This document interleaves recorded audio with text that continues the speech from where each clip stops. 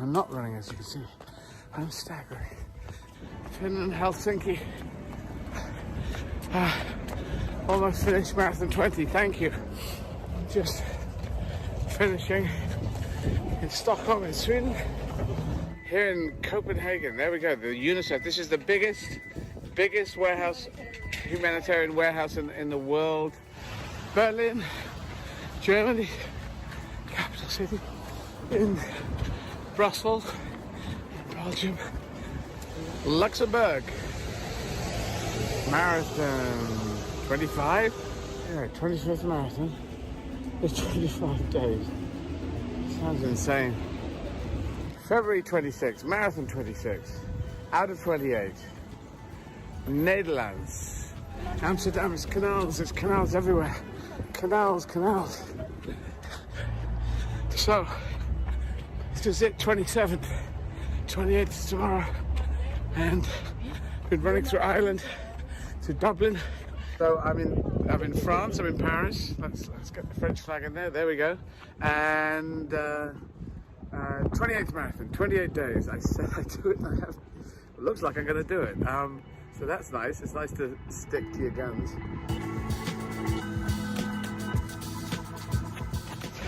I'm almost at the end. Marathon 28. I'm going to do a gig now. Do a stand-up gig. And look at this. Da-da-da.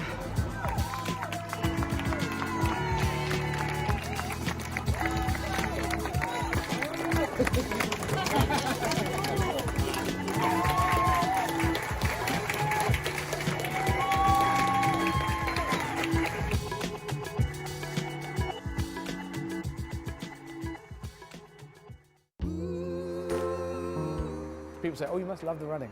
I love the stopping.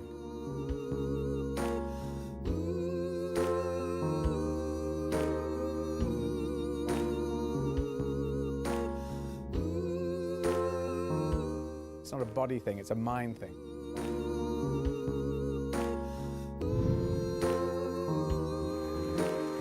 It's so good to be here.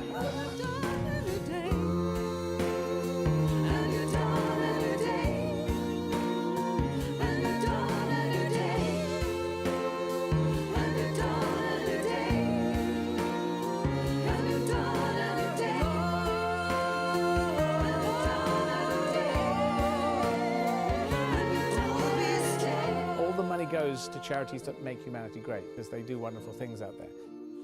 We'll be strong.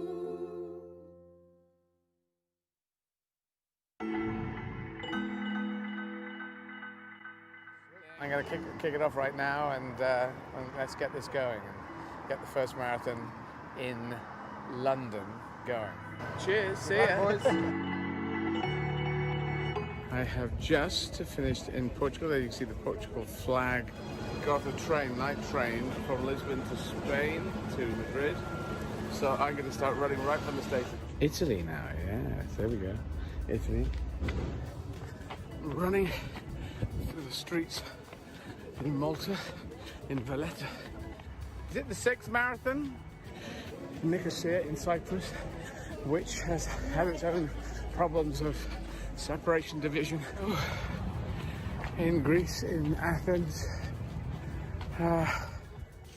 Sofia, Bulgaria, day 8. Here in Bucharest, in Romania, running in the snow. This is Hungary. Hungary is in Budapest. The February 11th and 11th marathon. You see, it all ties up. And this is Slovakia, Bratislava in Slovakia. Off to Vienna. Each one I get up and I'm thinking, Zagreb, Croatia. Here we are. Slovenia. Ljubljana. Is this marathon 14? I think this is, when I've done this, it'll be the halfway point. Thank you for supporting. So, I'm in Prague, Czech Republic. I think it's the 16th of February. In Warsaw, Warszawa. So in Vilnius, which is in Lithuania. In Latvia, Riga, about 10k to go. running in Tallinn and Estonia, and I'm not running, as you can see. I'm staggering. Finland, Helsinki.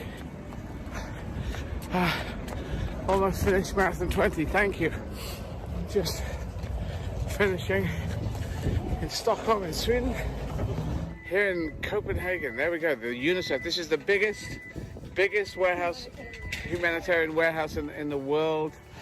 Berlin, Germany, capital city, in Brussels, Belgium, Luxembourg. Marathon 25? Yeah, 25th marathon. It's 25 days. Sounds insane. February 26, marathon 26, out of 28. Netherlands. Amsterdam is canals, there's canals everywhere. Canals. So, this is it, 27th, 28th is tomorrow. And been running through Ireland to Dublin. So I'm in France, I'm in Paris. Let's get the French flag in there, there we go. And 28th marathon, 28 days. I said I'd do it and I have. It looks like I'm gonna do it. So that's nice. It's nice to stick to your guns.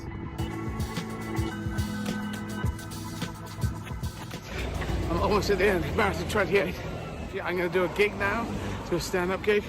And look at this. Da-da-da.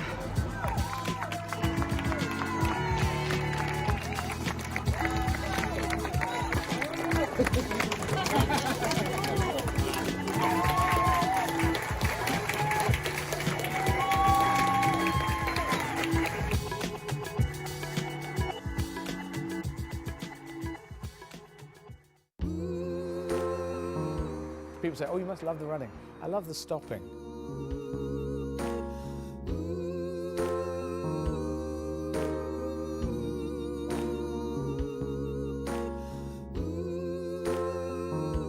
It's not a body thing, it's a mind thing.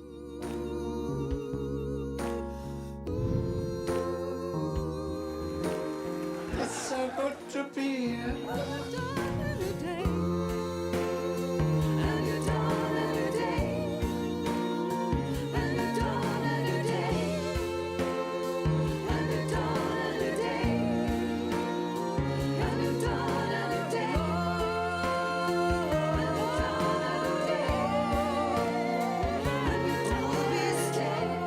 Goes to charities that make humanity great, because they do wonderful things out there.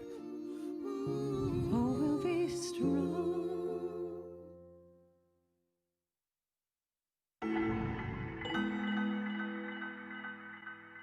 I'm going to kick it off right now, and let's get this going and get the first marathon in London going.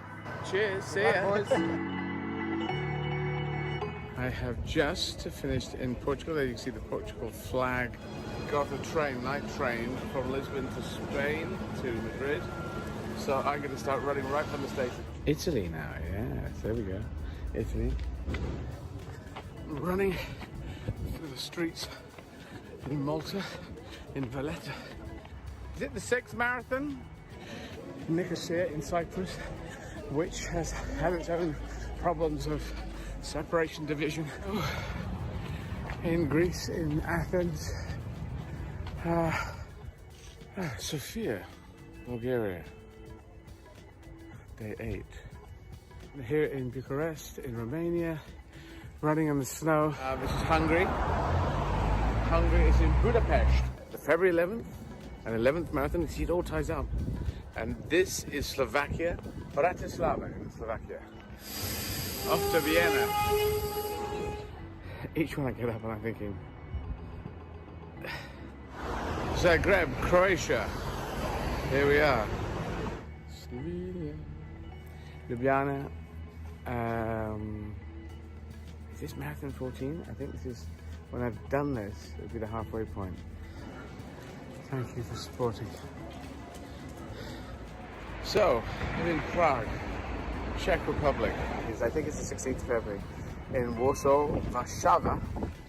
So in Vilnius, which is in Lithuania. Latvia. Riga about 10k to go. Running in Tallinn and Estonia. And I'm not running, as you can see. I'm staggering. Finland, Helsinki. Almost finished marathon 20, thank you. Just finishing in Stockholm in Sweden. Here in Copenhagen, there we go, the UNICEF. This is the biggest warehouse, humanitarian warehouse in the world. Berlin, Germany, capital city, in Brussels, in Belgium, Luxembourg. Marathon 25? Yeah, 25th marathon. It's 25 days. Sounds insane. February 26, marathon 26, out of 28. Netherlands. Amsterdam is canals, there's canals everywhere. Canals. So, this is it, 27th. 28th is tomorrow. And been running through Ireland to Dublin. So I'm in France, I'm in Paris. Let's get the French flag in there. There we go. And 28th marathon, 28 days. I said I'd do it, and I have. It looks like I'm going to do it. So that's nice. It's nice to stick to your guns.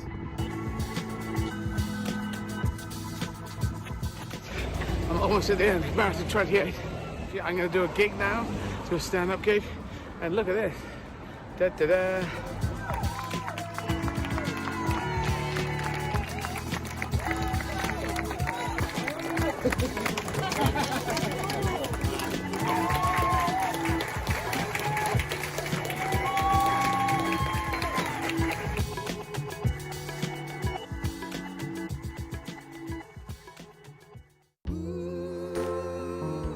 People say, oh, you must love the running. I love the stopping.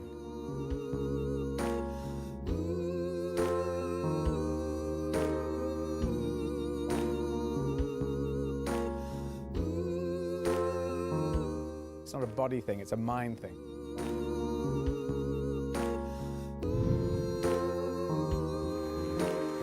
It's so good to be here.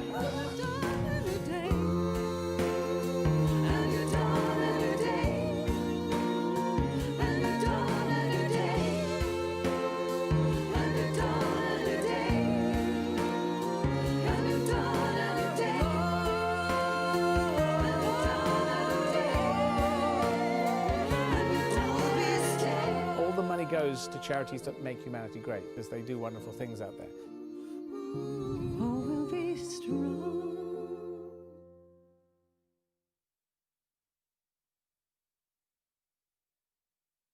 In Estonia today.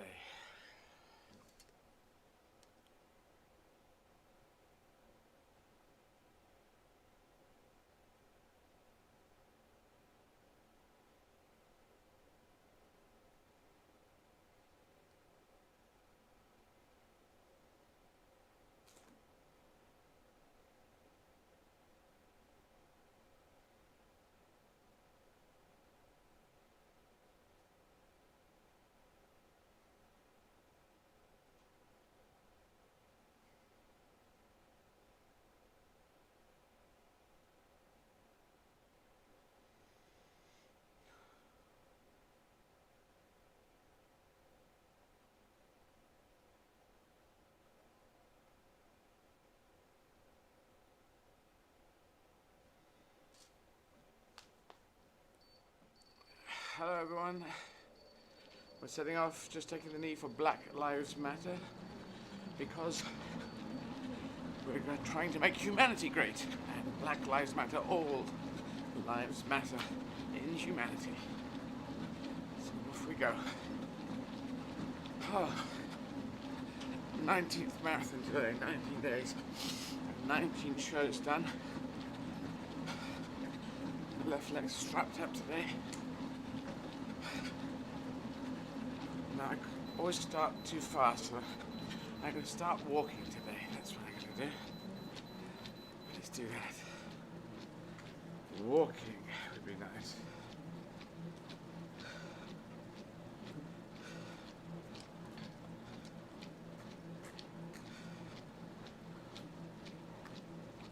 Oh, yeah, so I'm starting very, well, fast, quite fast. Hi, old Zwift people. I'm out there. I got this going. I'm sure I've got this going on. But,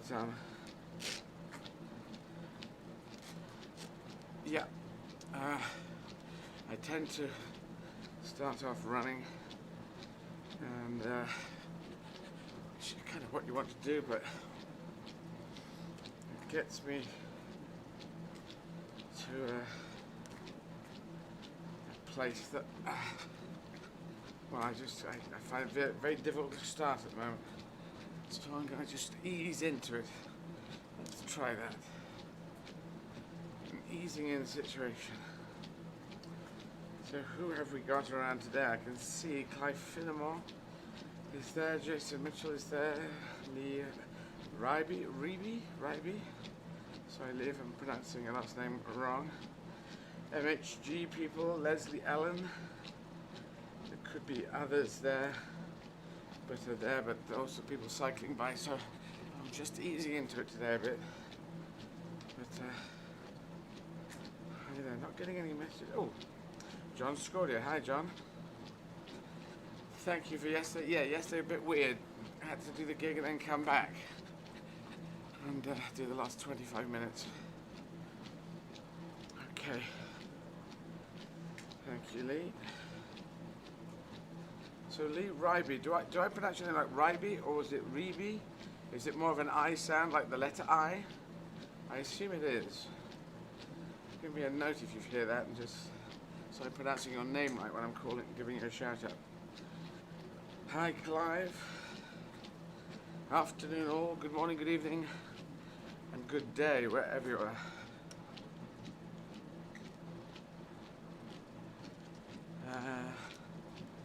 Just easing into this.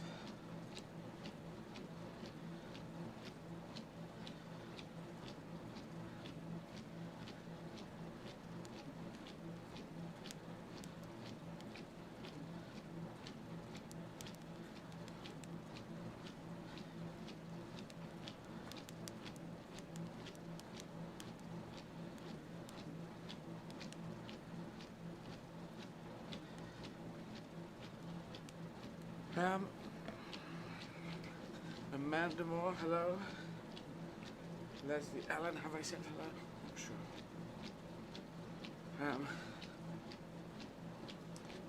So we're going to be talking to people. We're running a virtual marathon for Tallinn, Estonia today. It's quite a cold, blowy day here in London, down at the Riverside Studios where I'm running from in COVID-safe conditions. At 12:30, talking to Louis Zezran, who is an Estonia tour promoter, and Louis does more than Estonia, isn't he? Yes, I think Lewis is based there, but yeah, all of the Baltics with us. All of so that he does Estonia and Latvia and Lithuania. Louis there. And at 1:10 p.m, talking to Mike Sweeney, BBC Radio Manchester, talking to everyone in Manchester.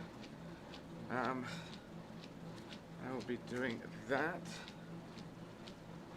And Johan van der Walt, who is a Make Humanity Great runner and a Zwift long distance runner. Afternoon.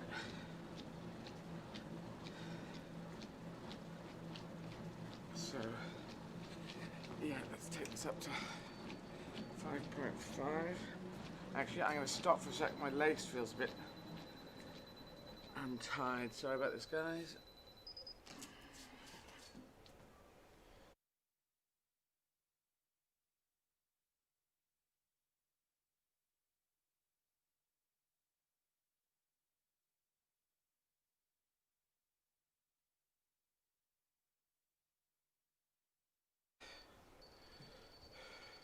Sorry, that was just a little shoelace thing. Let's try 5.5. See where we get to. I spoke your name, van der Walt. Johan van der Walt. Van der Walt. Yes, mein Deutsch. I Are you running with the German flag? I can't see flags today. Why can't I see flags? Oh, that's a bit weird. Maybe it's in a different thing I have to see. Normally I can see them, but today it's all working a bit weird. Swift is nearby, there's tons of them.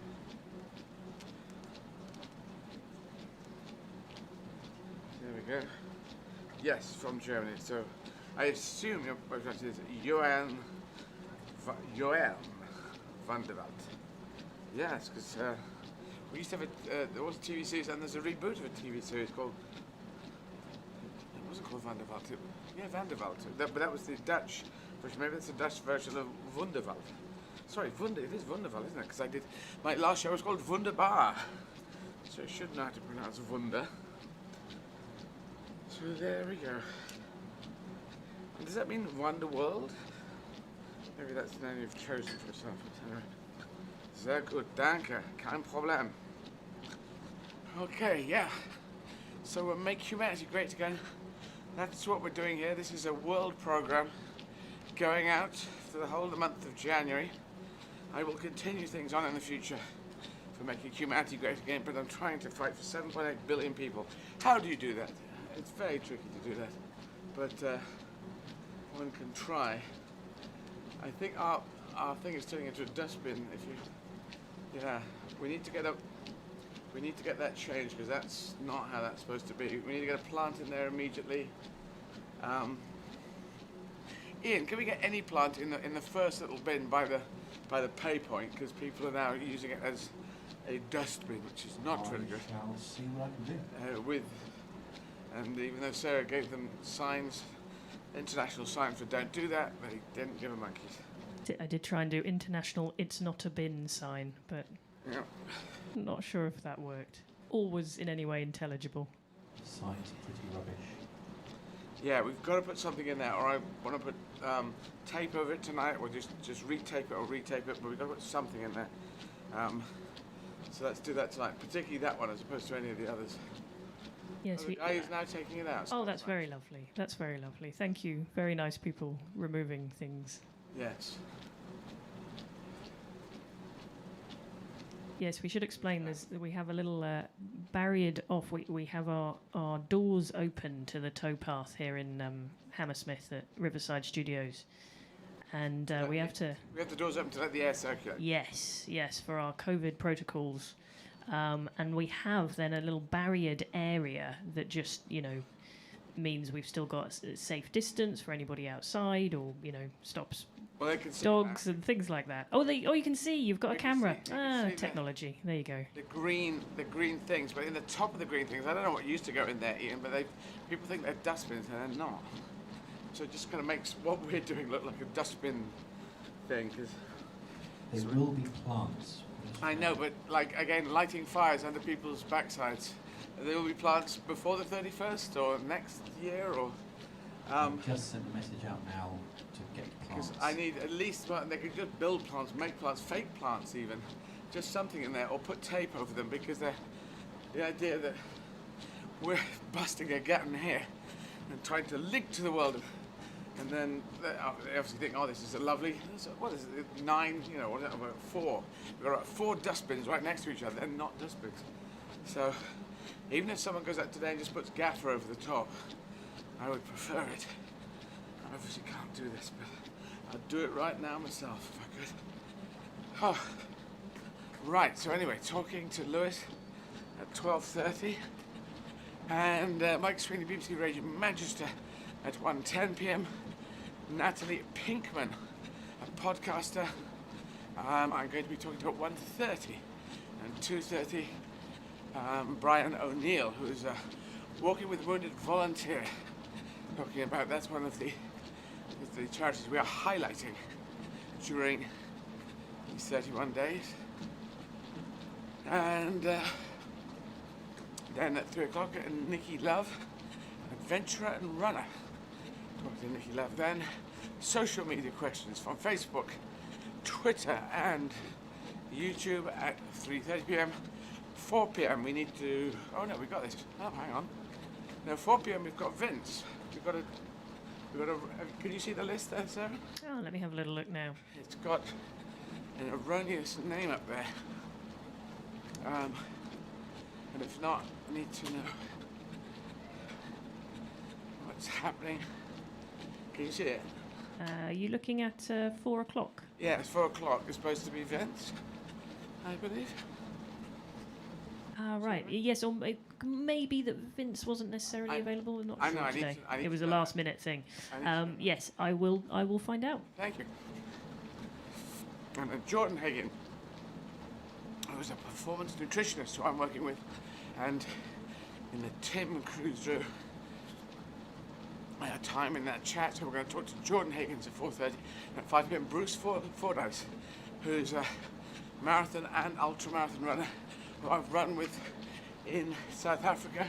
He won the Comrades 90-kilometer marathon. 90 kilometers is about 58 miles, and it's an ultramarathon run. And he came with us and met up with us when we were running South Africa, and he won it a number of times, and including a very interesting story which we'll talk about again, where he ran with a black armband round, and it was because the regime of the apartheid regime was celebrating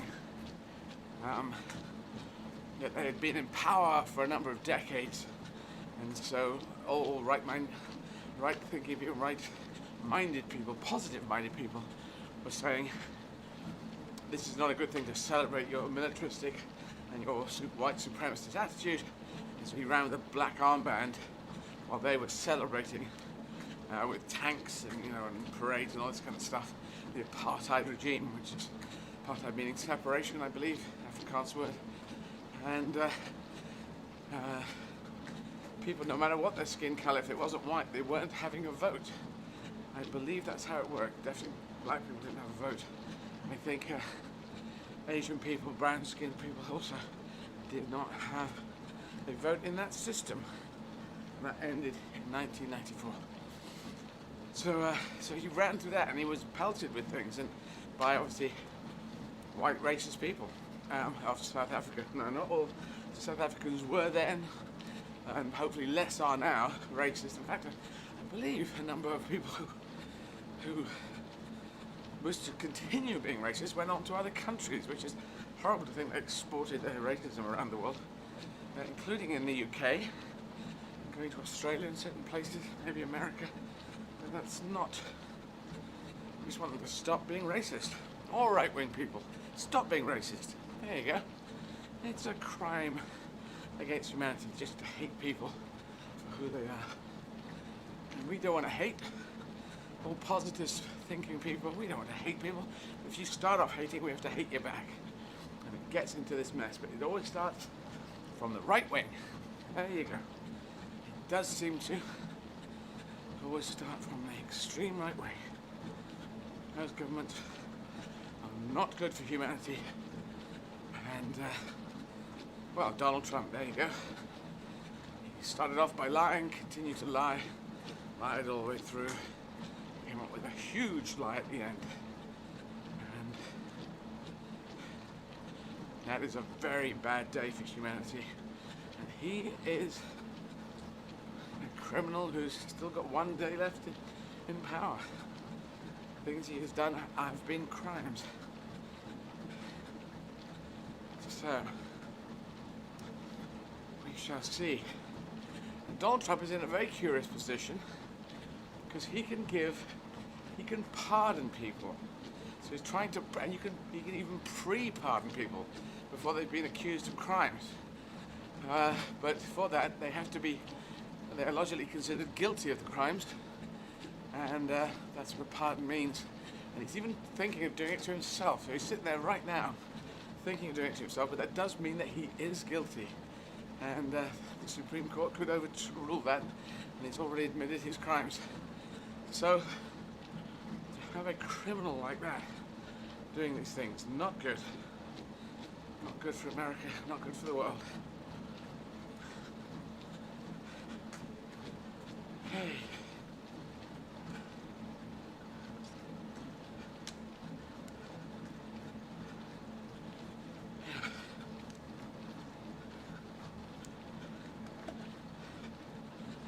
So, running on. Yes, let's get some facts and figures going. So,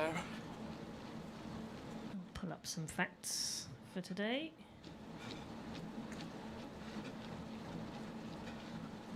So yeah, we'll start with a few facts for Tallinn particularly. So today's facts are from isolatedtraveller.com. So here we go. This is an interesting one. Tallinn has the highest number of startups per person among European countries. So like startup businesses. that's good. Yeah, that's great. It was also the European Capital of Culture in 2011 and shared it with Turku in Finland. All right.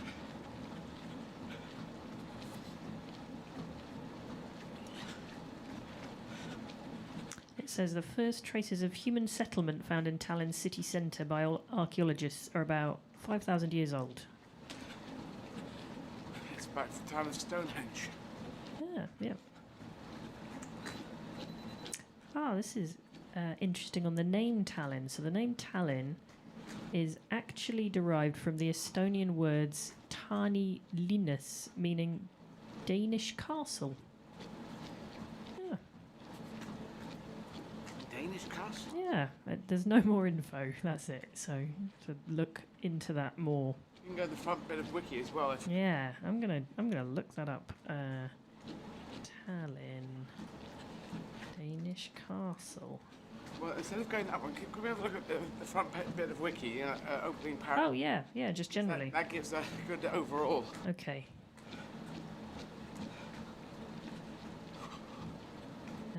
Here we go. Wikipedia.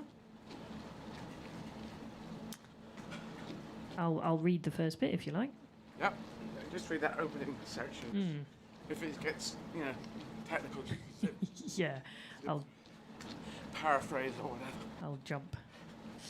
So Tallinn is the capital. Yep, the most populous and primate city of Estonia. What does primate city mean?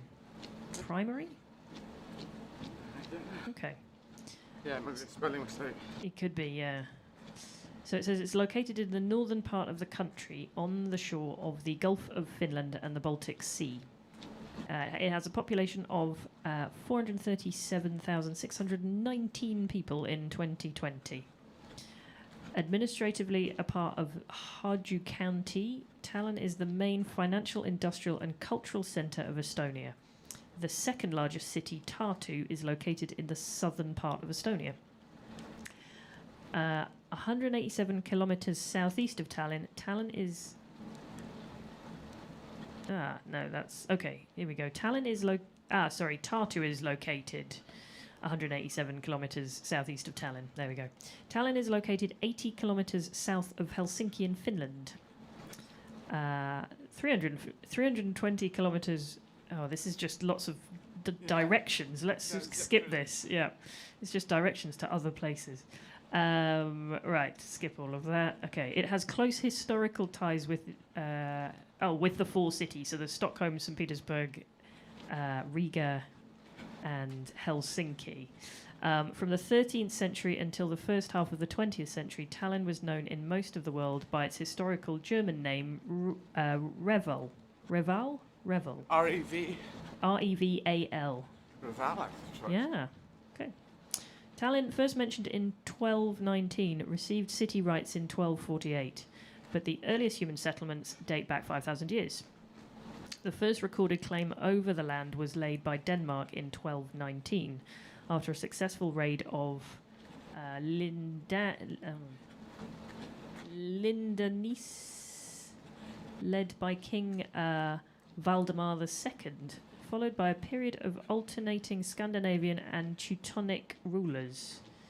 Due to its strategic location, the city became a major trade hub, especially from the 14th to the 16th century, when it grew in importance as part of the Hanseatic League.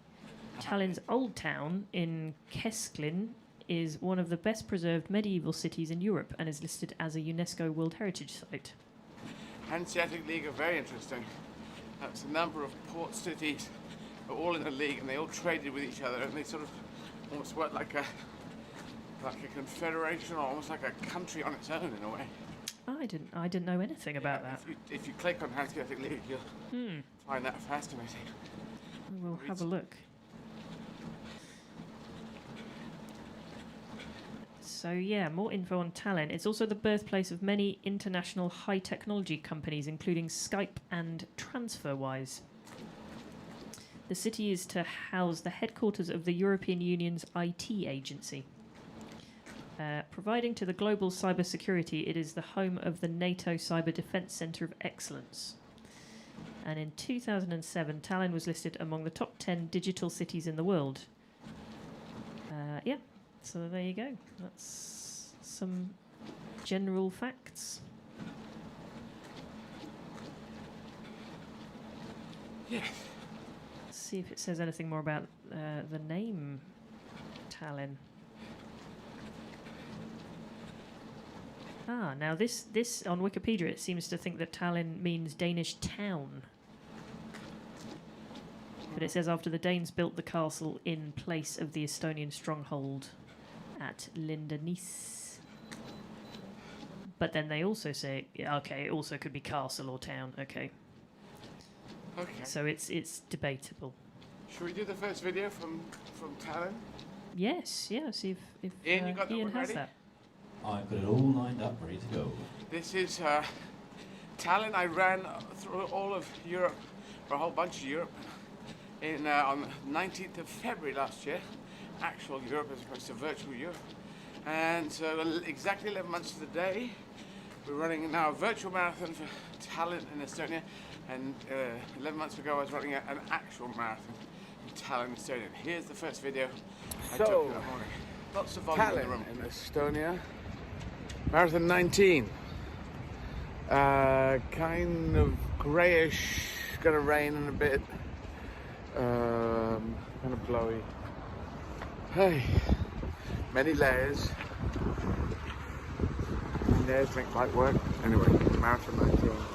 Gonna start it now. Run, and then on a boat to Helsinki. Starting slightly brighter this morning because we started slightly later because of the boat trip. Alrighty, off I go. Okay, so that was the first one, and this is where we are now. We're going to talk to Louis Zezeran, who is my Estonia tour promoter, also my Latvia and Lithuania tour promoter, I do believe. All three countries. Yeah, at 12:30, so I'm going to have a little break in 1 minute. Haven't got very fast, I'm still walking. The outside of the foot again is talking to me, and I'm just generally exhausted, so running on fumes, nothing in the tank. Start the day empty, and well, I suppose I recharge up to about 5% battery. If you think about that, if you imagine your phone's on 5%, you put it on low light setting, and that's kind of what I'm doing.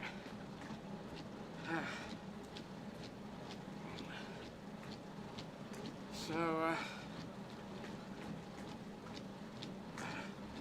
yeah, that's what I'm gonna do. Have a quick break, have a pee, come back, have a chat. So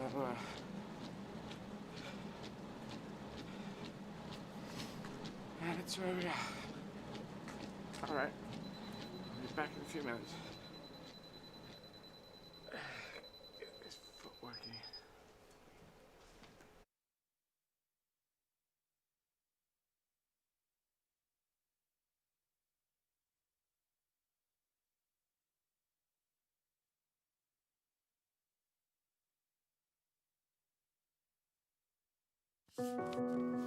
Life is a journey. We set out not knowing exactly where we will end up. It can be tough. It can be hard. Sometimes it takes a "I will." Other times a simple "I do." We take each step with our focus ahead. We have plans and strategies, but they do not always work out. There are times when we get knocked down and doors close behind us. Our hopes can often be replaced by fears. We can lose our direction and struggle with change, become passengers in a life that is spinning too fast. At times like this, we need someone beside us. Someone to listen, to advise and support us, see what is really possible. Someone to give hope and to get us over that line. And someone to say bye when the job is done. Walking with the Wounded supports ex-servicemen and women with physical, mental or social injuries to gain the skills and qualifications to develop new careers outside the military, reintegrate into society and provide long-term security for themselves and their families. Our programs give vital support to the most vulnerable and hard-to-reach veterans, those who are wounded, homeless or within the criminal justice system. Support more of our wounded to regain their independence.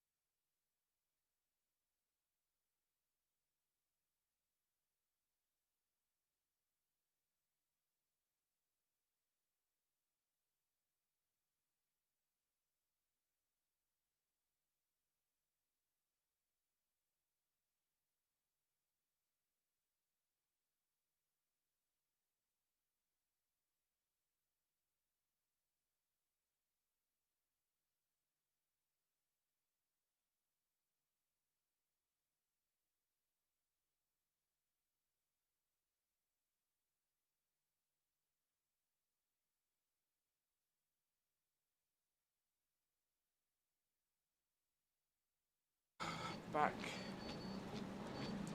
trying to get into the swing of things. So, oh yes, I'm ready for Lewis. We're still waiting for Lewis to join us. Right, As soon as we have them, we'll be through.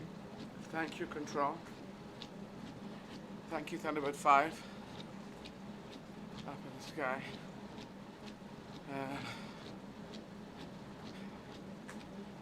So, at 1:10, I'll be talking to the good people of Manchester on BBC Radio Manchester. So if you're watching the streaming, you can switch the radio on at the same time and have feedback, I think. So it's probably best not to do that. Yeah. The thing is to get into the stride, and every morning I'm finding it difficult to get going, to click into a run. Oh.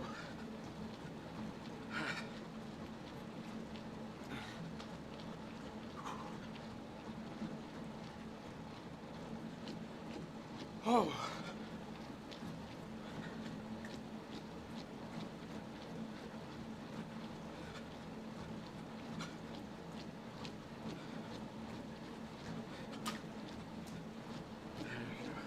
Well, this might be a little moment to update everybody on how you're doing at the moment, injury and all of that kind of wise. Yeah, you can do that. So, yes, injury update, which is kind of where we're at. 19 marathons, then inevitably we start needing to manage certain injuries. So today we've done something a bit extra. This is our brilliant physio, Tim Cruz-Drew. I'm acting as Tim's robot arms in our COVID safe bubble that we have. So today we've done extra strapping on Eddie's left thigh. We had some issues with that started up a couple of days ago and got worse yesterday. Is it fair to say that was a primary thing slowing you down yesterday? Yeah, actually it only started yesterday. Okay. Just came in from nowhere, but it didn't seem that drastic, but I just couldn't get that left leg working. So I kept having to slow down and walk and then speed up and try and run, because that's what you do. Yeah. So that caused some issues yesterday, which slowed Eddie's pace down. So what we had to do is stop short of the marathon yesterday before the stand-up show, which is at 7 o'clock London time where we are every night. And then Eddie had to do the show, and then she had to come back and do the final 20 minutes or so, I think it was in the end, wasn't it, to complete the marathon post-show? 23. Yeah. 23 minutes in the end. So it was a late one last night. What we did is after the, actually just before the show, which was our only tiny window of time, we did some additional strapping on the left thigh at that point. So that was on for the end of the marathon that was finished post-gig. And I think that felt like it helped. Yeah. Is that right? Yeah. Yeah, definitely helped. So we've carried that on today. So that we've started off with today. We continue to strap the right leg, which is the leg that is suffering from the tenosynovitis, which is the repetitive injury related to the tendons in the right leg, which is something we've been managing. If anyone's seen on social media, there is a audio clip where you can actually hear Eddie's shin, which is not a usual sentence. Well, you can hear the tendons scraping up and down against inflamed the sheath that's around it. Can I just interject something here? Ian, I know we're still waiting on Lewis. Yep. I wonder if someone could pop outside, because one of the notices is floating around the floor. Doesn't look great. Zach is on his way up And to fix plant pots and Great, if you general could. outside Thank you arena. very much, Ian. Well done, Zach. Yes, sorry. So your creaky shin, yeah. So it's Tendons and I think it's the sheath around the tendons is inflamed. So it's going. It was like a door hinge, and I recorded it. But it's on Twitter, isn't it? It's on Twitter. Yes, you can find Scroll that. back. on Twitter, on Eddie's Twitter account, it does sound like a creaky door. So we're managing that. We kind of feel like that will just live with us, and we're just trying to not have it get any worse. So that's sort of the situation we're in. It seems better today. It seems maybe... Oh, good. Okay. Maybe better today, but I'm still working on it, and it starts to be strapped up. And so left thigh, left quad is strapped up, left thigh. Yep.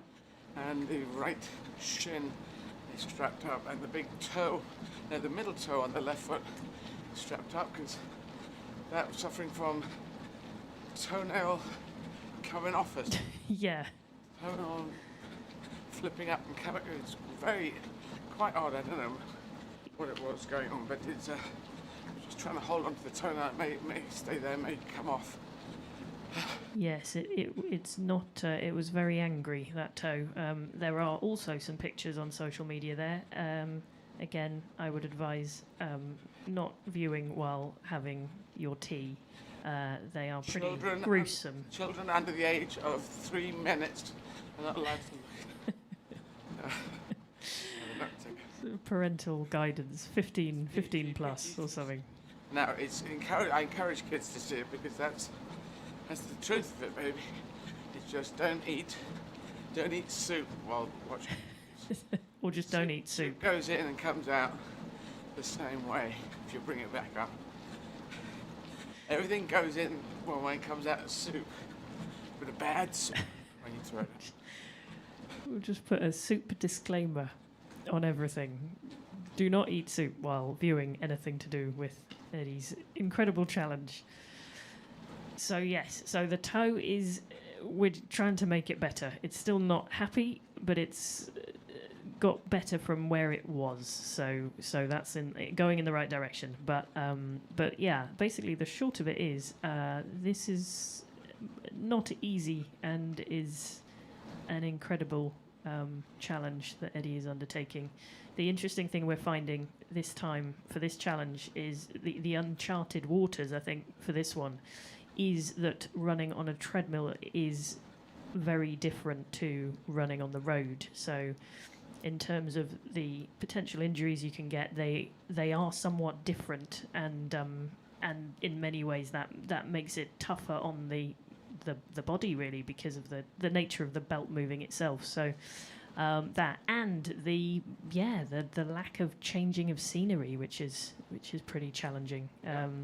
So we are marathon 19 today of 31. Not only marathons, but also a stand-up show every night, as I say, 7 p.m.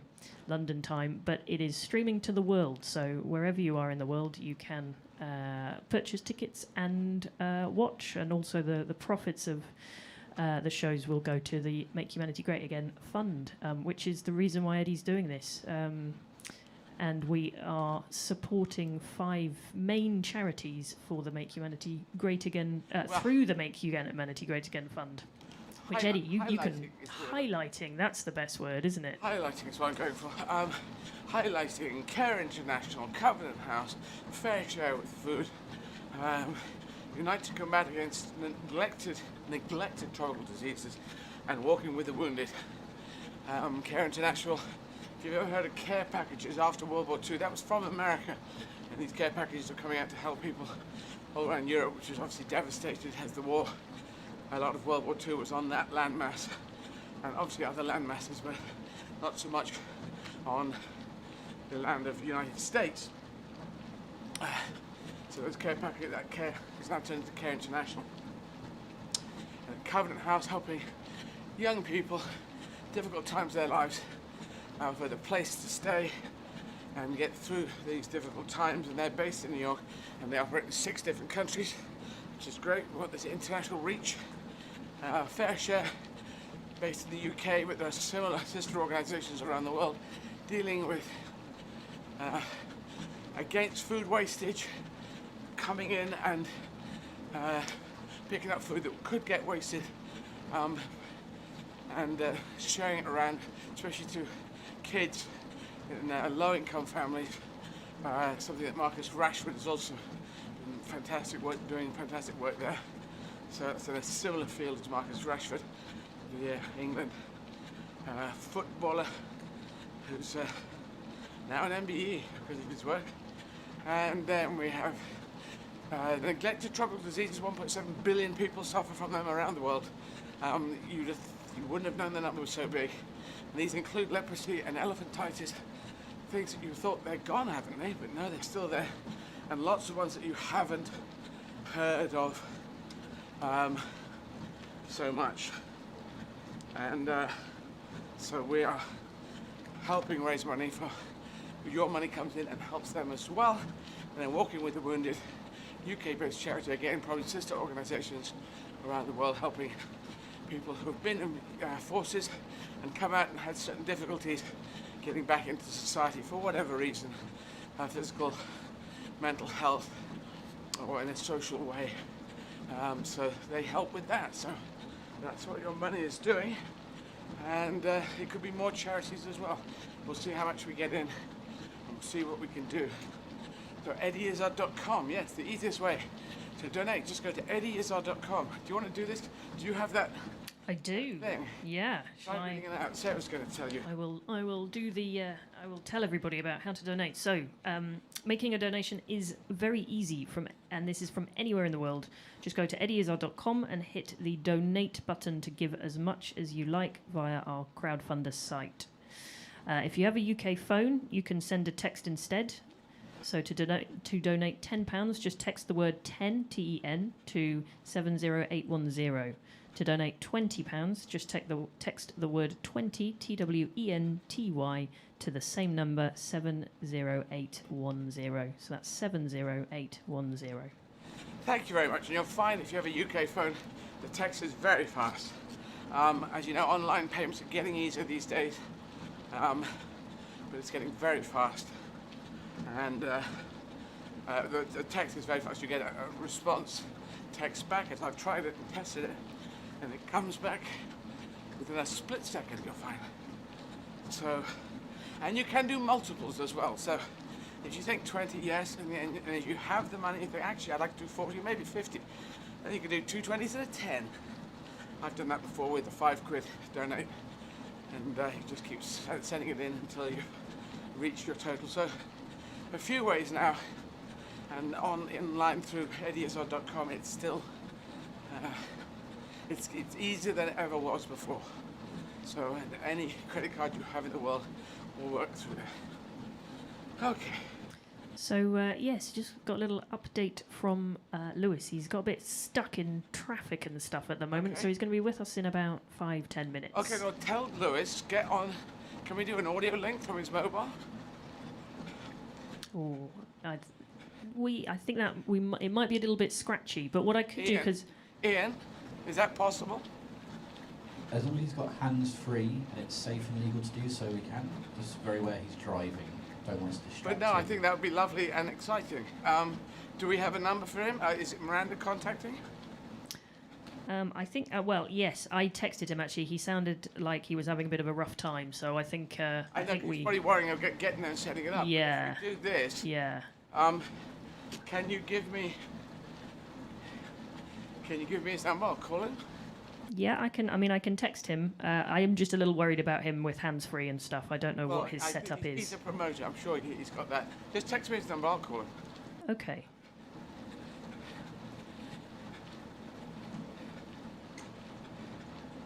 Ian? Hello. Ian, if we get you the number, can you just call and set up a landline?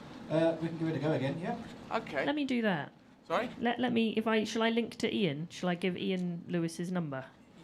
Yes. Yeah. Yeah. Okay. Well, I just want to put in the first call, or I just want someone he knows to call first. So I was thinking, just give it to me. Sarah, I'll send you the gallery number and you can forward it on to him. Perfect. Great. Thank you. But I know our next thing is at 1:10. So text yeah. me his number anyway, Sarah, and I'll talk to him in the meantime. And then I'll say you're going to send the number. Okay. Let me try and get Lewis's number. This is what we want. This is a drum. You want excitement because running on a treadmill endlessly is kind of boring. But if you've got hands free, lots of people, I bet you, he's got plug-in earphones like most people do have. My brother won't have that, but I'd have that. It's you're gonna text me, yeah? Yep, I've just shared the contact, yep. Thank you. Here we go.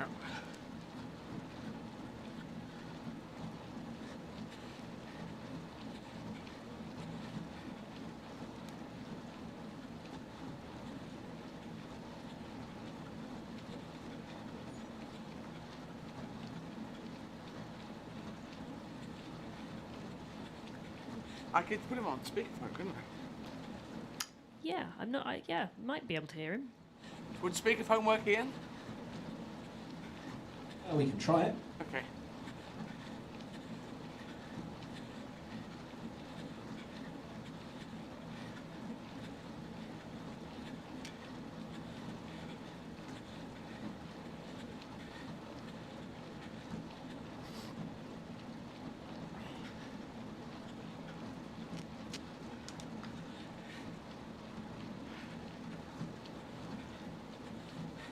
So you couldn't get the headphones from just over there and can you tweak it? Okay.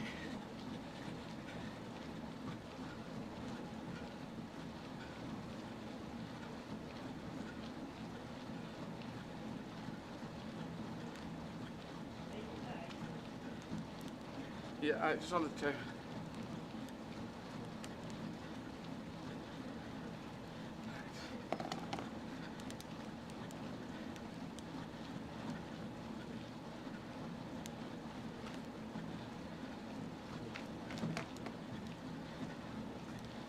So.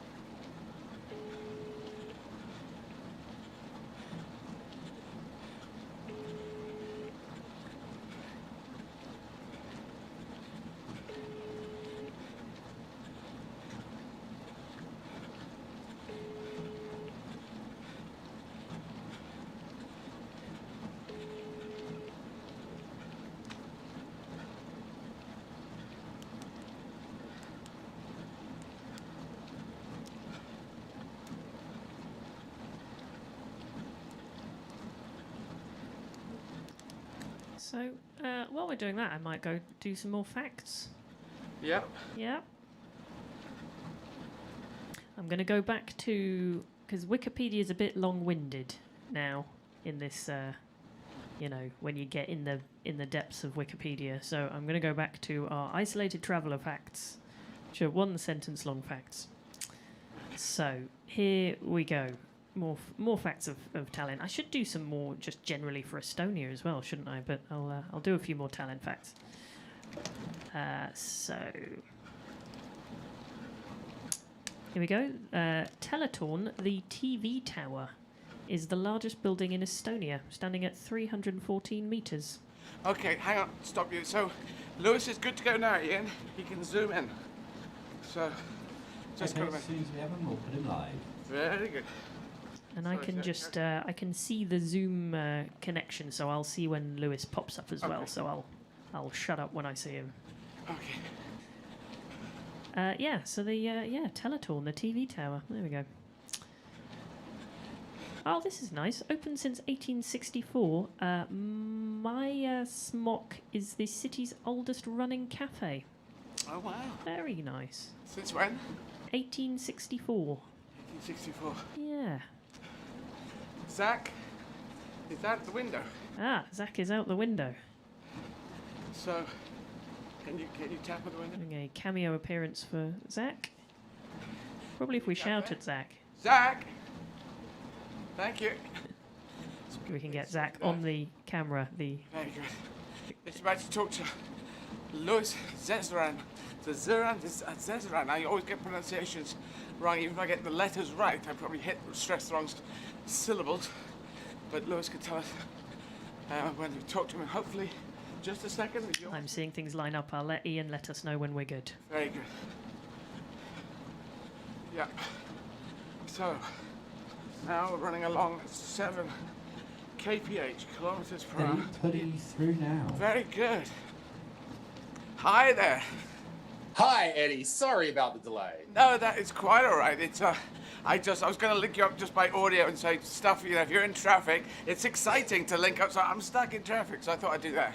But No, it's all. I simply got my apologies. I simply got the time zone wrong. The numbers are not good for me. So anyway, we're here now, and it's very exciting. You're on the treadmill. How are you doing today? well, you may have seen some images before, and some bits from before, but it's difficult. It's the middle bit, you know. The end is sort of out there somewhere, but I'm stuck in the middle. Late teens, getting to the early 20s. When I get to the late 20s, it'll get very close, so I'll probably be more fired up. But yeah, bits of legs going, left leg, right leg, big middle toe, the nails coming off. But I'm getting... Oh yeah, I saw the updates. Yes. Yes, you've seen that. And last night I didn't make the 6:30 p.m. London time cutoff for 6.5 hours of running, so then I did the gig and came back and finished it off. So, you know, you do what you Okay. can. You're performing each evening as well, are you? Yes, indeed. Show. Tremendous. I know. It's Such a good effort. It's a bit bonkers. And it's, I'm falling asleep sometimes in the middle of lines, which is very, even standing up, I know I've gone because I come back with weird words. So, it's tough. It's tough, but how are you? Are you based in Tallinn? That is correct. So even though I'm Australian, as you can tell from my drawing accent, Yep. I lived in Estonia for 10 years, and I run a company called Comedy Estonia. And as well as being your promoter when you come out to these areas and Yep. looking after you, we also have like Estonian comedians, and we've got national stars, and they do national theater tours. Yep. When I say national, I mean we got a country of 1.1 million people. So, okay, national tour, but still for us. We're doing national tours in theaters, so managing those guys, and right now we're in sort of lockdown version 2. So the reason I'm driving today is because we can only legally do shows in the south of Estonia, the northern part with the capital Tallinn, where you're running today. Yeah. That's all locked down. You're not allowed to have entertainment. They've explicitly said no entertainment. We've all got to be boring. Okay. So we can do some mics and some shows in the south of Estonia, and that's what we're doing today. Yeah, I think we're pretty much locked down. I don't think there's any live entertainment in the whole of the 3 countries or 1 province of the United Kingdom. It's all off, I believe, at the moment. So you've got a slightly better situation than we have. Does it look like you're turning the corner, COVID-wise, in Estonia, or you can't tell? We hope we're at the bottom. We think the numbers have leveled off at a 500, 600 per day. Some people are getting a vaccine occasionally. That's coming in. Those numbers are gently going up. We're optimistically hoping that we can get back into theaters by March 1. Yeah. But maybe, if we could do April, May, even then, that would still be a win for us. So we're sort of looking at your company, how are we going to do these shows? When can that ever happen again? And we're hoping by sometime in March.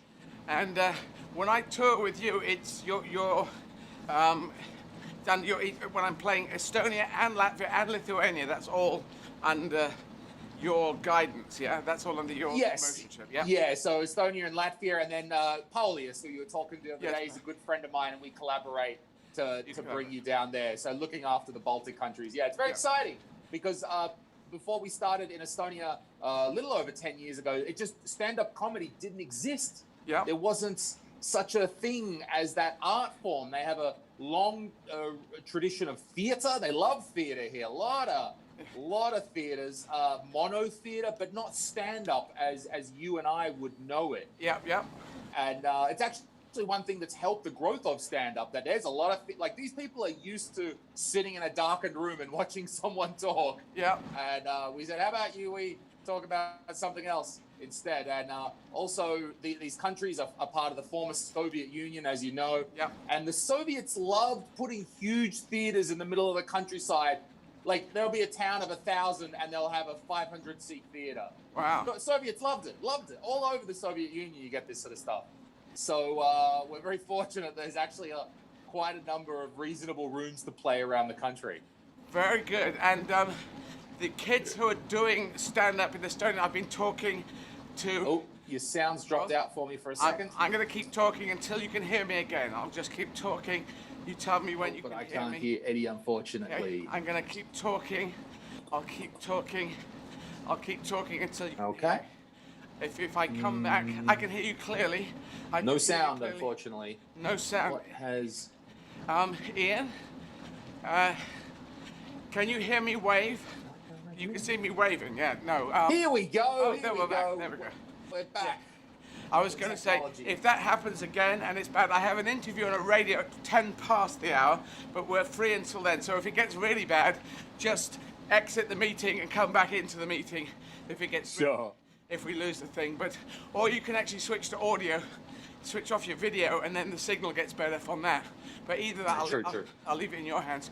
But I was going to say, I'm encouraging people in every country to use what I call the open source language. You know, there's open source languages in computers that everyone can use. Absolutely. And English language, as you know, there's Australian English. You have slang words in Australian. The New Zealanders do too. The British, the Scots, the Irish, the Americans, and the English-speaking Canadians. So it's anyone can bloody use it now, and we really don't control it back in England. We're not sitting there going, come on, you can't say that word. And I'm encouraging stand-ups to use it as a bridging language to tour the world. So our Estonian comedians, do you think some of them trying to do stuff in English, going to the Edinburgh Festival? I believe they do go to the Edinburgh Festival. So, absolutely. We had a show last time it ran. We had the show straight out of Estonia, where we had some of the best ones. One of our guys, Ari-Matti Mustonen, he's tremendous. Speaks English like with an American accent, more or less. And he spent a year in Canada. He just moved to Canada because he wanted to hone his craft. You know, he wanted to be in a new place. And if it wasn't for lockdown, we would have already had this guy in America. So I've got very high hopes for this guy. Yeah. So I think there's that. We have some of our comedians who want to travel the world, some who want to get out. We put on Estonian language shows in Australia. Yeah. A lot of Estonians down there as well. So some decide that they want to tour the world. Some decide that what they really want to do is stay in Estonia and like change this country as well. So I think both are great options, and you've done excellent work.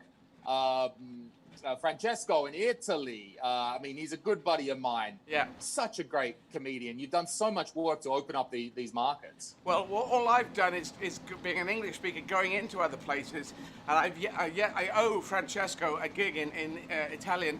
He wants me to do the last 5 minutes, to do a gig in English to start off with, and I'll do the last 5 minutes in Italian phonetically for the moment. But yeah, me doing gigs in French, German, and Spanish hopefully shows kids in those countries and any other country that they can do them in English.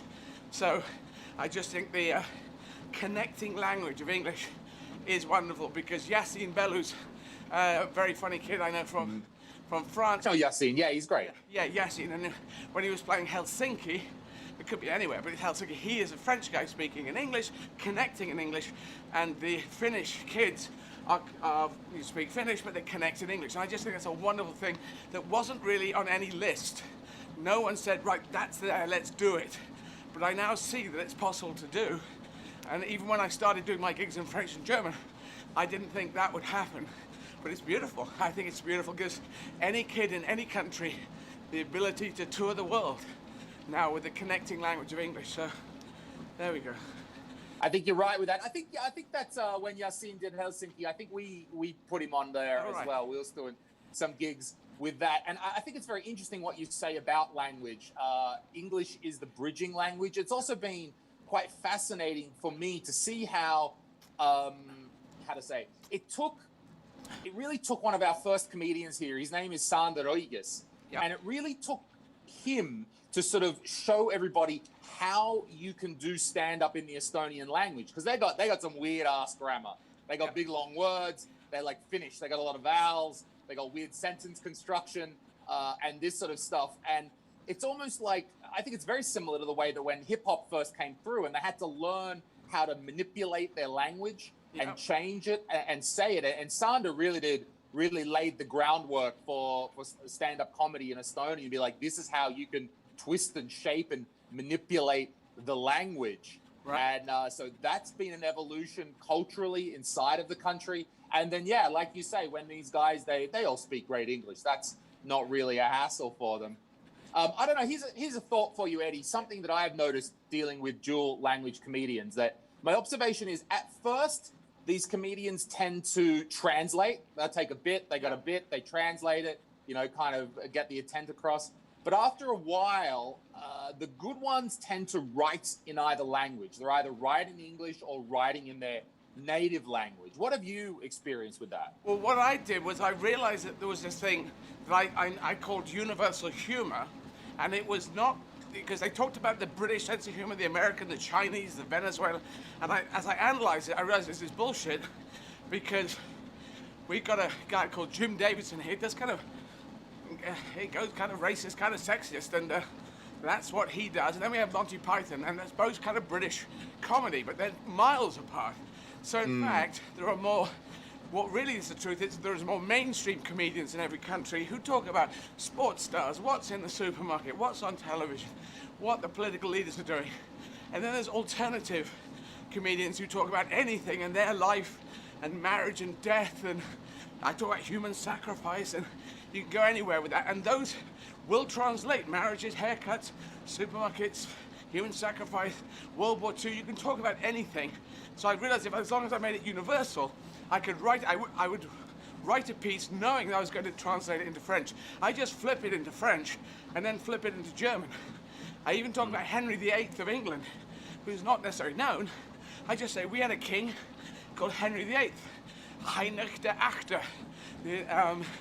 And we just say he did stuff and he was very big and he ate all the cows, and I just flip it around and they say, yeah, well, we know about kings. Everyone knows about kings, even if you don't have a king now.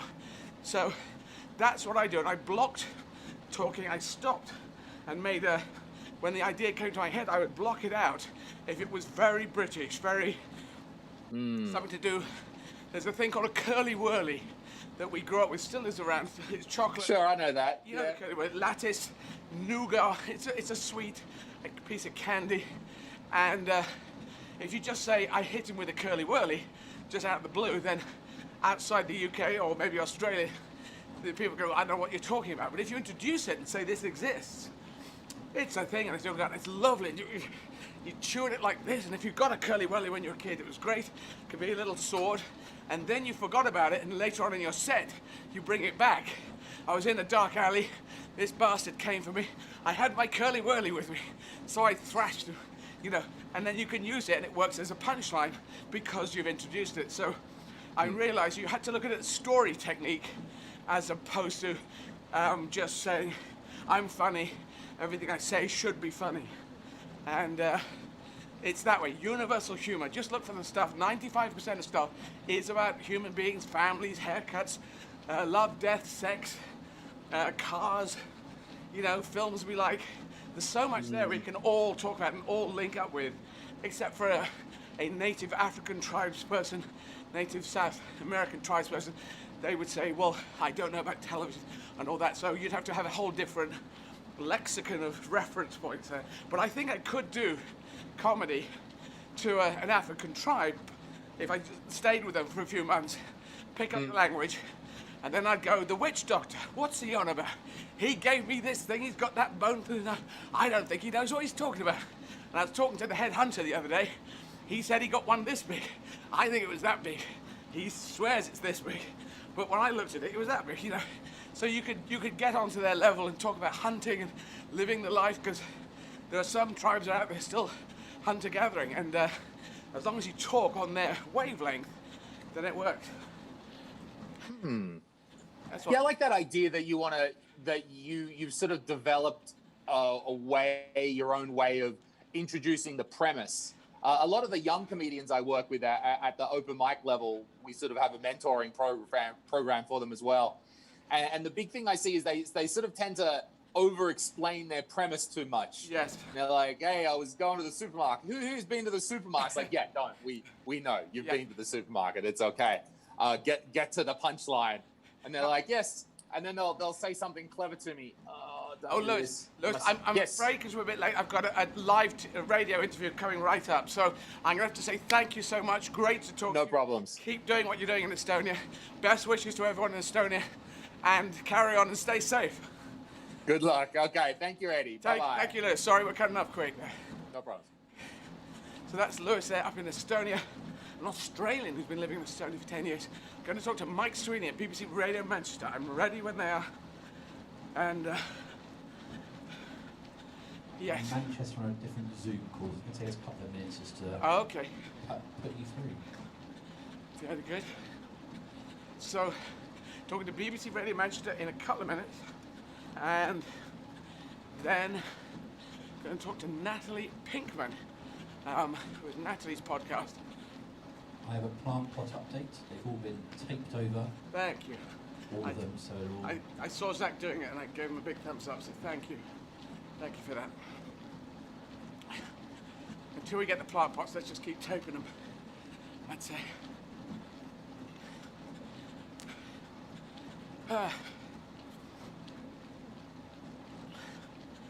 So, yes, we talked to Natalie. Natalie talks to a cross-section of people finding about childhood's careers and regrets and things. Regret, interesting word. I try never to regret. I think it's a useless emotion. You can't do anything about it. So, I suppose I do have a regret, but something different came out of it, I suppose. Well, I suppose if I looked at it, I could come up with a few, but you can't change them. That's the thing. I'm running along with Zwift. Thank you, Lee. Lee Ryby. So Lee on Zwift. I'm going to call you Lee Ryby because that's how I pronounce it. I keep thinking I should be pronouncing it slightly differently, but then I look, no, that's an R and an I and a B and a Y, so it must be Ryby, unless it's Reeby. But I think that would be different. Oh, so at least we got a bit of continuity going. And the speed. What's the 442? Okay. Just gonna try and keep going. Apart from peeing. There's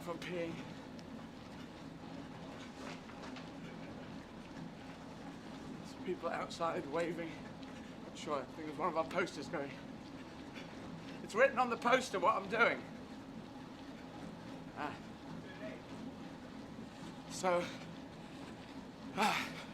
Yep, going to talk to Radio Manchester any second, I believe. Can you see things lining up? Now this I can't because it goes on a different Zoom, but Ian will be on this. Yes, they're just putting the radio through. We're going to make you live. Yep. So we'll see what happens. See what happens. We did have video, but we've lost video, so you've got audio. Okay.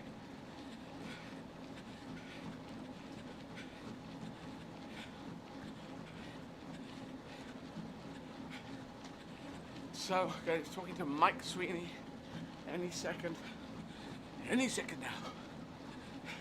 BBC Radio Manchester. Hello, Manchester. I hope you're doing all right. I know it's been tough. I think your situation has been tougher than ours. And, it's people here donating down at Riverside Studios. Little pay window there. So that's very nice of them. And just going to keep running. So here's me running along, and we're getting something done today. Left leg not too bad. Outside the right foot, still talking to me. I don't know. Maybe we should put that. Anywhere else is hollow. I'm begging for you to take my hand, let my plans. That's my man. Hi Eddie, can you hear me okay? I can hear you clearly. Can you hear me? Brilliant. I can hear you. I'll be with you very soon, okay? Very good, thank you. Cheers, thanks kid.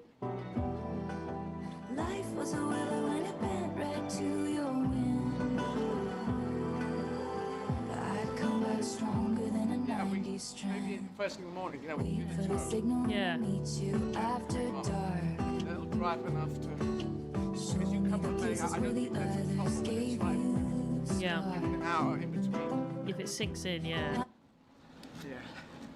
I'd like to try it tomorrow anyway. I'll bring them back once the music's finished. Okay, well, keep the music going, but just keep it. Oh, I see, because it's for the people listening around the world. Take a follow, I'm begging for you. Just a track from Radio Manchester coming through. This is what happens when you're in the queue to go to an interview. We've now become BBC Manchester. So if you're in Manchester, the area, you can get us on two things at once, which is not actually useful. You'll get feedback. Unless you have one on, and it's the sound. You just got the sound down on one. That's oh. Here we go.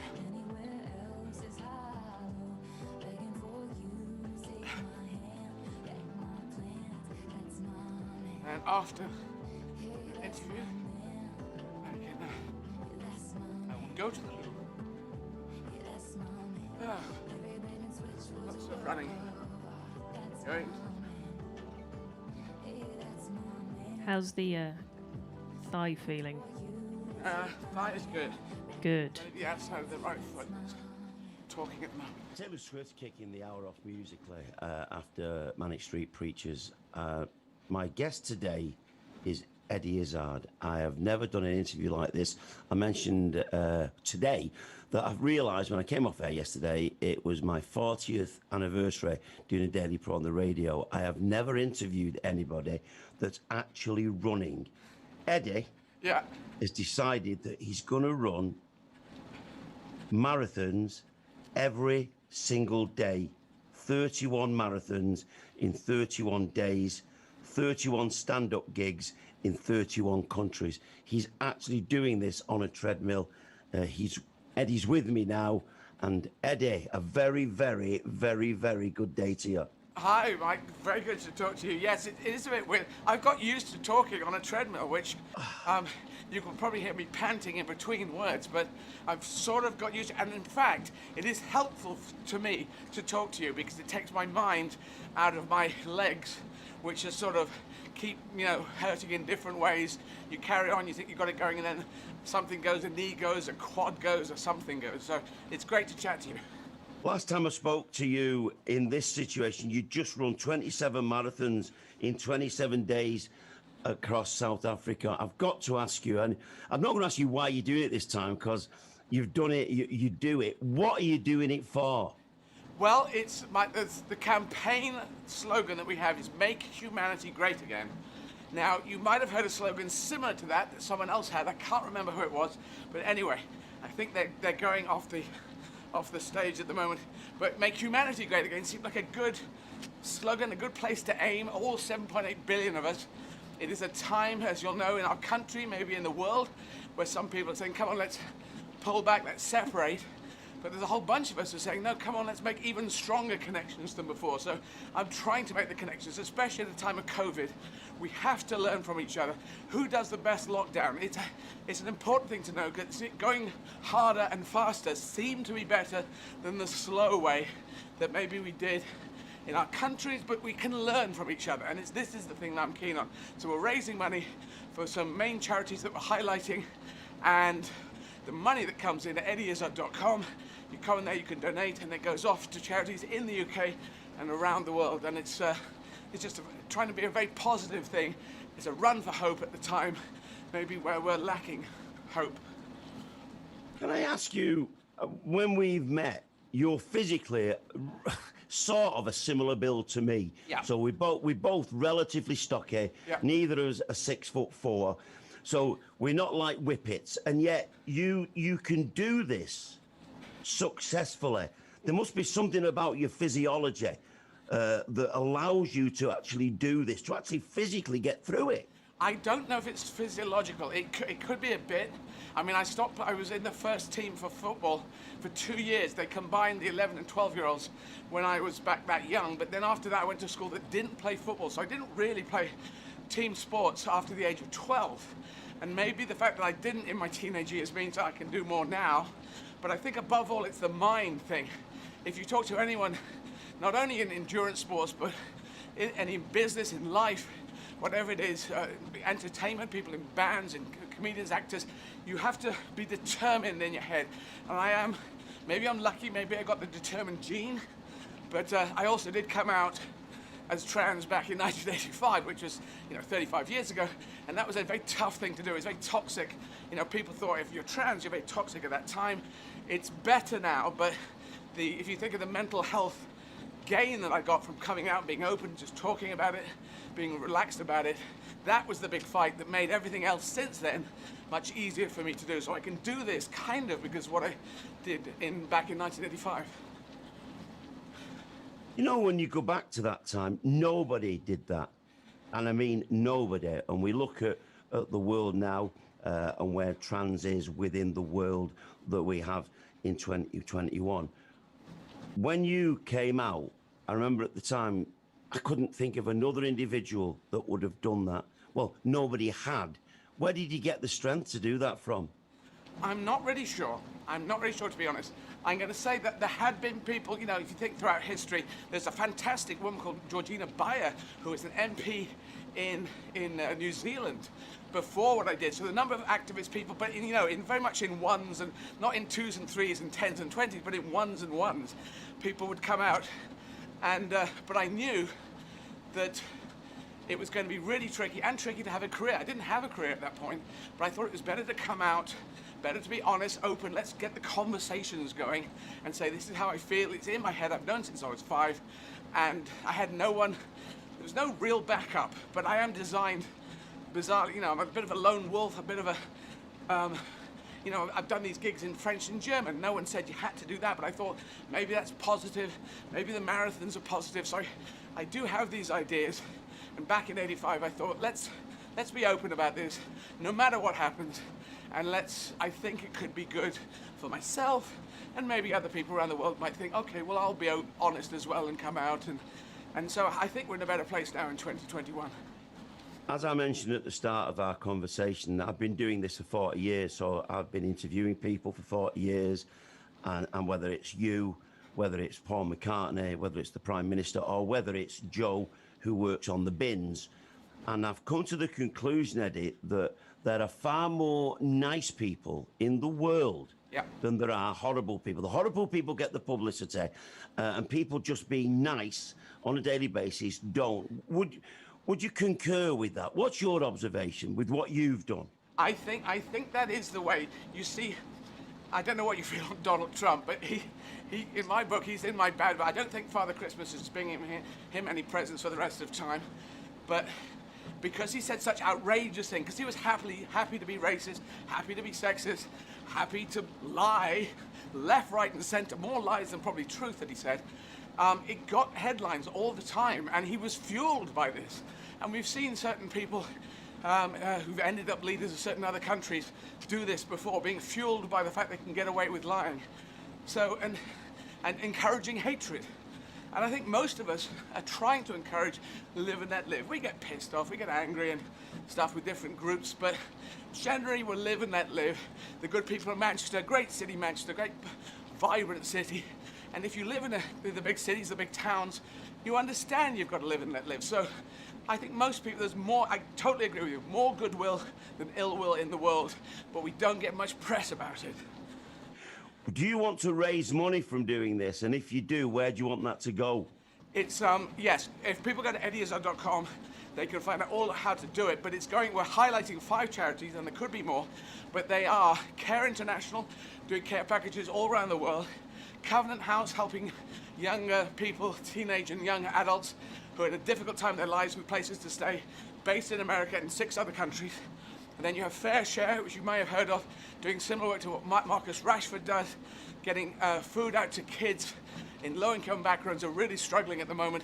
And they do that all the time. They do that for years they've been doing this. And then we've got Walking with the Wounded, people from UK forces coming back, having difficulty knitting into society or problems, mental health, physical health. And then we have Unite to Combat Against Neglected Tropical Diseases, of which 1.7 billion people suffer from, including elephantitis and leprosy, which I thought were gone from the planet, but are still there. So those are 5 highlighted charities. You finish this, you get off the treadmill, you go then and you do a stand-up. Now, I'm in awe of what you do physically. I've run a marathon. I know what it takes to run one, and it hurts. How you do one a day is beyond me. But then you've got to work intellectually, and then you've got to do a stand-up. And you can't bluff it. You can't get on there and think, oh, I'll just wing it through this. Where do you get that mental strength from? I'm afraid, to be truthful, I didn't know if it would work, and it's sort of, it's a feat of endurance, maybe more than it's a feat of brilliant comedy. I have actually fallen asleep a number of times in the middle of a sentence while standing, and sometimes I'm leaning against a sort of bar stool, sort of seated on a bar stool. But the more I sit in the bar stool, the tireder I get, the more I want to relax and go to sleep. So I actually have to force myself to stand up and do it. And you know, we're running virtual marathons, so I'm representing a different city today. It's Tallinn, capital of Estonia. But when I ran through Vienna, I did the gig afterwards in German because that was their language, and I do perform in German. So if you can imagine running a marathon, I ran something like 16 marathons, and then I did a gig in German, which I was quite proud of myself that day. That was quite tricky. Eddie, I genuinely am in total admiration of what you're doing. I've got great manners. My mum always told me good manners cost nothing. So I would always say to someone I was interviewing, oh, you know, great, all the very best. But genuinely, what you're doing is physically and psychologically incredible. And I am in awe of you because I've been through what you do one. You're doing 31, what I've done once in the past. And I do wish you all the very, very, very, very best. And it's a great thing as well, you know, to spotlight the fact that there are decent people, and most of us are decent, and we rub along together. You take very, very, very good care of yourself. And thanks for talking to me. Thanks, Mike, and best wishes to everyone in Manchester, the great city, and stay safe. And I'll be back in Manchester quite soon, hopefully. Well, come in and see us when you do. Take care. Okay, cheers, Mike. Cheers, Eddie. Okay, so that was a chat with Mike Sweeney, very nice man. Then BBC Manchester talking out, yes, I know Manchester's been on lockdowns, having a tough time. Andy Burnham trying to steer the way through there. And God, if you're keeping as many people as safe as possible. So, now it is loo time. A break, even though I've got myself in a bit of a running thing. Having a quick pee break. Back in a bit, kids. We'll just pit stop time.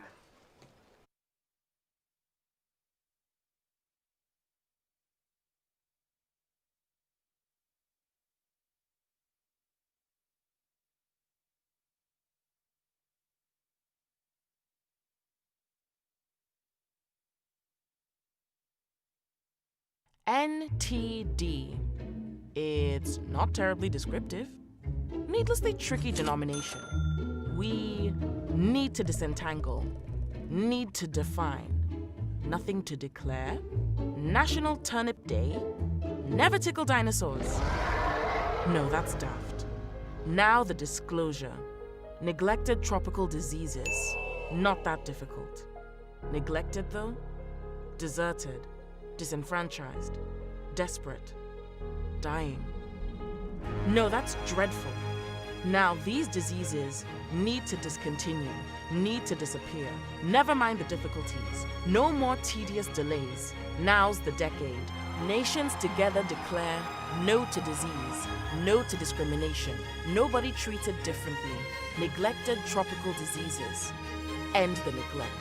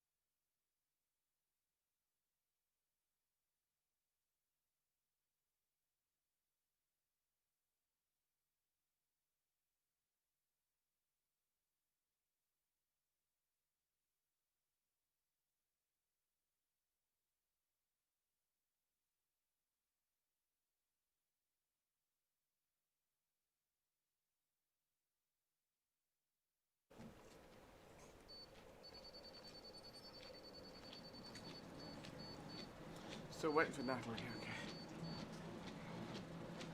We'll walk a bit, get his foot back in. Yeah.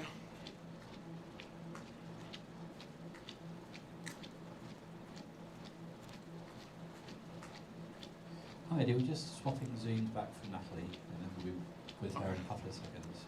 Okay.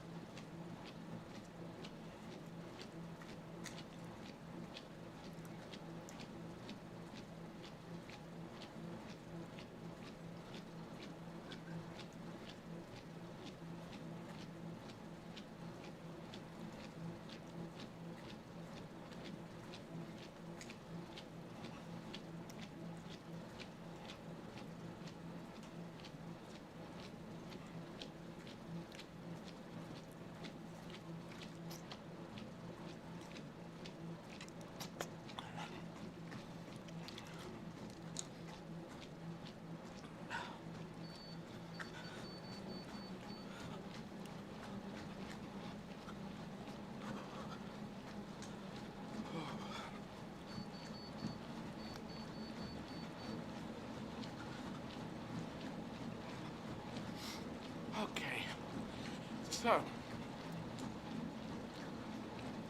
I'm going to talk to Natalie Pinkman, who has a podcast in the pink. So that's going to be happening any second now. Hi Eddie, I have Natalie here now, putting you through. Hi, Natalie. Hi Eddie, how are you? So day 19, Yes, indeed, day 19. 31. Tell us where in the world you are. Well, we're running a virtual marathon for Tallinn, the capital of Estonia, today. So on the 19th of January and on the 19th of February last year, 11 months ago, I was actually there running in Tallinn in Estonia. And the pictures behind on the stream, people can see if they're watching this stream, they can see Tallinn photographs going behind. So that's representing their flag is there, the Estonian flag. And my body's falling apart a bit. I'm hanging in there. You've got a bit of an injury, a thigh injury, is that right? I have a thigh, a quad injury on the left. I have the middle toe, the toenail coming up and sort of probably going to lose that. On the right foot, I've got a weird ache on the outside of my right foot. And I've got tenosynovitis in my shin, which is where the tendons are getting inflamed against, I think, the sheath that they're in. They rub and they were creaking before. It's getting a little bit now, but that's all strapped up on the right side, strapped up on the left-hand side. And also I've already run 18 marathons in 18 days, so I'm exhausted. And you start on empty and just carry on fumes. Yeah. And how does it compare? I'm sure you'd much rather be there in person in these beautiful cities around Europe. You're on a treadmill at Riverside Studios for obvious reasons. How does it compare? How do you keep yourself motivated on a treadmill? It can't be easy. Well, it is, and I mean, I do, my trick for getting things done is tell everyone I'm going to do it, and then you put cameras on. It's going to be too embarrassing to stop. So that's one of my front things. It's great being out, but it does get very cold. It was up to -10 or down to -10 when I was running through Europe last year. Different temperatures here, but it's kind of a weird microclimate here inside a room. And also you've got nothing to feast your eyes on. At one point I was running through a snowy park. I think that was in Bucharest. And that was a beautiful thing, the snowman was there, and it was a beautiful park anyway, but it was covered in snow and the trees and the bridges, and that was lovely to go round and round it. But this is nothing. So the talking to people does actually help. And you actually have a podcast, you? Well, yes, we do, In the Pink podcast. It's funny because I do actually feel guilty talking to you, particularly because I'm sitting on my backside on a chair while you're puffing away. We do a lot of running in Formula One. We run every circuit, and I run with one of the ex-drivers, Anne Davidson, and he always tries to talk to me on the way round. and by 5K, I'm like, Ant, just shut up. I'm done. Do you find it difficult having conversations with people like me? Well, no. Well, see, it is a little difficult. Sometimes I have to struggle for breath and everything when I'm talking to you, just waving to people off who can donate outside. And because we're at Riverside Studios, we've got the river, and then the studios, and there's a pathway of people taking their COVID-safe walks or exercise runs. We've got a little poster and a pay station out there, so that's nice. People come and they just make donations, which is great. And I should mention on your podcast, for when you play it out, anyone can go to eddyizzard.com and make donations from anywhere in the world. It's a very easy thing to do. Hit the donate button. But I've gone off the point. Sorry, what was the question again? Oh yeah, seeing people running. I prefer not to see people run, because that makes me think, seeing you relaxing, as long as you look relaxed, you can look even more relaxed if you want. And then I think yes, exactly. And I think, I'm actually having a relaxing chat. And I get into my head, and I get away from my legs, and I stop worrying about them, because I'm thinking of how to answer you, what you've said. So that's how it works for me. But talking, I do like talking if I'm running along normally. I do like that. And because this thing of getting out of your body, I find running can be beautiful. You could have a beautiful vista. The temperature could be wonderful. The sun could be coming through, but it could be bloody freezing. And you're just looking at the same roads. You're trying to keep out the wind. And then I listen to podcasts. I listen to audiobooks. Having a chat. I sometimes phone people up just to have a chat with them when I'm running, just to get out of my head. And how does Marathon 19 compare to the others? Because is one harder than the other? I guess you almost get into a meditative state at some point before, maybe the injuries start to really hurt. Where does 19 rank? Kind of similar. The first 10 are the training for the last 21, because I'm doing 31 in total. So the first 10 are kind of just very grim. And then after that, you do get used to it. I must say, as I, just before I come into the room here every morning, because we're in a COVID session with Sarah Johnson, the event manager, we're in the same COVID safe bubble of home and car and here, and then we just go back. We don't actually see anyone. Things are just delivered to the door, so that's how we do it. And but coming into the room, I do feel this bit of a feeling of dread of, God, I've got to do this again. I've got to do this again. And it's still, once I get over 20, so once I've done tomorrow's one, then in Helsinki, I think, I'm in the 20s, and then it's only 31 and boom, we're out. So it'll be almost just 10 to go. So that's it. I look for things like that to get me through. But this marathon's the middle marathons, and they're a little bit whatever. But talking to people is the great thing. I've talked to some amazing people from all around the world. This, if you think about broadcasting, it's normally in a national area. But I can go out and talk to, we can have anyone coming in from anywhere, as you can with your podcast. And we are broadcasting, live streaming, a 6.5-hour podcast every day, basically.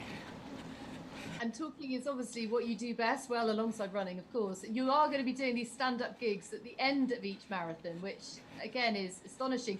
Some in different languages. Yeah. Just tell us a bit about what comedy brings to your life, and tell us how you think it's been impacted by COVID. In terms of creating content, has it stifled it? Has it enhanced it? Obviously, live gigs can't happen at the moment. How's it impacted the industry that you love so much? Well, for the industry, it's very tough. It's really sort of stopped a lot of people being able to earn industry who are the performers, be stand-up, be rock and roll, theatre, but also maybe even more important, the events people who put it on. Everyone backstage, the crews, all those events people are just not really being looked at by government in the same way. It's kind of like, well, we'll concentrate on certain things and we'll kind of ignore other things. And do they get paid? Do they get furloughed? If they're freelance, how does this work? And so a lot of people really struggling there. I'm in a more fortunate situation. I toured last year, and in the last summer, and I toured the year before last, and last summer I started doing a lot of outdoor gigs because I used to be a street performer for 4 years. So I'm happy to go out and do charity shows down in the south coast where I came from, Bexhill and Eastbourne, the twin sort of towns of where I grew up. Grandma born in one and granddad born in the other. And so I did shows in both of those places, and that was good to try and help put something back, get the theatres open or get people to do stuff, raise some money. So I think it's very tough for a lot of people. But I've been okay. Creating new material doesn't really matter to me. I can do it. I actually tend not to write it. Oh, I don't write it actually. When I get on stage, like I'm doing these, I've already done 18 gigs, 17 in English, 1 in German so far, and I can ad-lib in the middle of them. I have no audience, but I trust my instincts now that if I think something's nice and it's coming out, and I might sort of note it down and keep it and build upon it. But generally, as for everyone, in the world, COVID is hellish, and this is why I'm trying, to make humanity great again. I hope people come out of COVID with the idea of we've got to make stronger connections rather than weaker connections. There is half the country saying, come on, let's separate out. Let's go back to how we were. Maybe separate the United Kingdom out, separate the countries out. And I just think we go back to that nationalism, that old days. We're never going to make it as humanity. And so the rest of us are saying, let's make even stronger connections. Because COVID has shown us some countries did a hard lockdown, hard and fast, and they seem to have done better. And others, I do believe with our government, they said let's go slow and we'll try and ignore it initially, and it was worse for it. And it's New Zealand, probably one of the best reactions that happened. So we need to learn from each other as opposed to closed minds. We're going to do what we're going to do. We've got a vaccine, COVID nationalism, you probably heard about this. I don't think I know that's not the way forward. Patriotism, love your country, be patriotic, absolutely. But my country's better than your country. That's for the 1930s. And I'm trying to encourage humanity to head towards the 2030s, a positive 2030s of learning from each other and moving forward. Because we are all in this together. There will be another COVID. You can bet your bottom dollar. It might not be, might be a variant or whatever, but even not, there'll be another one, because there was a SARS, there was an Ebola, there was the Spanish flu, there was a Hong Kong flu in '69, which I remember at school happening. I didn't know people died in that one, but they did. So these things come, and they'll probably keep coming, so we should be ready next time, as opposed to another one come along and go, oh, what do we do now?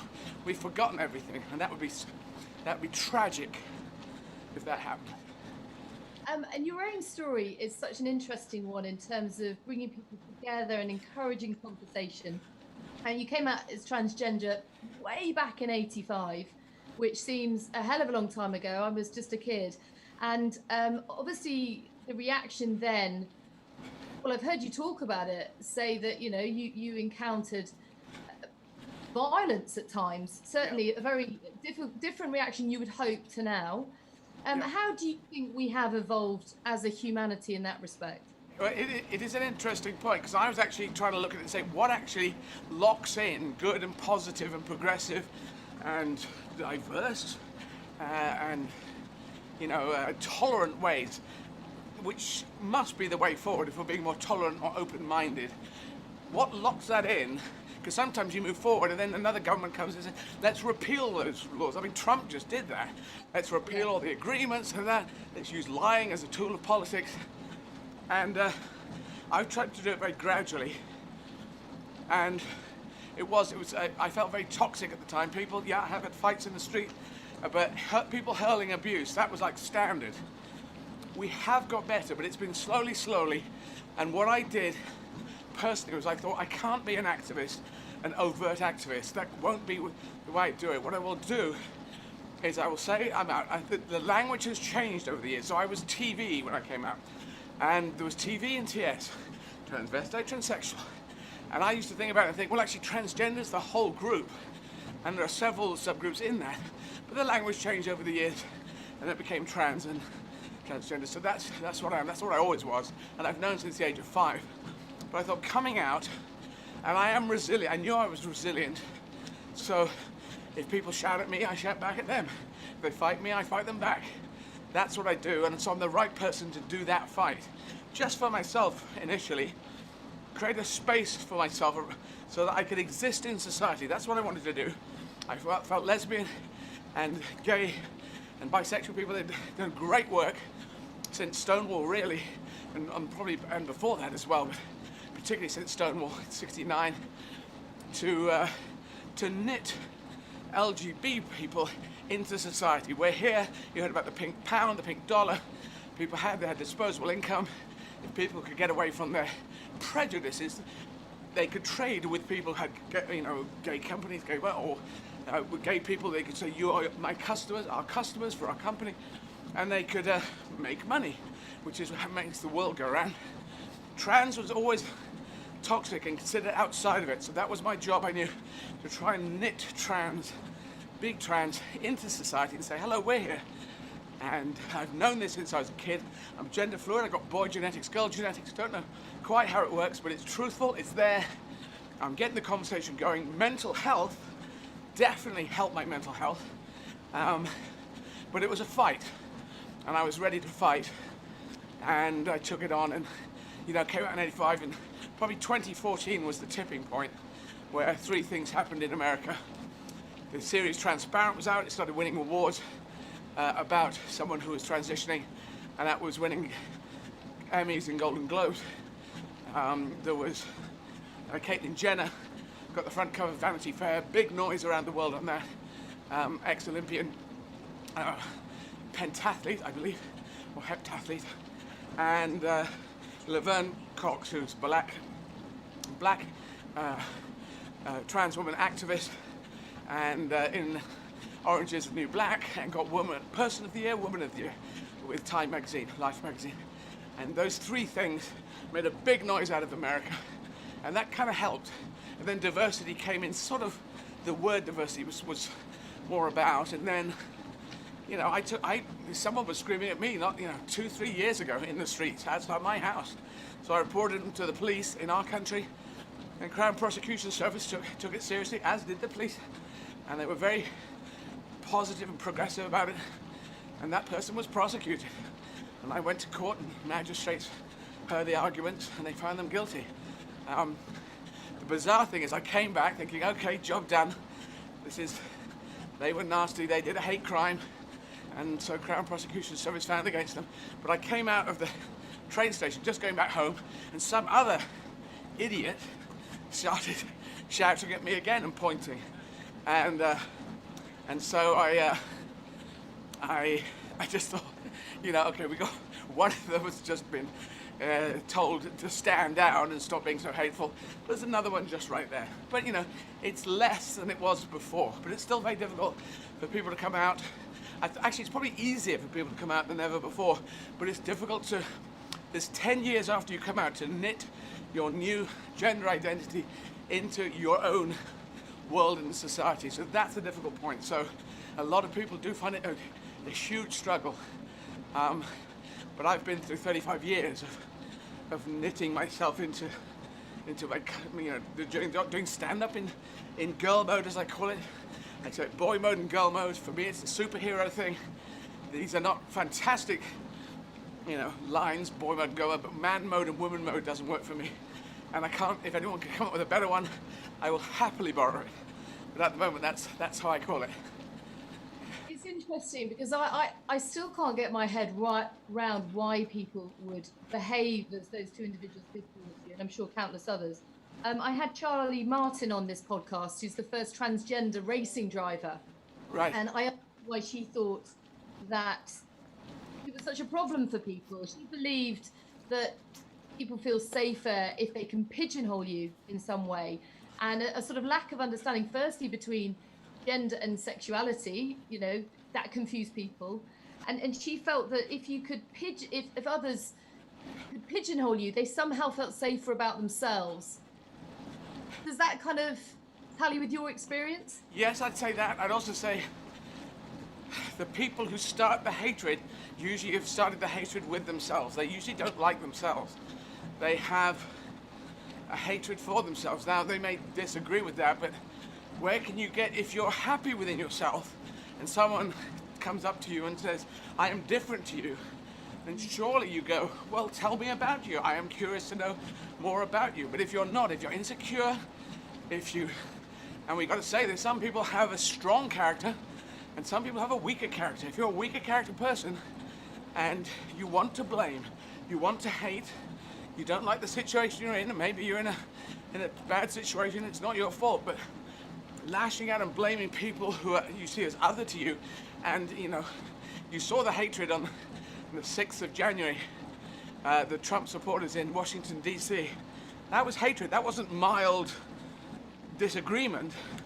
That was violence. 5 people died, including a policeman. And you saw that happen. The joy they had of doing insurrection, being a mob, being rioting. And Trump encouraged that. He encouraged that because he is a very, very, very weak character. One of the weakest characters we've seen in charge of a country. Does it worry you then? I mean, because whilst we seem more enlightened now, I mean, I felt quite sad that you said it took to 2014 when you think that you came out as transgender way back in '85.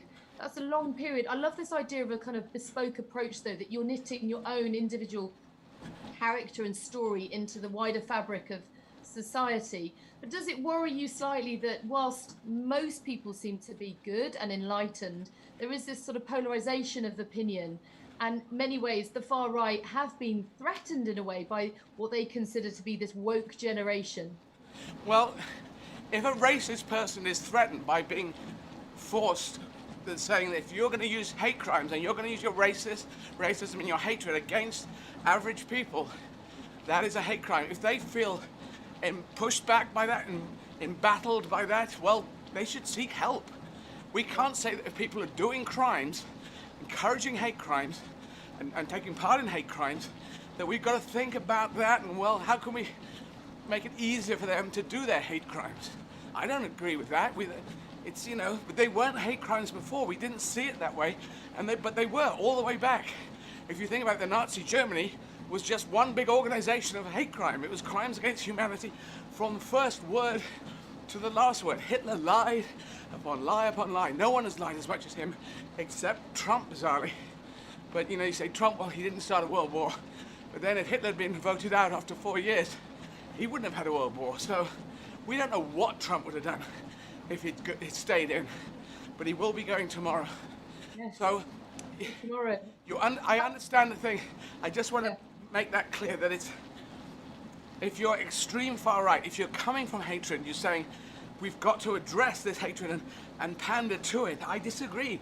I say that's wrong. You're acting out of society. Some people feel they are disenfranchised, but the franchise is society. If you're in society, now some people have lost their jobs through no fault of their own. I understand. You're going to be absolutely angry and pissed off about that situation. Obama worked very hard to try and make that better and got the country in a much better situation than Bush had landed it in. And then in comes Trump, lying, saying it's American carnage, but he caused American carnage. So the simple thing of lying and coming up with all his fake news, he's the biggest fake president we've ever been. And that kind of style of leadership, where lies are allowed to use as a tool, and pandering to some people who've been racist and sexist, he gave them permission to be that again.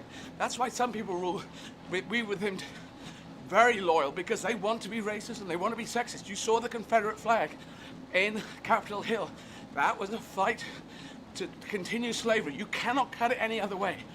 The southern states wanted to continue to have their slaves and be able to treat them again, crimes against humanity. They were just horrible, terrible things happening over 400 years.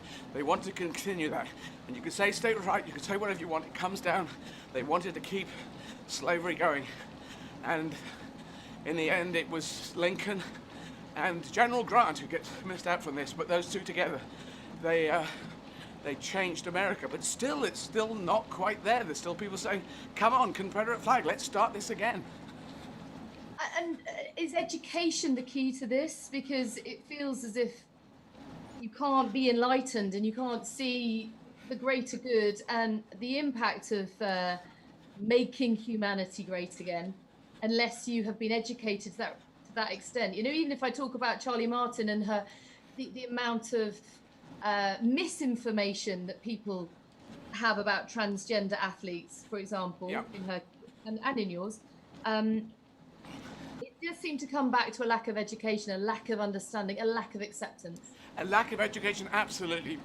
You know, again, if you take drugs, criminalizing drugs, causing a whole lot of criminal class and creating the organized crime, the massive organized crime that we see. We knew this from Prohibition. We knew that's what it does. So probably education and decriminalization is a better way forward. It's not a perfect way forward, but it's an organized crime with kidnappings, with killings, going on and on and on, starting from Al Capone and all those guys and the mafia bosses. We know that's bad. There's brilliant, brave prosecutors in Italy who take on the mafia. I just read about one just recently. They're so brave, those prosecutors and those judges in Italy who do this, and we never give them enough thanks for this. So it's something we've just got to bear in mind, that some people, I think, are lost. So even if you give them all the education, they've made up their mind. They wish to be racist, and they wish to be sexist, and they wish to be homophobic, transphobic. They feel they should have permission to do that. If you're a white supremacist, how do you get someone who's a determined white supremacist away from that? Because they think white people are supposed to rule the world. That is wrong. We were 20,000 people 200,000 years ago. Now we're 7.8 billion people. It will only work if a fair chance in life is the right of every person in the world. And that's what I'm fighting for. Brilliant. Brilliant. Take me back to the boy mode and the girl mode. You decided not to transition. Is that a firm decision? Is that one that you might revisit? Well, I'm based in girl mode now. It's my genetics. They're getting closer and closer to finding out that there seems to be a genetic thing that the brain gets coded in a different way. I feel I've been transitioning since 1985, and I'm now based as a trans woman. That is my life. But I am gender fluid, so I'm giving myself in a positive way. This doesn't, and I'm saying it's positive permission because it's not affecting anyone. Hatred is when you're attacking someone. I'm not doing hatred, I'm just saying this is me, my life. So any dramatic role I will play will be in boy mode, but all the running, stand up, and the politics will be in girl mode. So that's how I'm going to do it. And I knew that since I was 5. And I loved, I was in the first team for football when I was a kid. You think that might be very boy-ish, but we know there are brilliant girl footballers, teenage girl footballers, and women footballers. American football team, the women's national team in America, and Norway and China. Lots of them, British team is right coming up there. But I think the Americans won the last World Cup.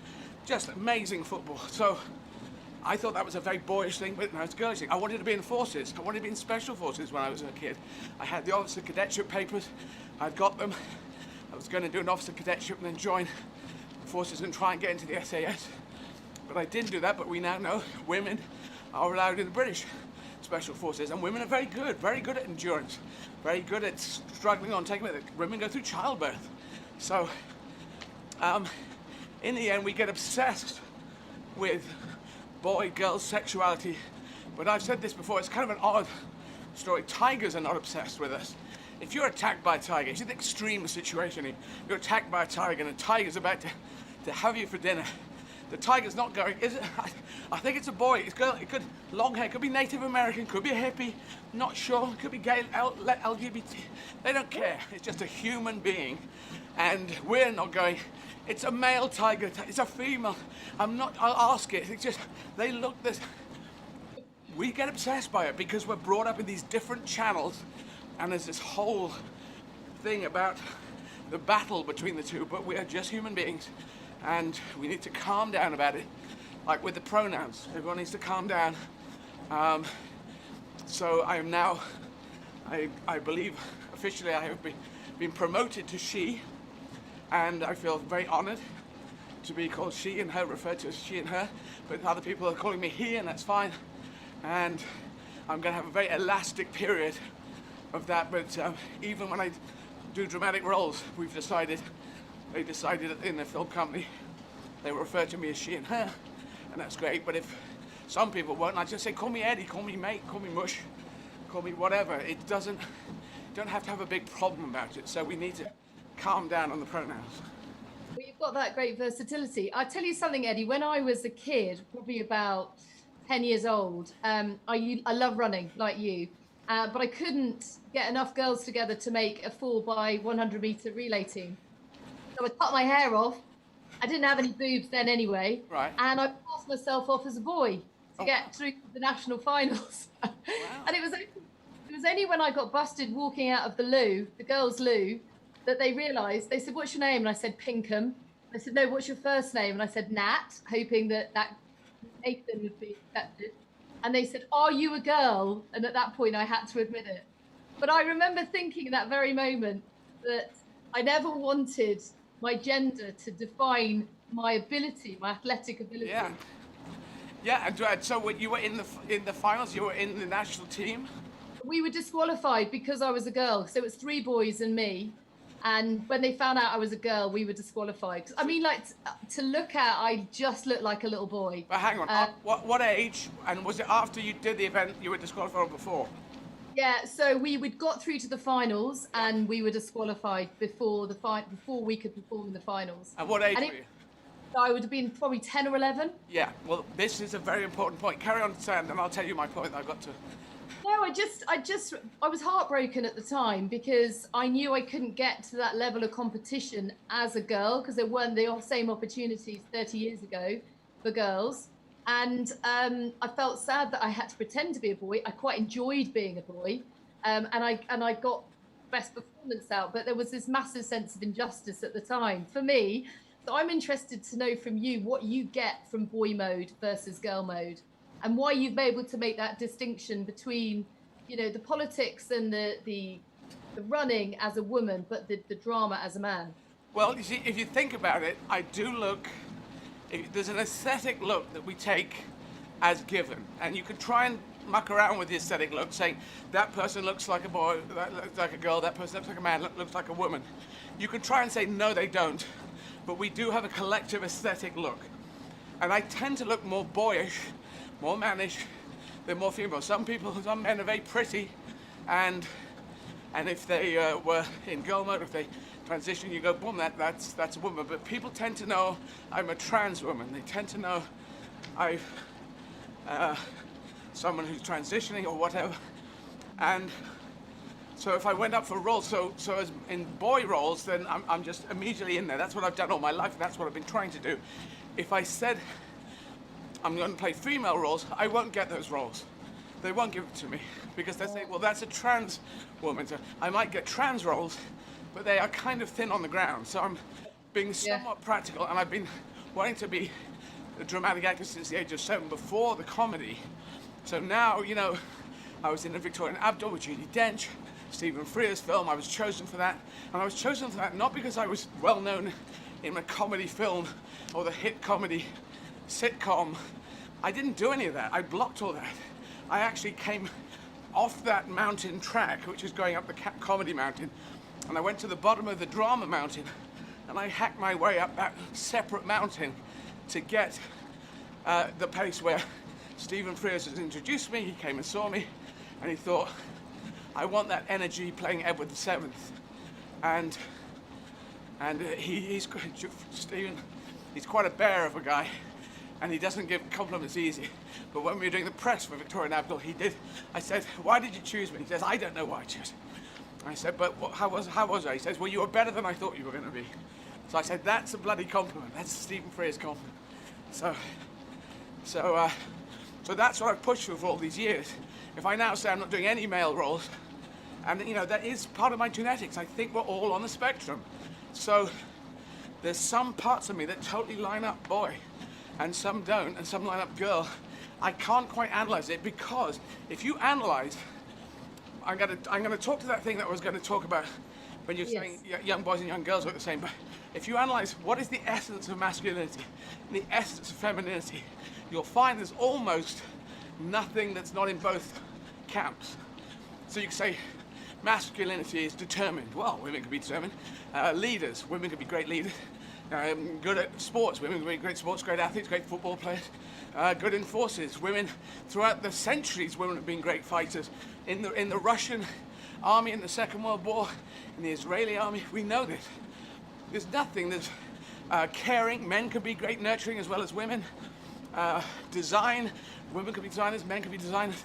There just is nothing that's in one camp, except that if you have more testosterone in your body, you have the ability to build muscle mass easier. That's it.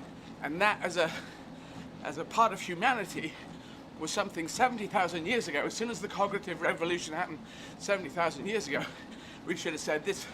Having big muscles does not help the tribe work, the group work, civilization work. It's just people going around, they can pick up rocks and stuff and they can punch people, but we'll leave that, we'll put that somewhere else. It's the brain power. So women own back rights and back pay since 70,000 years ago. So that's what I feel on the masculinity and femininity, and I can't quite say when it crosses over, but I do know if someone refers to me as her or she, it feels wonderful, and I'm very happy being a trans woman. And hormone therapy, is that something that you'd consider, or have you undergone it? Yes, it's there. It's there, but I am gender fluid, as I've said many times, so I could go one way and then go, well, actually, I better take the other, hormone therapy to get more feeling like this. I'm somewhere in the middle, or maybe more over to trans woman now, so I haven't got all the answers. I haven't got a magic wand. I don't believe there's a floaty god up there, because if so, that god has come up with the weirdest plan about the whole of humanity and all the other animals and all the other planets in the universe. But if you just take it as time going on and coming through the Darwinian theories and selection and however that happens, I'm just here, we're just here, and I'm trying to be as open as I can about it. So I'm leaving everything open, but I wish to be based as a trans woman now, and it seems, or in the UK, all the organizations, well, maybe in America as well, it became this item. And I've been out for 35 years. It's as if the entire world said, oh, you're really serious about this? We thought you were mucking about for 35 years. Yes. But people used to think it was part of your stand-up act, didn't they? They thought it was just a bit of a gimmick. Yeah, in early days, people said, so it's a drag thing, and drag acts do a fantastic job at work and jobs, and, well, the job as the work that they do, but that's not what I do. I'm just someone who happens to be trans, and here's my surreal Python-influenced comedy. But people thought it was part of that, and I said, no, that's me. That is me, and that was the difference. Remember the glam rock period? And David Bowie, I love David Bowie, but I don't think he was ever trans. I'm not even sure I think he was bi-curious. But if you take the look at the later part of his life, he was a straight male. I think he was happy to be that. He wasn't terribly bi-curious later on. But David did wonderful things. But that period was a place, whereas Elton John was said bisexual, but actually was gay, and that was his way of transitioning through or going through. So I didn't want to be a part of glam rock. We had the Blitz Kids and neo-romantics. I didn't want to do that because it'd be it's artifice. That's not really you. You're really as straight as all, straight. But no, in fact, I'm sort of a wannabe lesbian. That's what I always was, what I wanted to be. So that's what I am now. It feels and sounds as if you found this tremendous sense of freedom, and maybe that sort of aligned with your running offers you that. Like, is that how you feel, like spiritually, emotionally, and physically when you're running? You're putting trans there with the idea of being trans, the idea with running, or you separately? Like, I feel like obviously the 35-year period that you've talked about has been a gradual transition to you finding your own personal freedom. I wonder if that is sort of reflected in any way with your running. Like, what does running give you to that same extent? Well, I'd say running is really, the bottom line of running for me is to regain the health I had when I was a kid. And I think we all need to do this. Match fit for life should be everyone's motto, because if you don't use this thing enough, it will break down. And the more you use it, the better, the weller you are, the healthier you are. it's odd. You think you're pushing it too much, but I'll come out of this. I haven't got a cold. I've been tested for COVID a whole bunch of times. Maybe being this fit is helping me. I hope it is. And I remember seeing lions in Africa, and they had the lion cubs. We were on a safari going by, and the lion cubs were playing. You know, they're doing the mock hunting. They're running up and down, scuffing each other, like you know that any baby, young animal of any type would do. That kind of playing, and that's what humans do. As young kids running about, very active, or not all kids, but quite a lot of them. And then you saw the adult lions sitting under a tree, and the guides were saying, well, they eat every 4 days.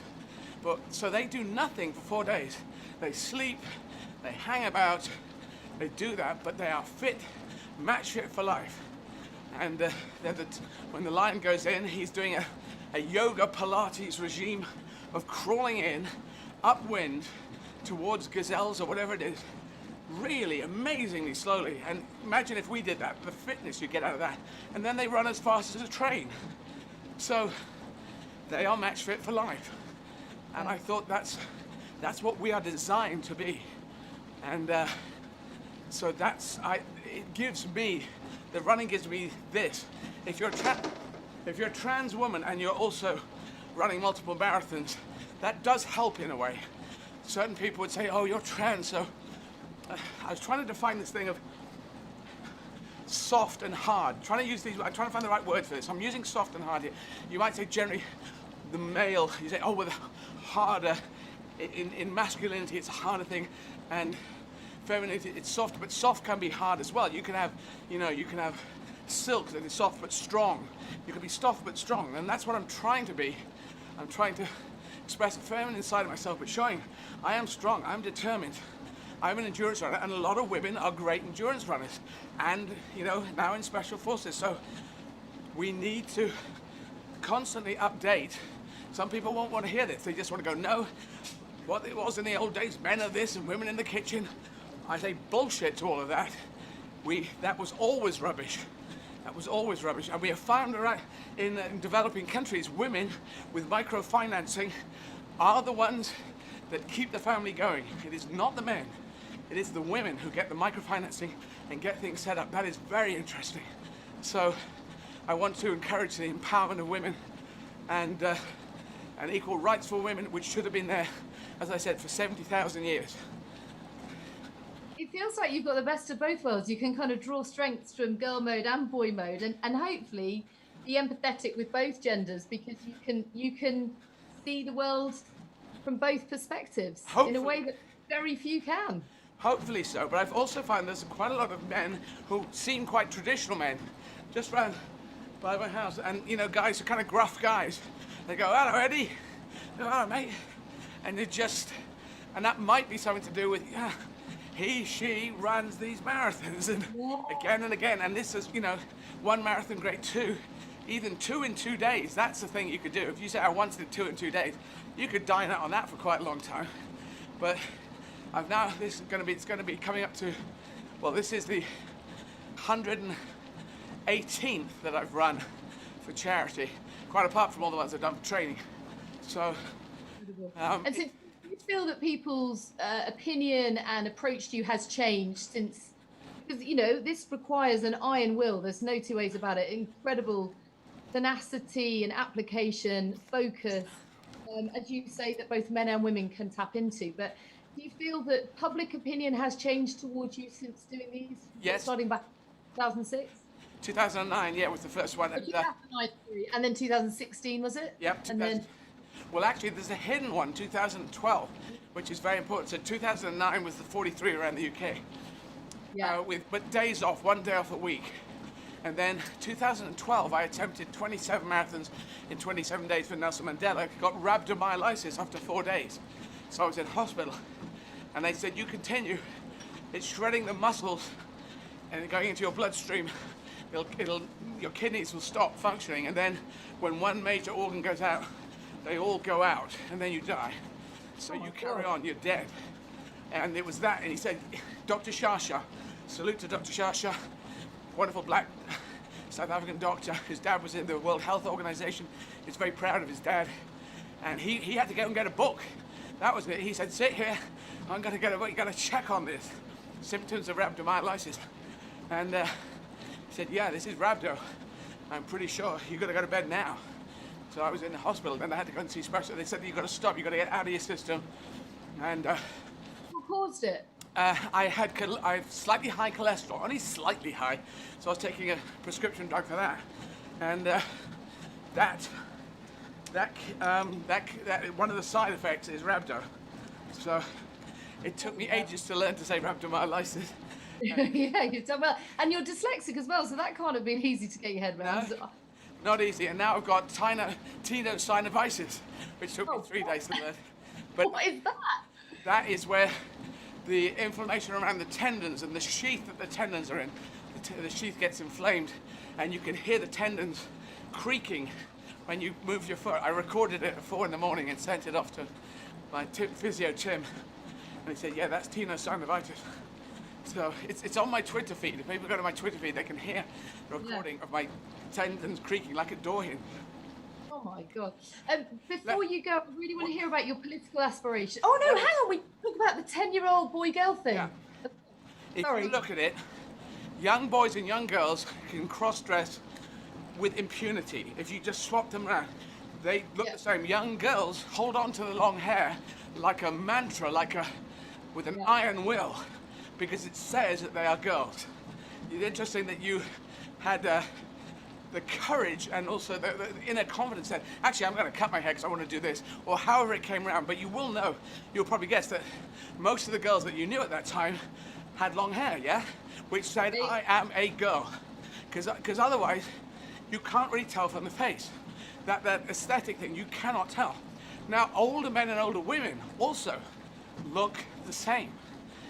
It look the same. Now, women do HRT, which is hormone replacement therapy, and that's hormone, and that's kind of what, if you're doing transitioning, it's the same hormones, it's adding estrogen in. But Mother Nature says, I need you guys to look different so that you can be attracted, so we can get more babies, so I can get more of this species. That's how I'm going to do it. That's Mother Nature. And so I believe this is a radical idea, and doctors can work it out, but I may as well say it so someone can at least say, no, it's not. But I think the puberty for a boy is a similar thing to menopause for a woman. Because women start getting hair growing where they don't want it growing, upper lip, the stuff happening there, and they're going, this is not, they start to look more like men again, you know. Women say, I do not want that look because I'm a woman, I don't want to be that look. So there's something, because young boys, so girls carry on in a certain way, and there's obviously breasts grow, but for boys there's other things, the voice changing and the bones moving and that radical thing. And then later on in life, old men and old women, like young boys and young girls, you couldn't actually tell the difference if they were just swapping clothes around, which is curious. Yeah, so true. I remember watching The Secret Life of 5-year-olds, and they put a big emphasis on, the boys were saying, well, we're stronger because we're boys. And the expert came on and said, well, that's just not true, because the strength that men do gain comes with puberty, and that won't happen until they're teenagers. And so actually boys and girls are exactly the same strength. So at 10, I probably was just as strong as the other boys on my team. Yeah. And Della Hunt was a big girl at school, and she used to beat us up if we got in her way. So it's, but it's, you know, it's the, and we know this is a problem with a discussed problem of testosterone in the body. And there's that South African athlete in the Olympics. Caster Semenya. Yeah, and she had more testosterone than was normal, but she is a woman. And then what do you do? And then how do you judge it? And then you could say, well, an elite athlete might have an advantage just because of their genetics. So it gets into this tricky place. Yeah. I'm not in the sporting thing. Endurance sports, I don't think anyone cares. And I'm not going for records. I'm just doing my 31, a simple 31 marathons and a 31 games. And no, you know, you don't have to, I don't think anyone cares if I've got more testosterone or less testosterone, because it's all about humanity and that. But yes, ask me about politics. I was just going to say, before we get onto the politics, that you ran past me very quickly near Kew Bridge recently, and you were, fully made up and everything else. And I just thought, what, it's quite high maintenance to put makeup on for a run. And yet, obviously, you do that because it does something, I don't know, empowers you or what. But let's cover that, because it's not really full makeup. It's a tinted moisturizer, but if not, I just actually have blotchy skin. So we could forget about that. You could do that as a guy. But it's just really, I do the lashes. I wasn't doing lashes before, but I decided to try the lashes because my lashes are very fair and very short. So I like that, and it gives a more feminine look to my eyes.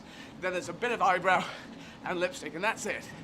It's not, I'm not doing colours on the eyes and stuff, and I'm not doing shaping or anything. It's just make me look, I wish to look more feminine. I'm a trans woman, so, and I do naturally look maybe slightly more boyish, so that's what I do. But women do this as well. You may not do this, but other women do this. No, I do. Like all through lockdown, I was working out how to do my lashes because you obviously can't go to like beauty salons and stuff at the moment. But just having lashes on, and I'm a mum of 2 young kids, and I'm knackered the whole time. But then I have to jump on a Zoom call and broadcast Formula One content. So actually, just having lashes on alone is enough to make me feel, a bit more confident. Yeah.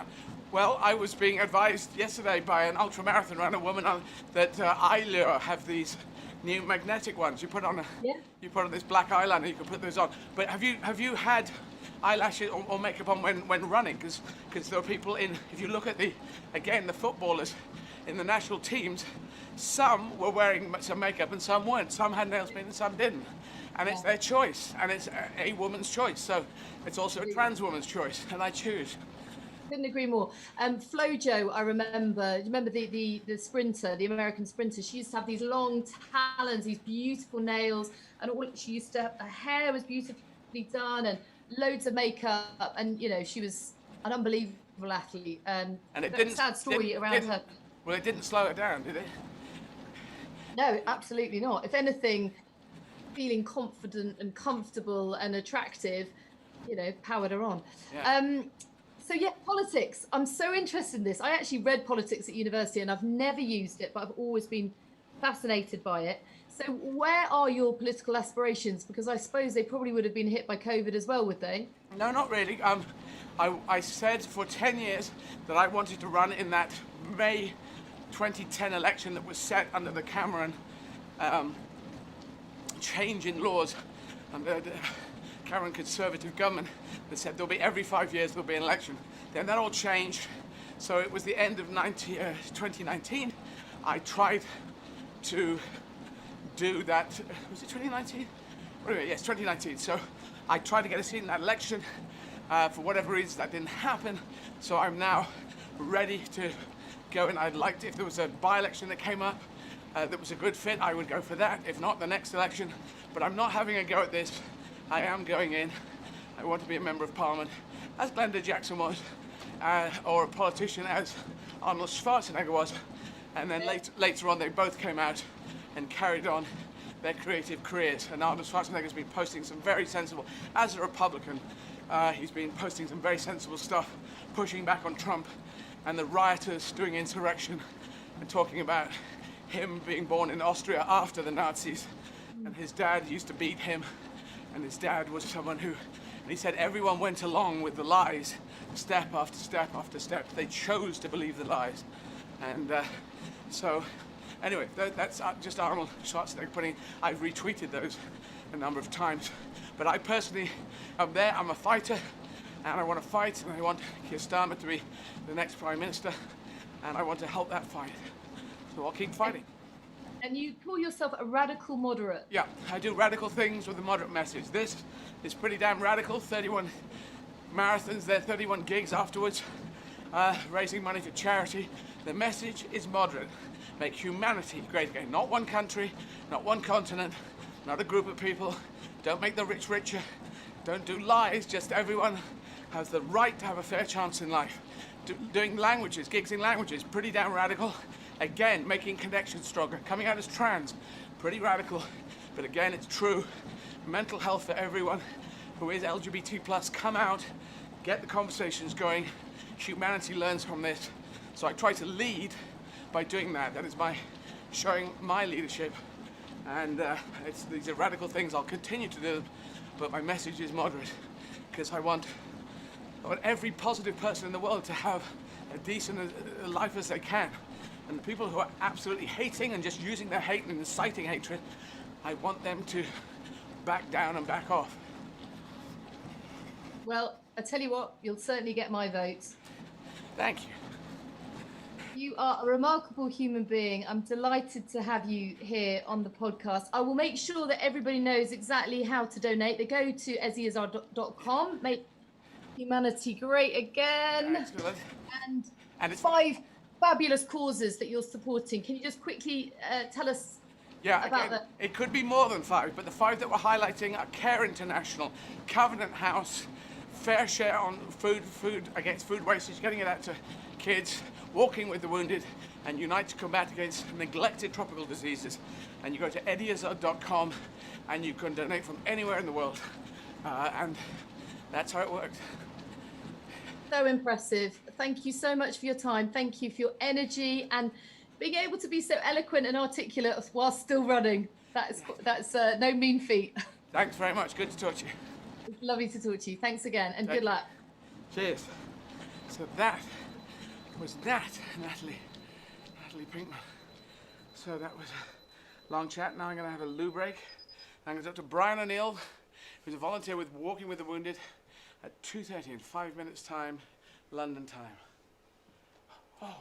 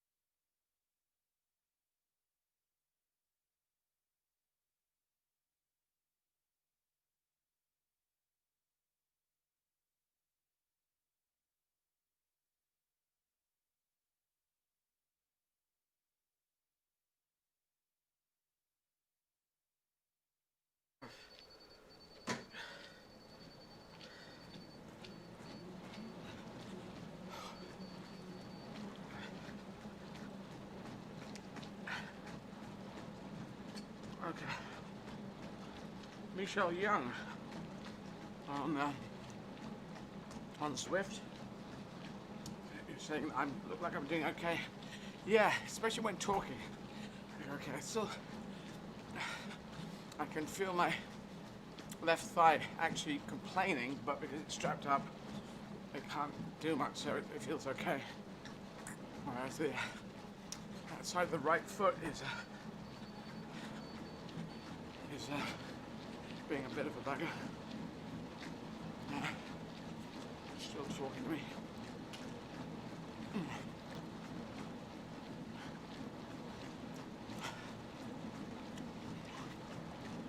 Thank you.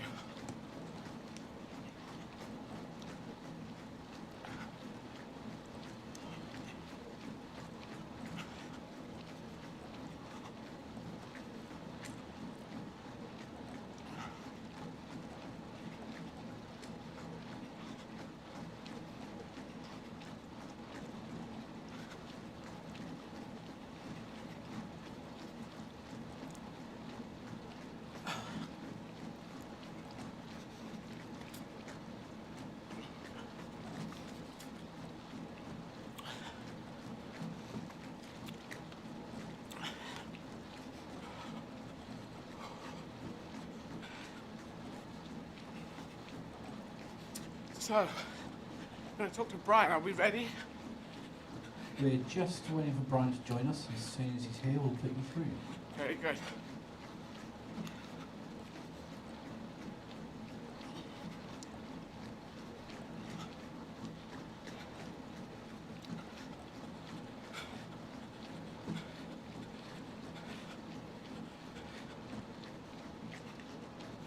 So I'm going to talk to Brian, who's a Walking with Wounded volunteer.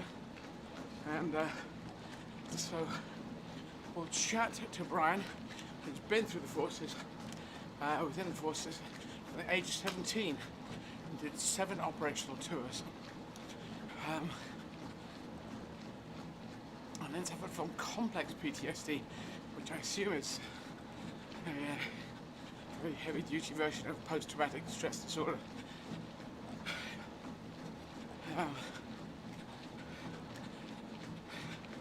But Walking with the Wounded has helped Brian, so we can talk to him about that.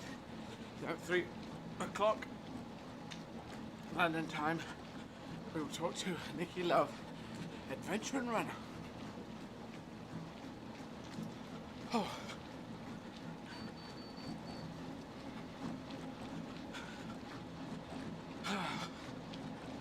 So, in Swift, I'm running along. How many of us have got? We've got 3 of us. That's me just running back there.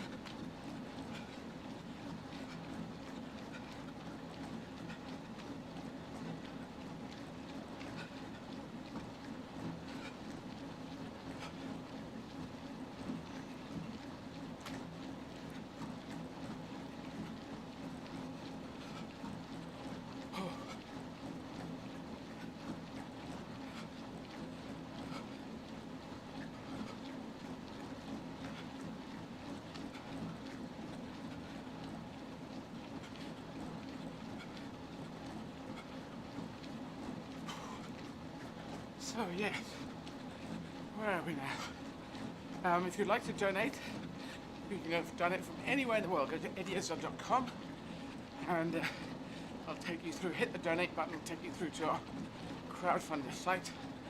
If you're in the UK, you can use your phone to 70810.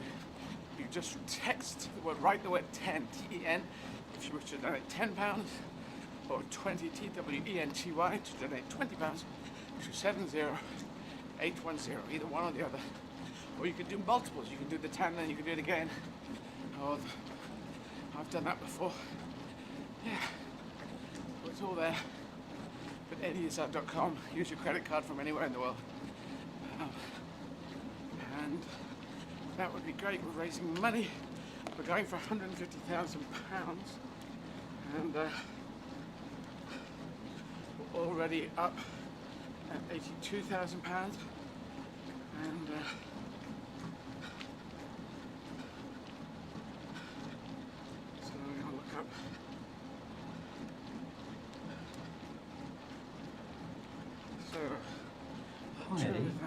We have Brian here now, putting you through. Okay. Hi there, Brian. Hello, good afternoon, Eddie. How are you? I'm good. How are you doing? Probably a lot better than you. How's the legs holding up? Well, they seem to keep, I get something wrong with one leg and you sort of patch it up, you strap it up, and then it flips over to the other side. And so I keep swapping little problems. So, and there's a nail on the left foot trying to flip up and disappear. Was that like, because I mean, you did 7 operational tours. Did you find in the forces that if you're doing things, long and strenuous things, that problems will keep swapping around if you keep going, being endurance? Yeah, I think we tend to overcompensate, don't we? We just try and keep going and strapping things up. Yeah. I think I've probably been quite lucky in the past with my feet.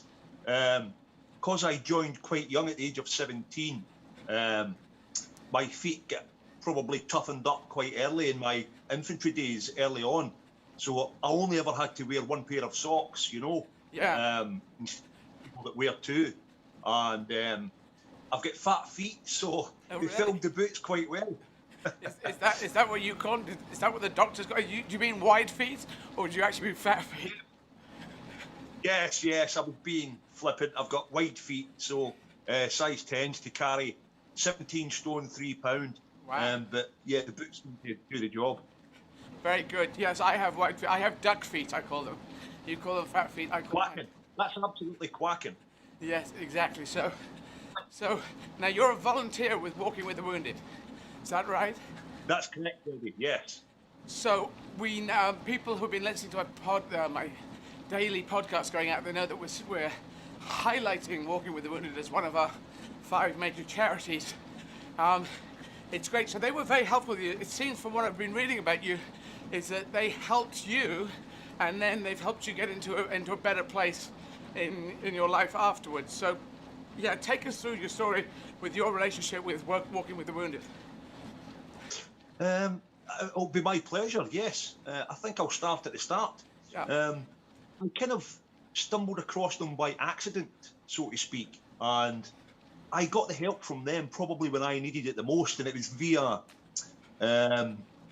after therapy and going through employment advisors, and after treatment and after counselling, you kind of get back on your feet. And I was lucky enough to get back into employment via Walking with the Wounded with one of their advisors. And the help that I received was absolutely first class. It was platinum. It was second to none. And without their help, to be honest, Eddie, I probably wouldn't be back in the land of the living today. You know, I can't even quantify or put into words how thankful I am to the charity for that. Now, because you went through so many operational tours, you got post-traumatic stress disorder coming out, PTSD, but it says complex PTSD. Is that an even worse version of PTSD? Yeah. Yes, I suppose it was. I think because there was so many things that presented when I asked for help. And to be honest, that was probably the hardest step, acknowledging that help was required. And I'm proud of myself because it was quite a brave step because of the stigma attached to, you know, mental health and asking for help. Yeah. But because I presented so many issues or so many problems that were attached to traumas, that's why it became quite complex and probably a little bit longer to therapise, to counsel, and then to treat, really. Right. So, but they helped you with that. So, yeah, I would salute you for coming out because mental health, well, as you know, I came out as trans, 35 years ago, and that was tricky enough. But mental health, anything to do with mental health, you can just hear people even now going, I'm not going to talk about this, I'm not going to be open about it, but you did. So I think that is brave of what you did. So I salute you for it. Thank you.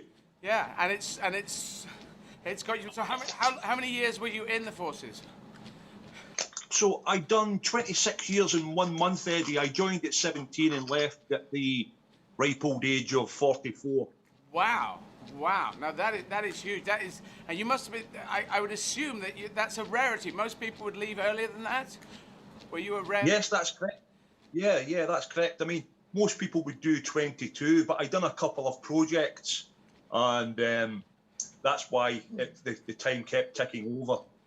But your time in the forces, even though you went through such traumas, did it suit you? You generally felt it suited you, or did you just think, well, this is what I do. I'm going to stay here because this is what I do?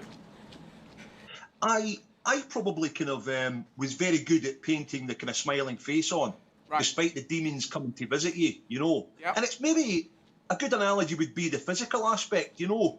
If we find a kind of niggling injury, we kind of, as you said, strap it up and crack on. And I think it's the same with the mind. You know, the brain's such a complex, complicated beast and creature. And I knew something wasn't quite right, but I was too scared to maybe ask for help or admit that to be perceived as a kind of weakness, if you like. Yeah.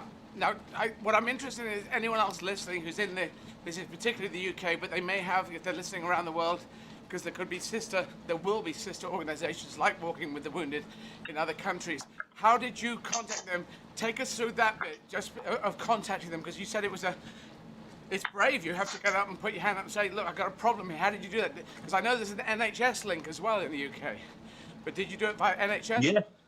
Or straight in? Yes. So I was being treated, but you know, by the NHS as well, and I was kind of signposted to the charity. So that's how I managed to get the first contact with Walking with the Wounded via signposting after the NHS treatment. And you know, I can't remember if it was a phone call or an email. I think it was probably an email first and then a phone call to get the ball rolling. So that's how the first contact was established. Right. And that... Sorry for the noise in the background, it's the dog. Oh, right, I was wondering who it was. What's the dog's name? The dog's name's Akira. Akira, hello Akira. Akira, we're doing something for Walking with the Wounded and can you donate, Akira? Do you have any disposable dog biscuits that you could... Akira's not bothered. I find this with dogs. I can never get them to donate. But it looks amazing dog. What kind of dog is Akira? She is an Alusky, so she's half Alaskan Malamute, half Siberian Husky. Wow, there you go. Yeah. Now, do you know this thing about the mongrel dogs? And the Nazis used to talk about the purity of the thing. It's all rubbish because we know that's inbreeding. And any of the dogs that we call mongrel, which as you know is a negative word, they say, oh, mongrel, but in fact they are the strong dogs. Any dogs, any human as well, it's the strength of the blend of your genes that makes you strong. Absolutely. So it's a bit weird that they had a whole thing back in the 30s, a world war about rubbish. Oh, God, that is a bit weird. Now, so you've gained employment coming out as a sales manager, is that right? And that was with the help of Walking with the Wounded? Yes, that's correct, Eddie. I was a sales manager for a local company in Colchester, but unfortunately, because of the pandemic, I was made redundant in August, but the good news is I found further employment in December this year and started a new job 2 weeks ago. Excellent. Well, congratulations to you. Now, we like these stories. This is stories making humanity great again, and you're doing it yourself. I like the fact that, yes, a negative and then straight out and back in. And excellent. I feel very good about that. It's your success. But also, I'm reading something else here, that you're a team member of Walking with the Wounded, the Walk of Oman. Now, I was born in Yemen, just next to Oman. So tell us about that walk. So the walk itself, it was due to go ahead on the 20th of November last year. Yeah. But unfortunately, because of the obvious, it was postponed. It was due to finish on the 11th of December, Omani Armed Forces Day. But unfortunately, it was cancelled because of coronavirus, COVID-19. Yeah. So the six of us were planning on doing just a wee walk, a short trek across the Omani Desert. It's only 400 kilometres. Wow. You know, and being of strawberry blonde persuasion, I might have even get some freckles or a suntan. Yeah. But you want a good hat. Pardon, say again? You'll want a good hat. A good hat is a must, yes, with a nape protector. Yes. And factor 50 sun cream. Well, so we would have been... I'm so sorry, I'm interrupting you. I have the similar complexion to you, even though I've got this blonde hair, but that's out of a bottle. I'm actually a redhead, and freckles, and I burn very, very easily, so I'm totally with you on that. But yeah, do carry on. Yeah. I'm interested in it because it's the country right So- next to where I was born. Yeah, we would have been starting off our 400-kilometre trek in Durham in Oman and finishing, 3 weeks later, having covered 400 kilometres, man-hauling a trolley with our kit on it, Yeah. probably about 3 times, your average body weight. So, yeah, that would have certainly got the perspiration flowing. So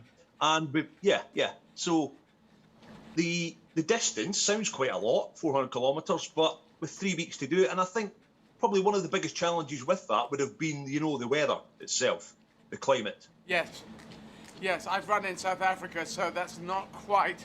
Well, I went back to Aden, the city where I was born, in 2008, and in January it was extremely bloody hot. That must have been mid-30s. So, do you know how hot it would be? Did you have temperature readings of how hot it was going to be? Yes, so the temperature would have been hitting at least 35 degrees. Wow. 35 degrees. I mean, I've done Iraq before and Afghanistan a couple of times. So I think, self-discipline would kick in when it comes to water discipline and obviously trying to preserve energy. And I think the Omanis think that we're crazy, want to do that sort of trek in that heat. But, it depends on your actual routine. Get up a couple of hours before first light, get some kilometres under the legs, rest up, get a bit of shade during the day, maybe have a bit of rest, and then crack on for the second part before sundown. So I think it's all about sunshine management. Yep, sunshine management. I would in South Africa, I would take a rest in the hottest part of the day because it's only mad dogs and Englishmen, and not Scots. They go out in the midday sun.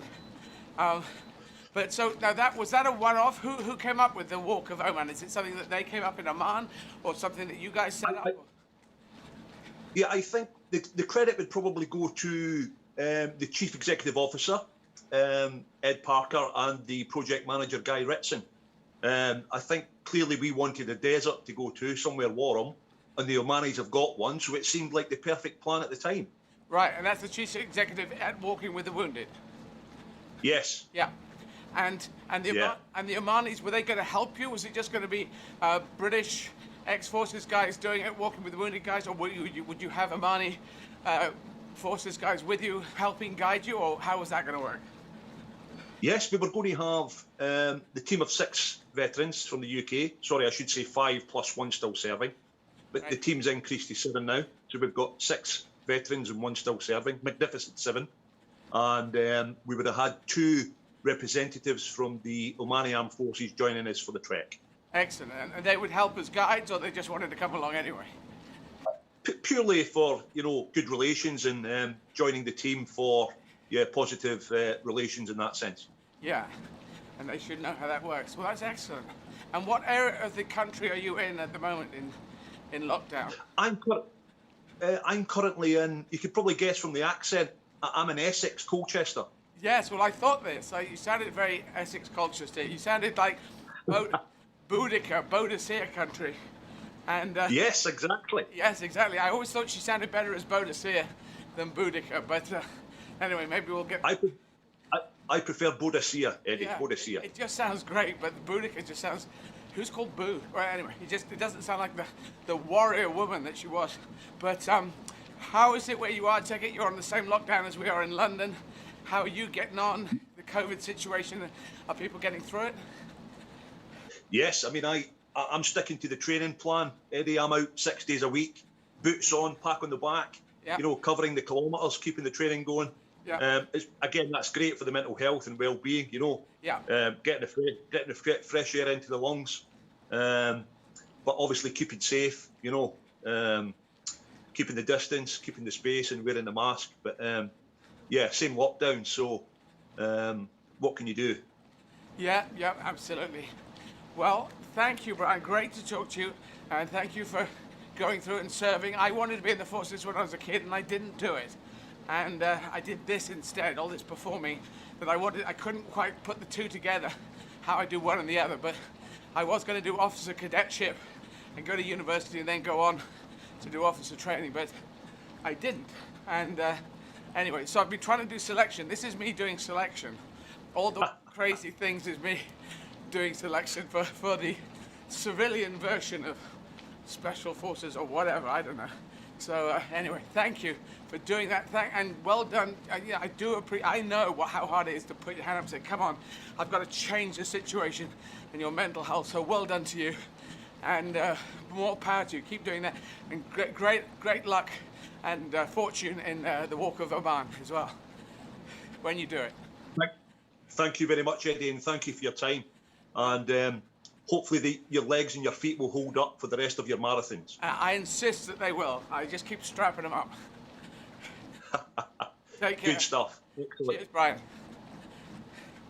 Cheers, Eddie. So Brian O'Neill there, who is someone who's been through quite a tough time and has pulled himself out of it and is going forwards out there in the east of the UK. And at 3 o'clock, we're going to talk to Nikki Love, who's an adventurer and runner.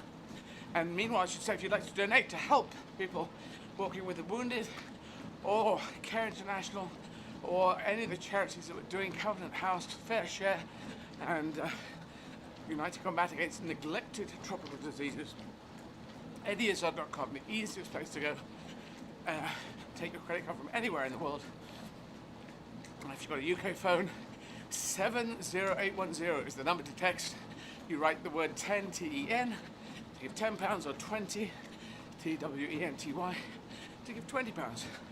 70810. And those numbers are all eddieizzard.com as well. Oh. And we should say as well, we're going to do some questions at 3:30 from on social media, so YouTube, Facebook or Twitter. If you have any questions for Eddie, then please put them there, either in the chat or comment section of the live stream on those platforms, and we'll try and get through them. Best to hold fire until 3:30 or just before 3:30, and then we'll have more chance of seeing them. Okay, so Nikki Love, I'm going to talk to her in about 8 minutes. Lives in Nottingham, 53-year-old adventure runner and author. 27 completed 63 marathons in 63 days throughout UK, raising money for Huntington's Disease Association. That's more than I've done. To 2020, completed 1,040 miles in 42 days on a treadmill. That sounds horrific. I'm doing this treadmill stuff. Raising money for Children with Cancer UK, and published a second book with a little dash of crazy about a 63 marathons adventure. 2021 will be attempting to run 100 marathons in 100 days in England, commencing April 21st. So someone who is, because people think what I do is great, and other people do more, and already have done more than what I've done. I just, all I do is throw in an extra gig after each marathon, which makes it slightly crazy and out there. Outside of my foot, not happy. And so that side view, Ian, this view is quite unusual on Yeah, I'm not overly fond of this one. No, this one, yeah. That's a fun one. That's better. You have 9 to play with, so it's... Yeah, I think with that other one we should do, because that kind of looks like some sort of odd marching. This one looks okay. You see, everyone's walking because they're staying with me, which is nice of them. And, well, yeah, I was going to get some sort of headband or hat. Oh, foot is hurting. Okay, let's have a little quick break and I'll be back in a second. Sorry guys, quick break.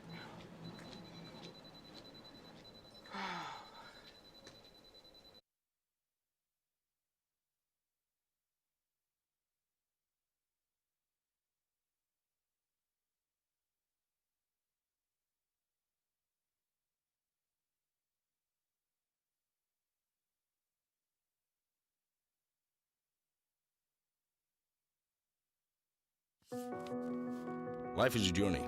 We set out not knowing exactly where we will end up. It can be tough. It can be hard. Sometimes it takes a "I will." Other times a simple "I do." We take each step with our focus ahead. We have plans and strategies, but they do not always work out. There are times when we get knocked down and doors close behind us. Our hopes can often be replaced by fears. We can lose our direction and struggle with change, become passengers in a life that is spinning too fast. At times like this, we need someone beside us. Someone to listen, to advise and support us, see what is really possible. Someone to give hope and to get us over that line. And someone to say goodbye when the job is done. Walking with the Wounded supports ex-servicemen and women with physical, mental or social injuries to gain the skills and qualifications to develop new careers outside the military, reintegrate into society and provide long-term security for themselves and their families. Our programs give vital support to the most vulnerable and hard-to-reach veterans, those who are wounded, homeless or within the criminal justice system. Support more of our wounded to regain their independence.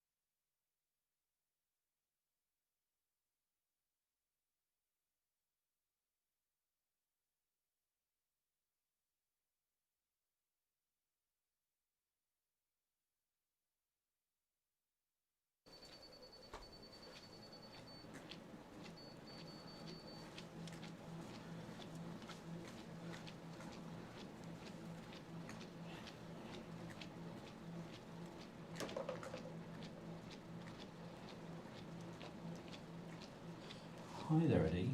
Hiya. We have Nikki here, ready when you are. Okay, far away. Hi, Nikki. Hi, Eddie. How are you?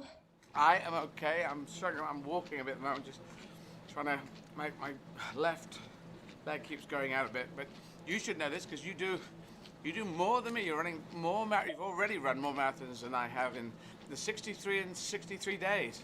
Yeah, I have. And just a couple of months ago, I took it to the treadmill like you and ran just over 1,000 miles on the treadmill.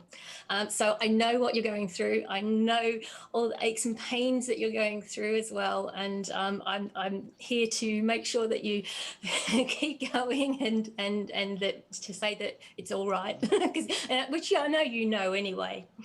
Well, you've already beat me on the marathons. Were you throwing in a gig after each marathon, though? That's the only thing. No. See. Well, there we go. I'm being... Got one up me there.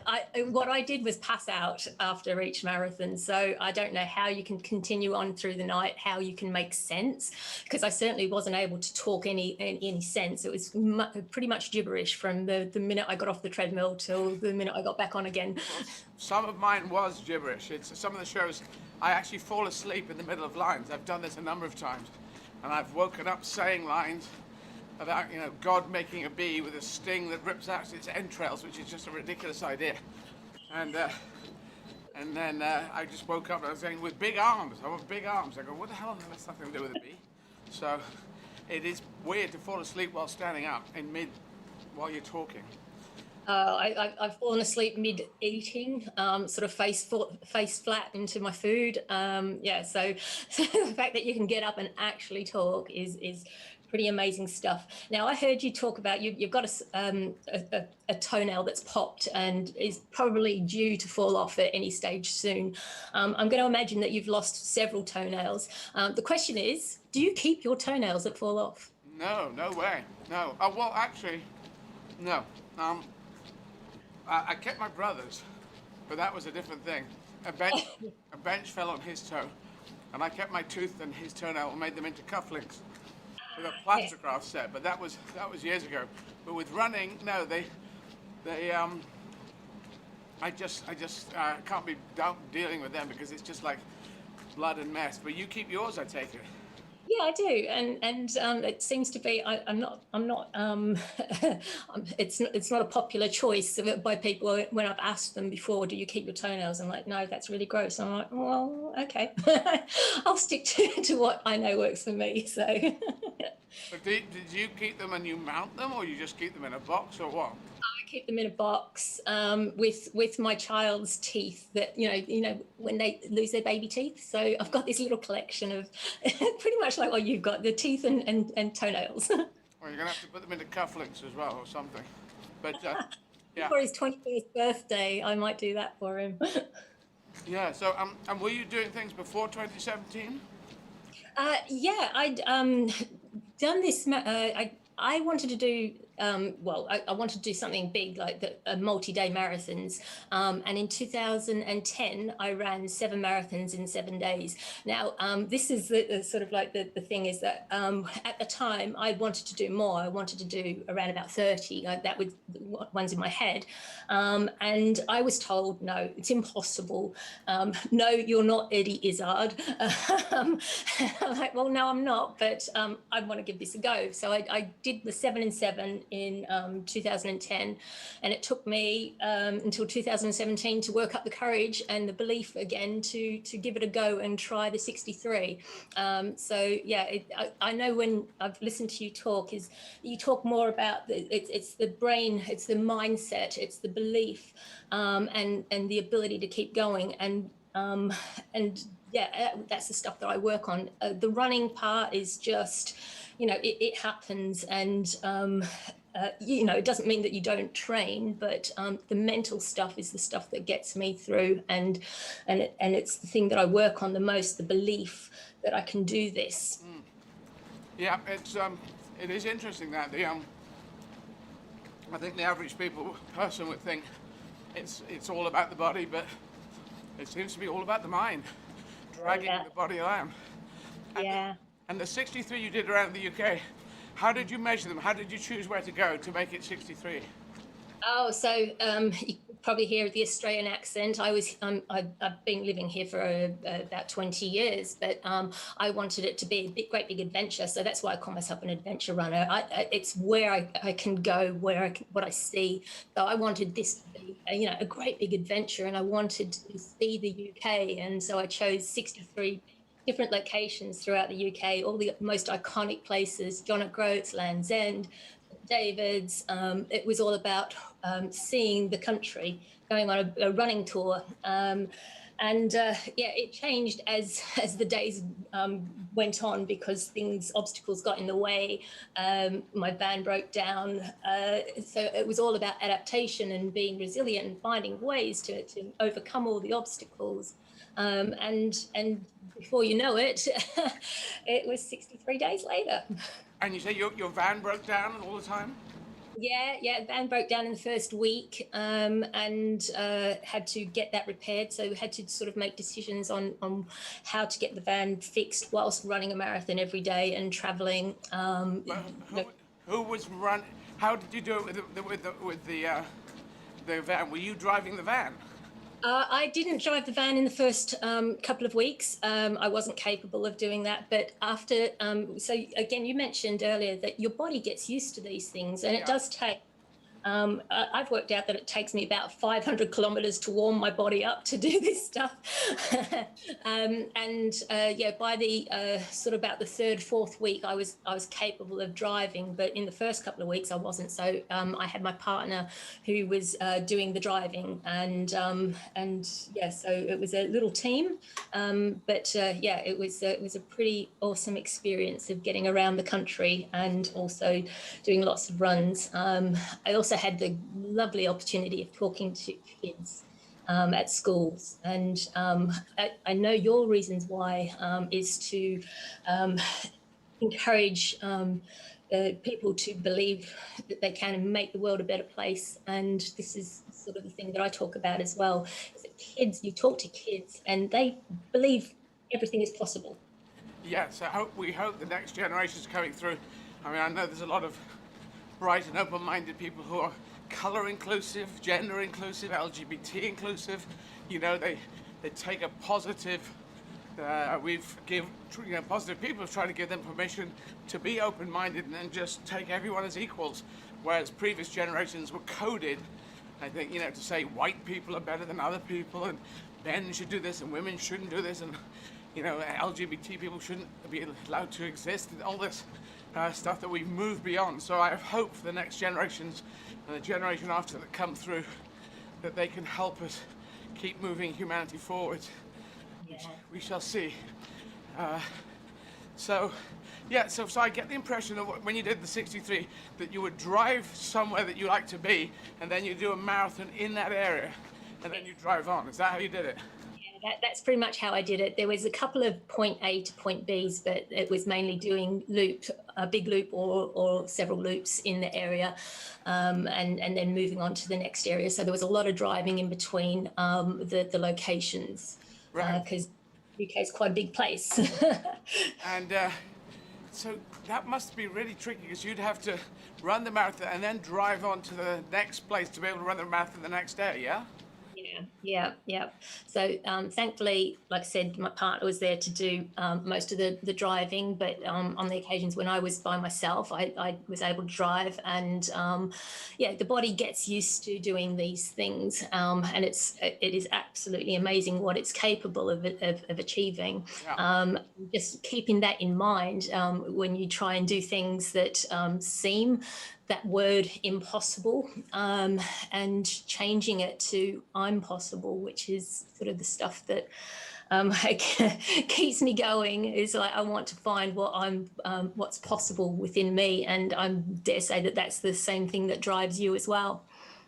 Yes, well, I wanted to, if I'm going to raise money, I have to do things that are kind of out of the box.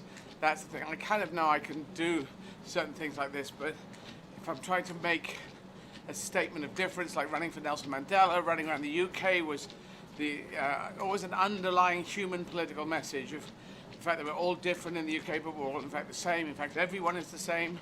That's still making humanity great again. Nelson Mandela, what a very amazingly positive person to have come out of 27 years in prison and be so without hatred. He just came out without hatred, which is an amazing feat to do.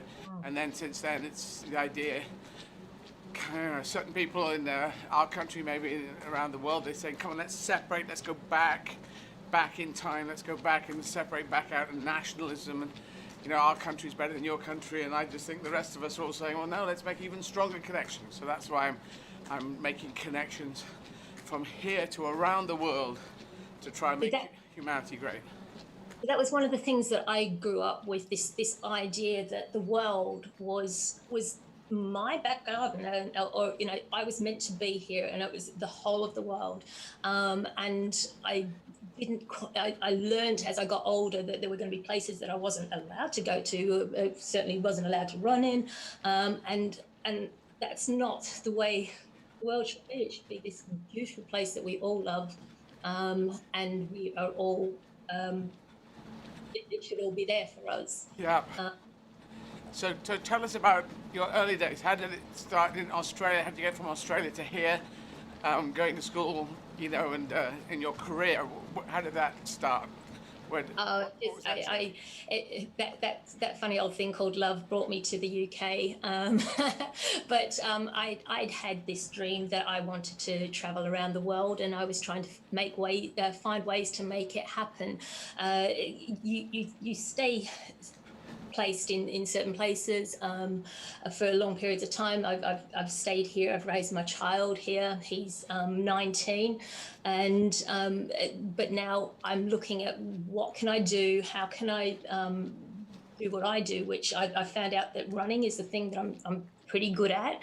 How can I use that to sort of tick off my box, which is I want to travel around the world. I want to see the world, but also do good in the same instance, which is, you know, raise money for charity. So, you know, I do a similar thing to you, which is when I do these things, I raise money for charity. I talk about the causes, and if you put yourself through a lot of pain, people sort of connect with that and go, well, okay, we can buy into this. We can help in our way, which is the donation, which I've made sure that we've donated to your cause. And very simple way to donate. So I'm gonna do your pitch for you, Eddie. Yeah, do.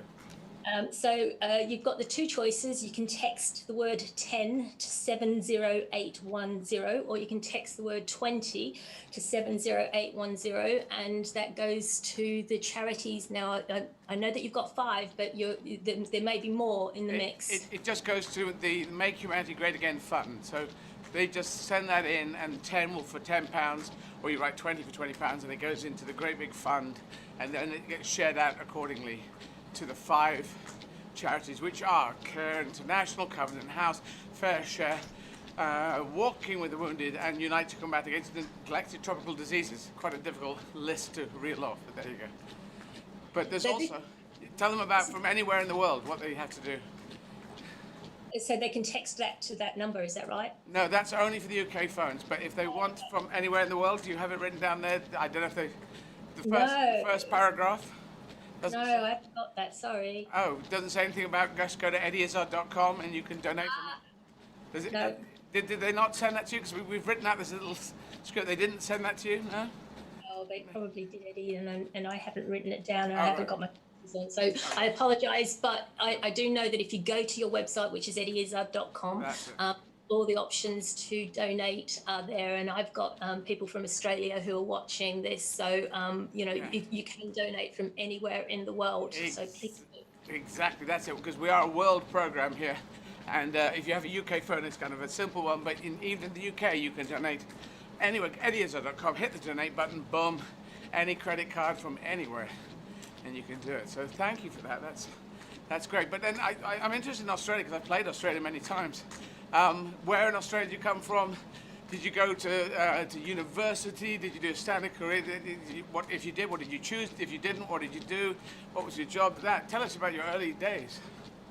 Early days, I grew up in a place called Geelong, which is an hour south of Melbourne. Okay. And I didn't do much. I loved sport. I did ballet as a young girl.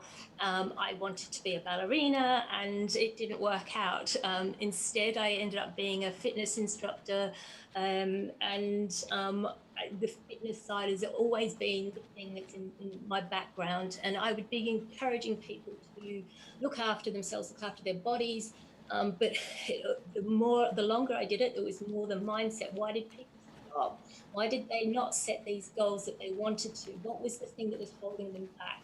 And I started working more on setting goals and thinking about their dreams and their aspirations from a physical side, but the impact it had on the mental side as well. The more you accomplish, and it's your own personal accomplishment, then the stronger you feel and your self-belief, your self-confidence grows, and that was the thing that I started working on.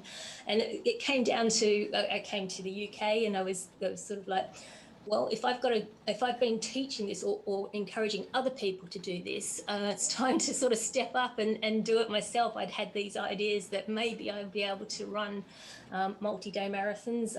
At some point, you've got to give it a go, and that was sort of like the trigger of, I turned 50 and decided that, you know, what was I waiting for, and started on the whole thing of, all right, let's see what I'm capable of doing, and ran the 63 marathons, and kept hitting those goals and going, all right, well, if I was able to do this, what else am I capable of doing, and how many people can I bring along the ride? So that's the sort of like the goals of how I got here.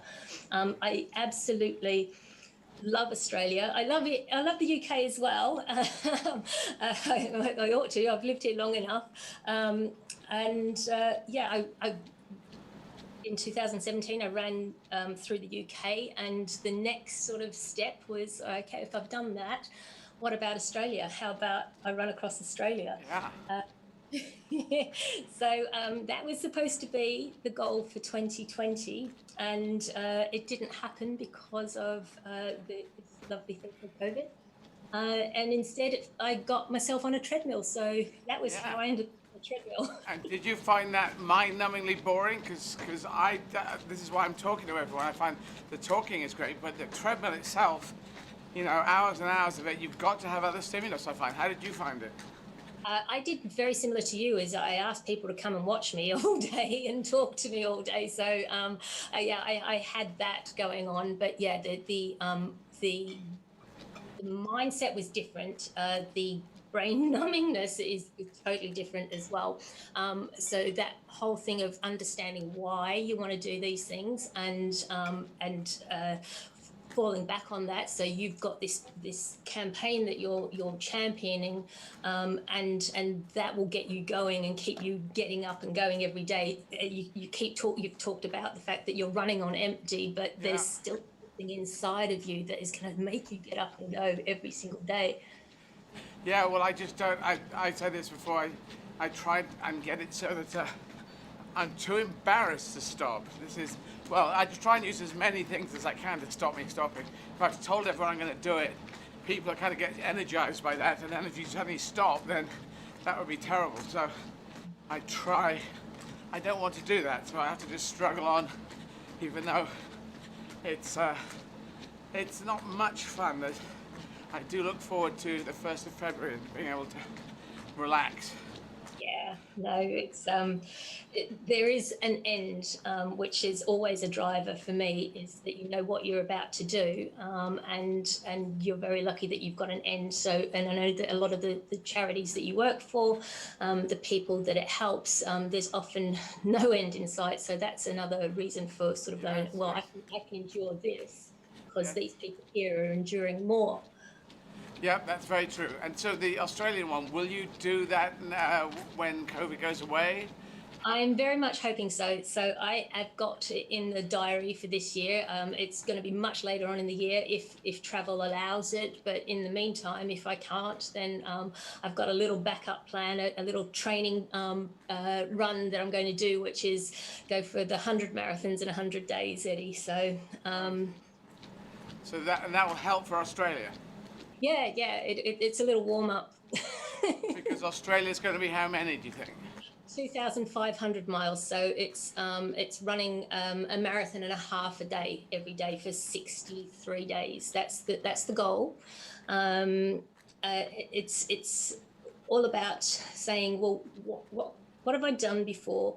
What do I want to push myself to? And it has to be something a little bit more, a bit beyond what I've done, because there has to be that incentive of like, well, it has to be a challenge.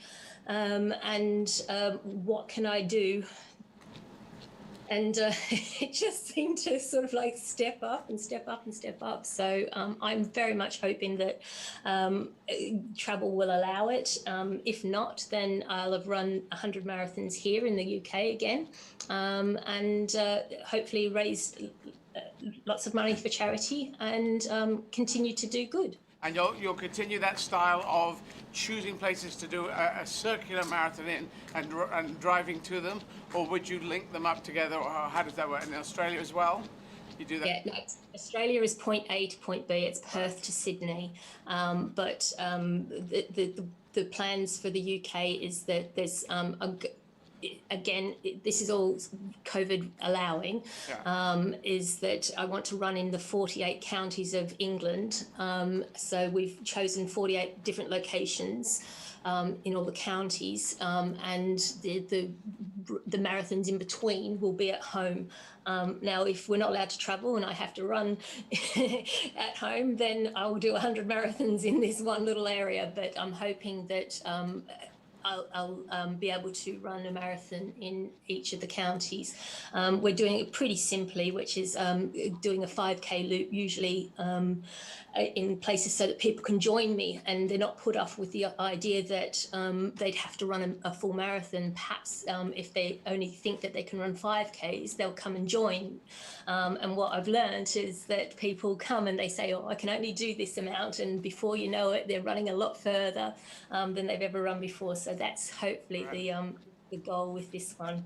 Well, I'll say to you, have fun doing them, because I don't know if you do have fun. I occasionally have fun with these, but I find them a lot more grueling, I think. But I love stopping. People say, do you love running? I'm addicted to stopping rather than running, so I like doing the thing and finishing. So good luck with them all, and I'm sure you'll do it. I love the idea that you're going to go back to Australia and run across Australia. That sounds great. The point-to-point thing, that sounds a wonderful one. So, and are you staying COVID safe where you are? Yeah, I take it that your COVID situation in Nottingham, it's just like the rest of England, the rest of the UK. You're all locked down.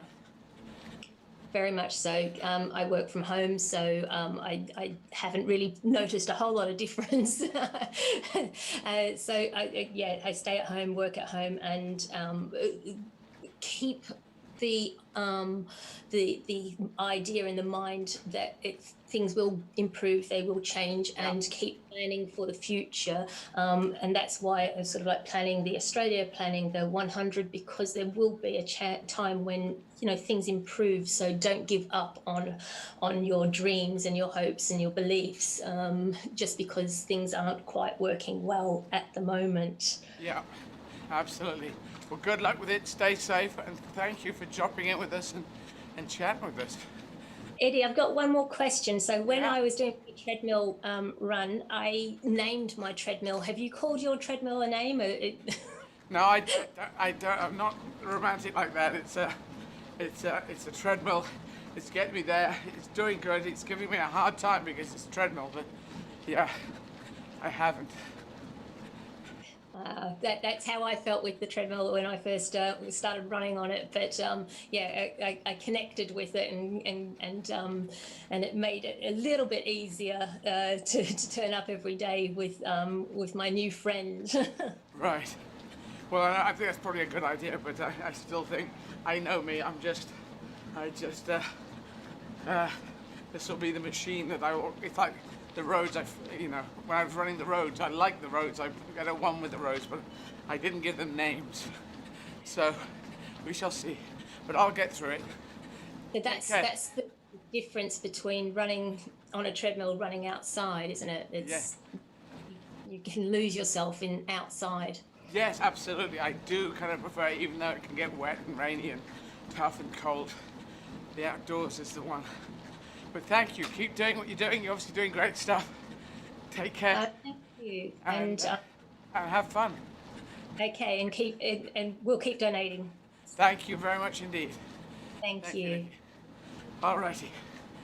So now I have to take a break again. Sorry, guys. Left leg is complaining, but it's strapped up, so it's sort of getting there. I need to pee. I can't. I never normally pee this.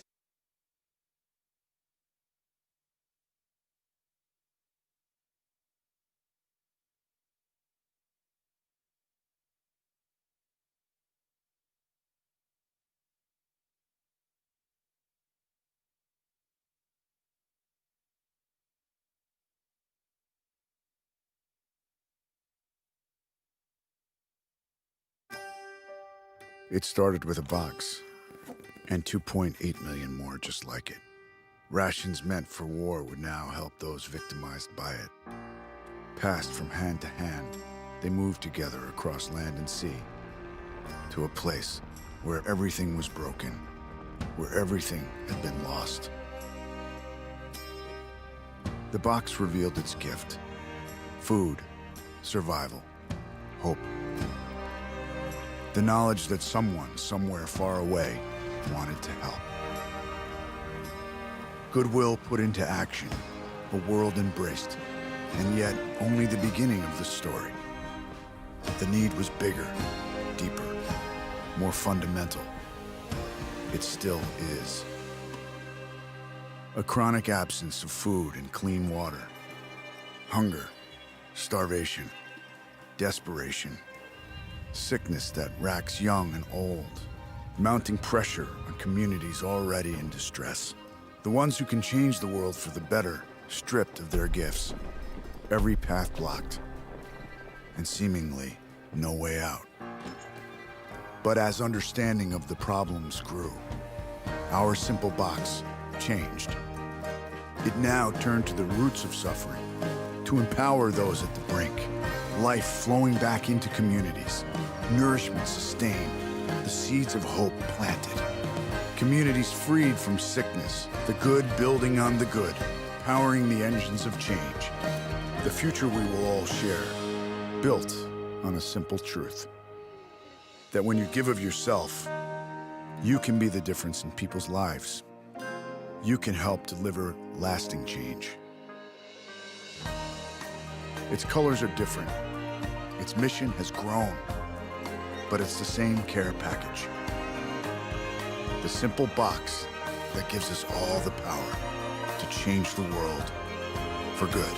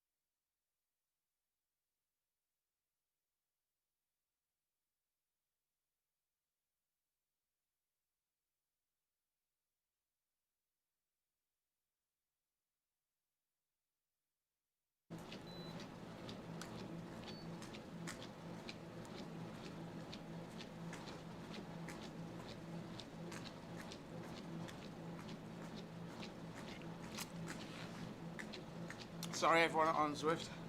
Another loo break. It's well, if I keep hydrated I need to go to the loo, but what can I say? It's 19 marathons, so I can't really apologize for anything. Okay, social media. We're open for social media, even though it's not 3:30, it's only 3:27 or something. Let's do it. Yeah, so now's the time to pop some questions on either YouTube, Facebook, or Twitter, and we will try and get to them. Yep.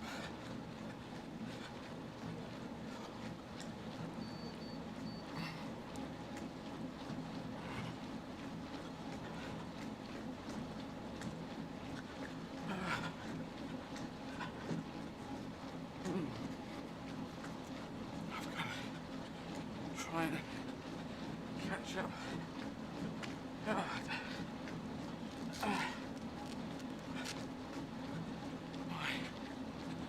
My left foot is being a bugger.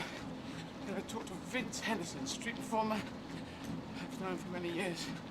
4 p.m. at 4:30, talking to Jordan Higgins, who's a performance nutritionist, working with me 5 p.m. Going to be talking with Bruce Fordyce, who's a great ultramarathon runner, and then at 5:30, so who are we talking to at 5:30? Is it? At 5:30, we are talking to Lorraine Kelly. Lorraine. Talking to Lorraine at 5:30. Lorraine Kelly, who anyone in the UK would know very well, from her own show called Lorraine.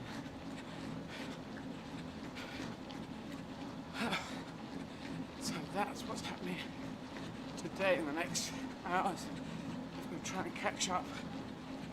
Oh, I'm always running behind. It's just over halfway. But I should have been just over halfway about half an hour ago.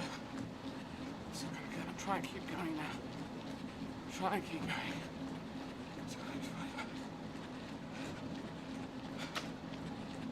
About 15 minutes over.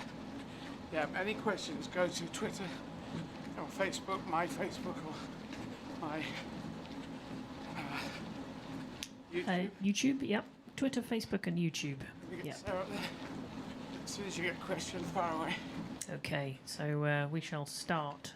So first question from Hayley Hart, who asks, Eddie, do you think age 60 is too old to go back to university? No, I would encourage any people at any age to go to university, and the Open University, which is a wonderful idea. Hopefully that's in other countries as well. You can do that by correspondence anywhere. In maybe anywhere in the world. I think I got an honorary degree from Open University, I believe. It's very nice, huh? Or maybe I made that up. But nice people. And yeah, any time. If you're 60, go. If you're 70, because you've got to keep the brain active. Otherwise, dementia seems to get in if you're not pushing the brain enough. So, from the Open University, which is obviously a lot of brain work, to crossword puzzles, Sudoku, learning languages, keep that brain active. That's what I say. Okay, next question. Okay, next question is from Janice Miller-Kellerman, who asks, or who says, Get Duped had some shades of Python at times. Did you have any influence on the writing? No. Lillian Dorff did the writing and the directing, and so that wasn't me. If any of you feel that the film was Python-esque, that's Lillian, and that's him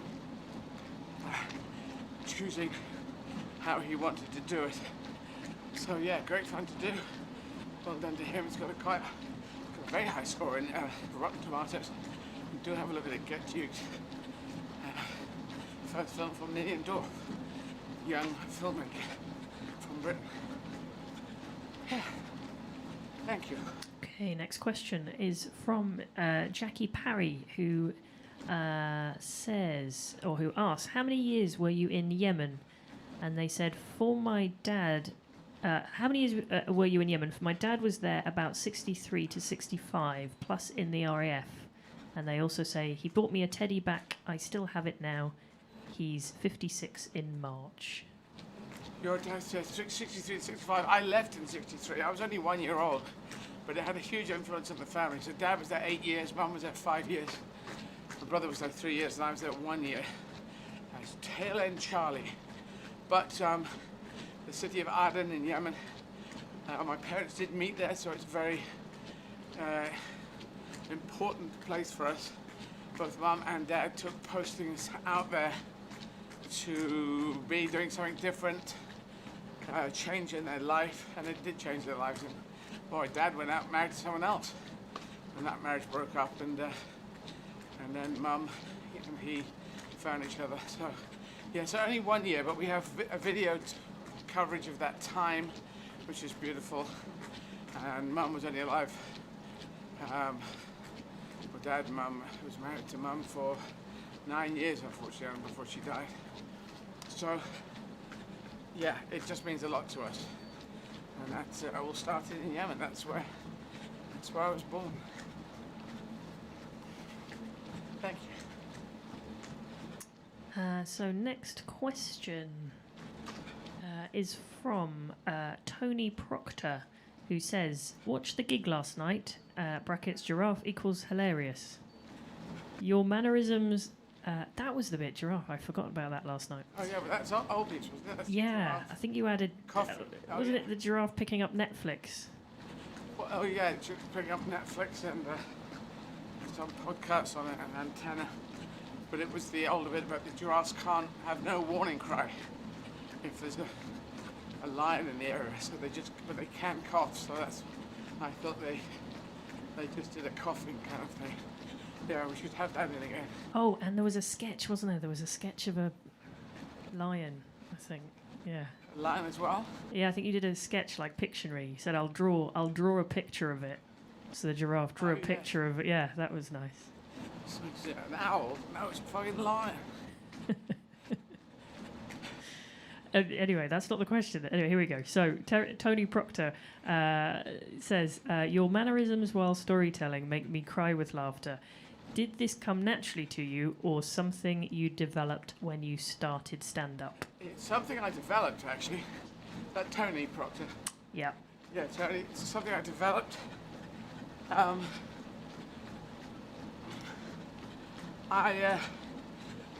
like the idea of doing sketches because I was very influenced by Python, and so that's really how I started, which isn't really storytelling. It's more character-driven sketches. There's a story in the sketch, but I had to develop my own voice as a narrator for the sketches that I now play out with very multiple characters. And so that I developed through street performing into stand-up. So yeah, that was a developed thing. It wasn't there at the beginning. I looked for it. I saw that it was there, that other people did it, and I thought I have to get it so that I can do that. So yeah, that was a found thing. So I'm glad you like it. It's yeah, there were some funny pieces last night, and I just have to keep pushing away at that. Okay, next question from Kayla. Kayla XX Kayla 79 on YouTube asks, if you could fire Donald Trump out of a cannon to any location, where would it be, and what would you put in his rucksack? In his rucksack? Yes. Firing him out of a cannon. I don't know why. I don't think he'd wear a rucksack, so I don't quite understand that rucksack bit. But because I think Donald Trump is firing himself out of a cannon of lies into the big pool of lies that is history. I think he thought he could get away with it. And it seemed a bit like in America he was getting away with it. But hopefully now he will not be able to get away with it because he has lied. This is a curious thing. People say, well, the other side of the lie, there's another truth. No. Some things are absolute facts. That he did lose that election, and that's it. And you know, some people check on the deep internet. What the hell is that? Well, it's an internet of lies. It's just, you know, all the Republican people who are officials there, they're saying, no, this is true. This has happened. You know, and some people lose, and he lost. He got heavily thumped. It was a landslide. To Joe Biden, and the definition that Donald Trump said it was a landslide because he claimed it was a landslide before, so therefore it must be a landslide now to Joe Biden. An extra, how many was it? So 8 million more people in America voted for Joe Biden. So there you go. So yes, out of a cannon of lies into a history book of lies. Okay, next question is from Tekwoo's Art, who asks, or who says, hey Eddie, do you like voice acting for animation? You are awesome. Thank you very much for saying that. Sorry, what first name? Tekwoo's Art. So Tekwoo, comma S. So someone called Tekwoo, their art. This is on YouTube. Tekwoo's Art. Tekwoo, thank you. Yes, I do like doing voiceovers so you can play strange characters with voiceovers, so I do that. I like to do that and get the chance to do that from time to time, not all the time. But so yes, I'm happy to do that when they give me the offers, which come through sporadically. I need to set up my own. I need to do my own animated show. Now I've wanted to do that for some time, so I'm just a bit behind on that. Yeah. Okay. Okay, next question is from Wen Lau, who says, or who asks, Eddie, if you were given the opportunity to go to the ISS, would you do it? International Space Station. I might. I'm not sure. There need to be an extra thing. I wouldn't go to the International Space Station just for going there. Hi, I'm here and I'm going there now. I wouldn't do that, but if there was a reason, good reason behind it, good extra things we could do, another thing that could help make humanity great again while I'm up there, then I would consider it. I do get travel sickness a lot, which doesn't necessarily translate into air sickness, but the idea of being up there and being space sick all the time would not be good. But maybe you get used to it. But I sort of get the impression, well, I don't know how it works, space sickness. It just doesn't seem to behave the same rules. So yes, definitely consider, but couldn't tell you right at this moment. No one's offering me right at this moment. Thank you. And I remember we found out that interesting fact that you can be too big for space. Yes, I knew that from. If you watch From the Earth to the Moon, you'll see that fact come in. So one guy was jumping up and down to compress his spine because they were going to measure him the next day. Oh Christ! Okay. Yes, I think the cut-off is 6'3". I think I guess to fit in the capsule. That's kind of the thing. It might be smaller these days. In the Soyuz ones, to go to the ISS, you have to get into the Soyuz, Russian Soyuz spacecraft that takes you up there, and I don't think it's that tall. Well, obviously there's a height limit. Yeah, that kind of looks like the idea that you can be too big for space, but there you go. Next question is from Niall McIlroy, who says, Hi Eddie, were you a Queen/Freddie Mercury fan? And that's from Niall in Perth, Western Australia. No, Queen, I was very selective and eclectic with my taste. I like the certain distinct things I liked about Queen. Was not wild about them playing Sun City. Freddie had a great charisma in front of a live audience. The fact he was from Zanzibar, that is interesting. He never talked about that, though, really good. That would have been nice to have more of that up. And so there's a number of things in his life which I really liked, and Queen itself. I like the drive of Queen, the fact that they still want to be relevant these days. I want to be included, so that they're still pushing for that. And so I admire her as opposed to a fan. I'm not sure if I was a fan of...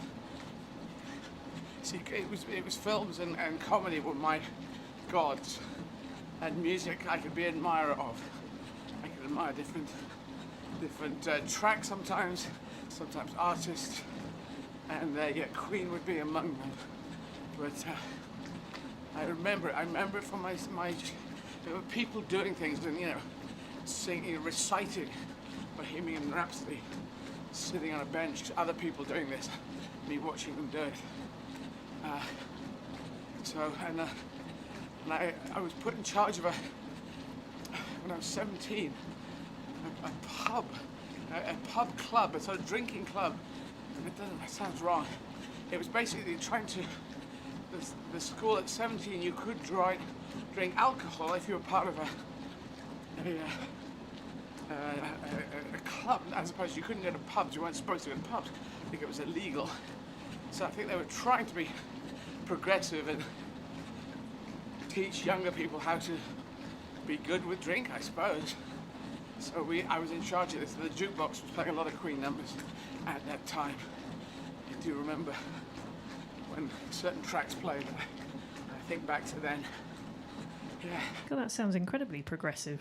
Yeah, it does, and the school wasn't terribly progressive at the time, which is weird. I don't know how it happened. I was voted in. I remember voted in as someone who's going to run the thing, and I hadn't put myself forward. I was kind of paid pissed to off do about it. Yeah, it seemed like a lot of work, and it was a lot of work. But I had to do that. Did it work?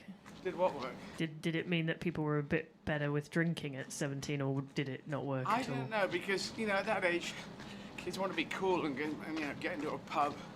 If they're not supposed to be in a pub, that's more what they want to do. So I think some people came in and it was there and it was used, but it wasn't the cool place to be. It was just a place you could be at certain times as well. They had to be open at certain times. I can't remember what times. What time would they encourage people to be having a drink? Probably just lager and cider. Yeah. Was it wine? I don't remember wines and spirits. Yeah, it's really beers and ciders. That reminds me, there used to be a pub in Edinburgh called the Penny Black. You might remember it. That I think was only... I think it opened at 7 in the morning, I think.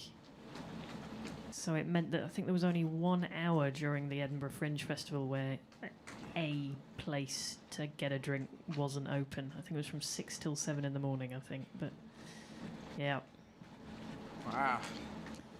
Oh, and actually, here we go. Talking of the Edinburgh Fringe, question from Karen Ross, who says, "Hi Eddie, do you think you will go back to the Edinburgh Fringe again? You are amazing, such inspiration." And they also say, "P.S. You encouraged me to run 25 kilometres last week when I'm not much of a runner." Oh, that's good. Oh, well done, you. Could you repeat people's names when you finish the thing as well, sir? Because I tend to listen to the thing and I think, oh, what's their first? So that was Karen. Karen, thank you, Karen. Well done, Karen. Well done. Doing all that running. I will be going back to the Edinburgh Festival probably. Well, yes, to try my new drama shows rather than my comedy shows. So that's why I'll be test driving new solo performances of different plays or books that I want to do. So that's how I'm going to do it. Ow. God, I'm having problems again yesterday. Not good. Foot and leg. Yes, but I will go back. It's quite a thing. If you haven't been to the festival, it's great to watch, go there and partake, viewing shows. If you're actually being in it, it's if you want to be professional, you kind of have to do it. But it's a bit of a bun fight. And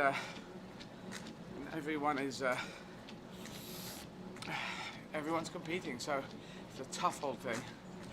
But I did 12 of them over 13 years.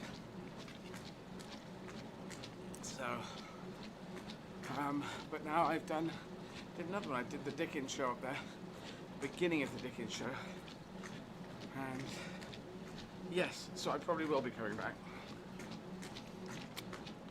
Okay, next question is from Mimi Brasser, who asks, "What app can you not live without?" That's from Mimi. Oh, loads of them actually. Well, I like the weather ones. I like to see what the weather is going forwards. So I do have several weather apps. So I like those, but the road apps, the map driving apps, the looking up, online search apps. That's good. One that do time and alarms. There's a whole bunch of them.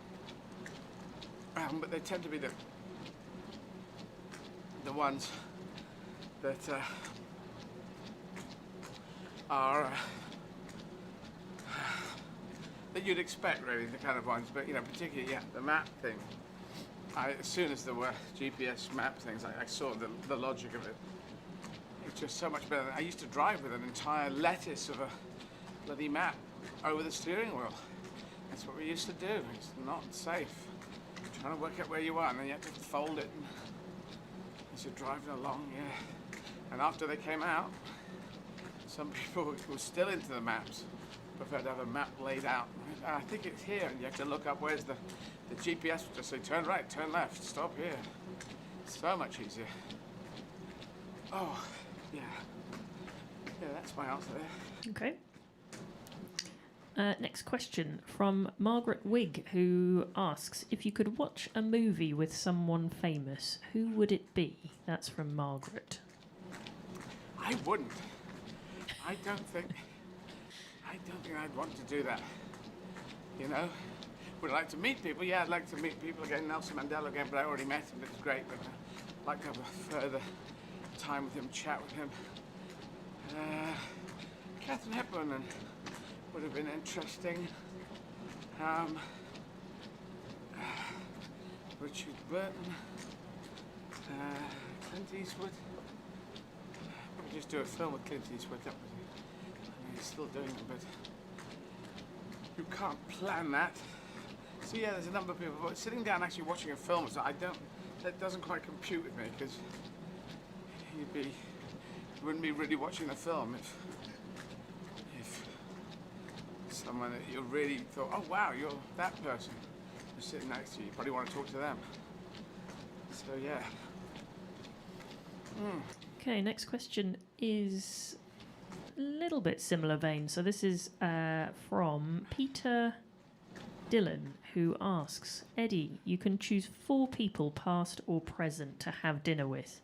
Who do you choose? That's from Peter. Oh, I don't know. These are similar questions. I find these very difficult to answer. I don't work that way. But I'd say Nelson Mandela, Mohandas Gandhi, Abraham Lincoln, and John Lennon. There you go. There you go. And actually, someone's just asking, I think this is a following on from this, but asking what your thoughts are on Greta Thunberg. And that is from Stian Stinaldo Skarvesland. Apologies, Stian, if that's wrong. First name Stian? Stian, yes. Yes, Stian, yes, doing great work. Keep doing it. She's out there and taking a stand, so well done to her, yeah. Absolutely nothing negative to say and everything positive to say. That's what I'd say. Okay. Next question. Franca Perotti says, hi, Eddie Izzard. Who are you touring again in the UK when this COVID is over? That's Franca. Franca, is that who are you touring again? When? Are you? What? Are you touring again in the UK when this COVID is over? No, not overtly, because I did a big tour and I sort of... there could be sporadic pieces of touring, but I'm going to do mainly film things, and because I need to get a seat to run in politics. So touring my stand-up is going to be a secondary thing. Touring, doing Dickens, Great Expectations show, I will do that, and meanwhile I'll just be filming dramatic roles around the world. So that's my plan after COVID, while keeping my eye out if there's, in case there's a by-election for a seat, or if not, thinking towards the next general election. Okay, so next question, and just so you know, I've had a little update from Tim. We might add a little more strapping to your leg on the next break, just so you know. So next question is from Tommy, who asks, Eddie, what made you decide to name so many of your characters Steve? And that is from Tommy. Well, Steve and Jeff, it's people I knew at school, and it's designed to be like Jimmy Stewart in every man, in every person. It's not, they're not supposed to be someone who in negative situations are positive, because Mr. Stevens is very positive. You know, sometimes they seem to be on the wrong end of a situation, or sometimes they're in charge of a situation. So everyone's Steve and Jeff. These are names from people, you know, people you met at school, and so I liked the idea of having that in the show to represent an every character type person. And Janine is the other one. So So yeah, that's how I do it. Kind of like a Jimmy Stewart and Everyman kind of thing. Yeah. And I guess time for one more question? Yeah, one more. Okay, so this is from Moog Gravit, who asks, when was the last time you laughed yourself to tears and why? And that's from Moog. Well, maybe last night. Well, last night I had a good laugh because I came out with ad-libs about giraffes and their antenna and what you can pick up. They seem to have antenna. But laugh yourself to tears, I'm not sure. Those do happen. And I try, I do like to laugh, but I don't note them down, I'm afraid. But I like to sort of ad-lib and do stuff, so I like to make myself laugh with stuff that comes from within myself. So that's a fun thing to do. That I'm always trying to entertain myself in every gig. So that's how I do it. I suppose the bar is quite high, isn't it? For making you laugh yourself to tears. Yeah. Yeah, I have heard a lot of things. But yeah, that's my answer to that. I'm sorry now, I'm gonna have to stop and get more strapping on my left thigh. I don't know what it is. It's kind of the same area, but Yep, I think we're just going to add a little bit and just try and make that increase the tension on it a bit. It sounds like that might do the trick. Alrighty, stop for a bit and we'll be back with my good friend Vince Henderson. We'll talk about street performing at 4 p.m. in 6 minutes.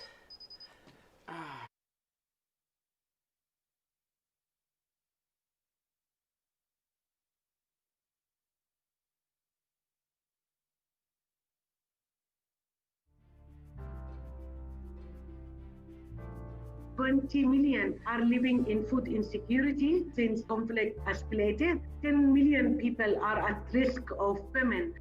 3 million to 4 million people are displaced. The damaged infrastructure has hit the water supply for humanitarian assistance are about 80%.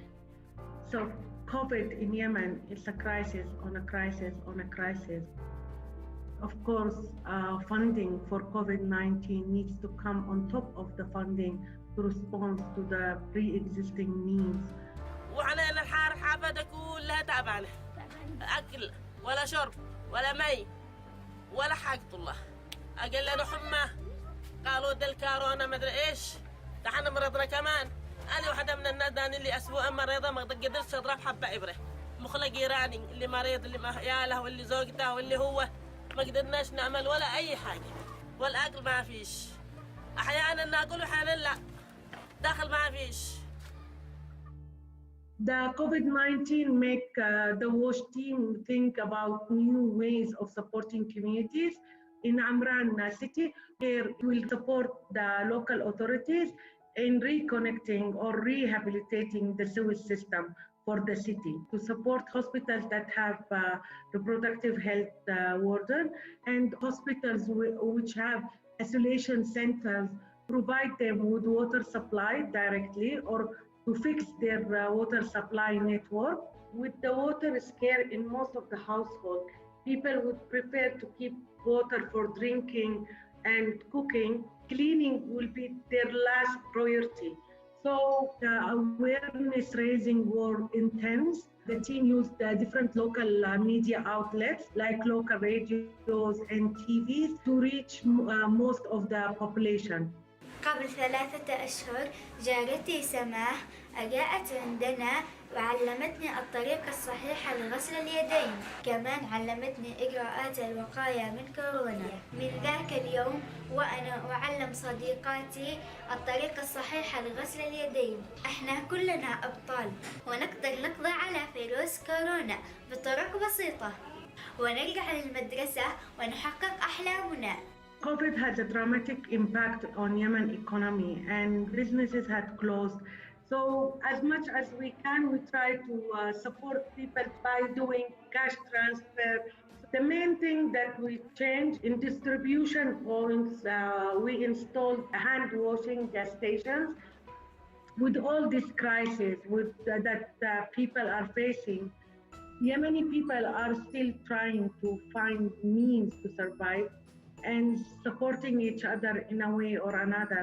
Also, their positiveness in receiving any support they get from any humanitarian actors give fulfillment to everyone working in a humanitarian sector in Yemen.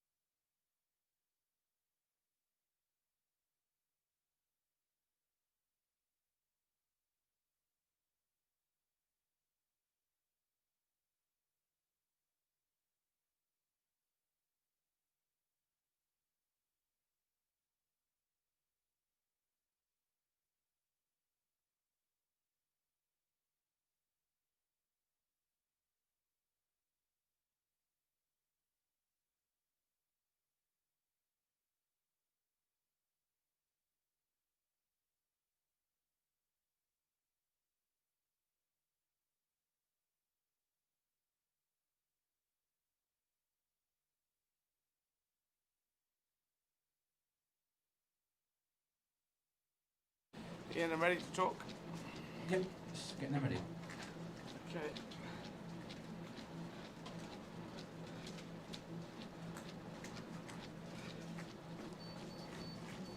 Hi Eddie, put them through now. Hello. Hi, Vince. How you doing? How are you? Fine. How was your gig? The gig last night, that was all right. I had to come back and do more running after the gig, though. That was because I had this ache, which I've got today in my left thigh. I don't know why. It's just, it's come back again. So sometimes if I can't make it, I have to just finish at 6:30, go and do the gig, and then come back and run more. We'll see today, because I'm already behind. So it is because it's a treadmill and it's quite hard. Yeah, the treadmill, you know, it pushes your legs back. Yeah. Which is different to actually running. So it works in a different way, but I don't know why different bits of my body are having problems, but there you go, that's what happens. So how are you doing? Fine, thank you. I'm very healthy and happy. When I run 5 miles, so it's pretty easy. When you do what? You do 5 miles? Yeah, that's really easy. Just run with your headphones on. Really simple. Come back and you feel healthy and happy. And then you sit around all night and drink cocktails. Perfect. Is that what you do? Is it a 5 mile run your thing? I do 5 miles because it's nice.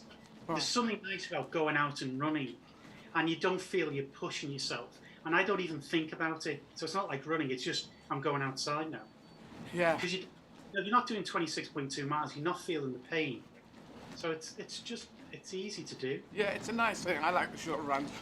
Now tell the world, seeing as the world is listening on television, on humanity television here, tell the world about yourself, about how you got, because we knew each other from street performing. How did you get to the point of being street performer? Take us up that road of your early life to street performing. Okay, fine. I'll talk, but you stop me if you need to interject. So basically, grew up in Liverpool, went to university, did all that sort of stuff. Didn't know what I wanted to do. Hang on. What did you do at uni? I went to do English, which I did for a year, and then I got bored and I changed to theology, and I did theology. Oh yeah. And which university? I went to Bristol. All right. Okay. Very good. I have to say, I spent 4 years. I did a lot of stuff. Didn't do much theology. I met a lot of people and had a really, really nice time. That's basically what I did. Okay, now hang on. Again, I'd just go wild and learn as much as possible and pass an exam. And then I'd have another year when I did nothing. English can be quite dry. Well, in my head, English literature, but theology. Actually, I think I'd be quite interested in theology, but were you a believer when you started doing theology, or were you just something curious about what everyone in the world thinks?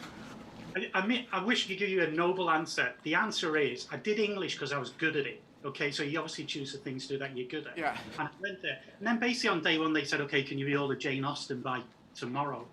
And I started to lose the love of English, but I didn't want to leave university. And my friend Ruth said to me, she did theology, and she said, we only do 2 lectures a week. And I just thought, that sounds perfect. So I did theology for 3 years, but the course at Bristol at the time was fantastic because it wasn't just all, read the Bible every day. It was doing things like I did the confessional church in Germany in 1935 to 1940, the war years. So what you're doing there is you're doing history, and I did theology and drama, so you're doing drama. I did theology and ethics, so you're doing science. So I always chose the courses which had a theological aspect to it, but weren't exactly theology. And I just did that and had a really nice time. And then I did what most people do when they leave university, which is wander, not know what to do really. I didn't do that, but you're focused. You've got drive and ambition. Right, but so you've never been a driver person and ambition. Neither of those two things have been really on your radar screen. I mean, that's an interesting. Well, that's not true because if you grew up in a housing estate in Liverpool, to go from Liverpool because I grew up in Cantrell Farm, which was one of the toughest housing estates in Europe at the time. Right. Left from there to go to Bristol University, that takes something, and I was driven then. But what drove me then was because I wanted to get away and to go somewhere and better myself. And that's the drive. But once I was there, I didn't feel the same drive. And then I went off and, obviously traveled the world a bit and then became a street performer. And I was very happy being a street performer. And then I started to lose the drive again because I could do it. And then I did TV. And then I met my wife and, life continued.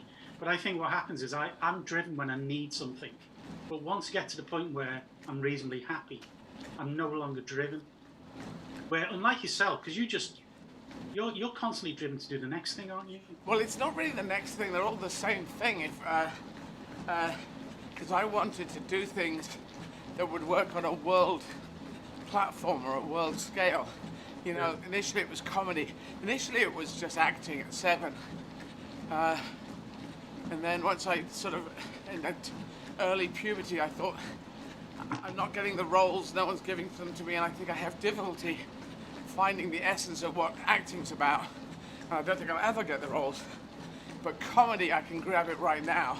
So I moved to comedy, but it took so long for comedy to take off that when it did, I thought, actually, I'm going to go back and get drama. Because I could articulate what I loved about it, and I felt I could go and pull it out of me, pull the talent out of me. That's what I think I've developed, is the ability to pull things out of myself by being determined until I've actually got a living, working version of what it is. Because I couldn't do street when I started street, and I couldn't do stand-up when I started stand-up, and I couldn't do dramatic acting when I started that. Or probably politics, how do you make a speech in politics, or running marathons. So if I really want to do them, I just pull it out. But I'm not doing multiple things. It's only 4 things I do. It's only 4. It's not multiple. It looks like I'm just doing this and that and the other, but it's only... The street thing's really interesting, isn't it? Because you said it yourself, street performing is one of the hardest things you've ever done. Yeah. And your comedy, the ease you have on stage comes from being on the street. Yeah. And I think it's one of the art forms that people don't really understand. Even now people will say to me, what do you do? And I'll say street performer. And they will, people in London or Paris or New York might, because they see it. But I know lots of people around the country who just look at me like, do you play guitar? I'm going, no, that's a busker. And they go, oh, do you stand like one of those statues? And go, no, I do street theatre. And I think it's just something that people don't understand, not only what it is. I think we should define or explain how it works. Well, yeah, street performing is an interesting thing. I saw it first at the Edinburgh Festival. Yeah, I saw a street band called Pookie Snackenberger that in the end turned into Stomp, who now are established around the world in theatre shows. And there's a theatre group called Cliffhanger, and they did amazing shows, but they were about 10 to 12 people. So if you have 10 to 12 people, you will get a crowd. But just playing on the street seemed immense amounts of fun. And that's what I wanted to do of it. It looked easy at the Edinburgh Festival when there's lots of people milling around. Yeah. It's easier to do. Yeah, it's really easy there. And you go down to London at Covent Garden where people are just getting on with their lives day to day, have a coffee, go and see a film, do some shopping. Trying to interest them more than all the other distractions is incredibly hard. And I thought it was easy.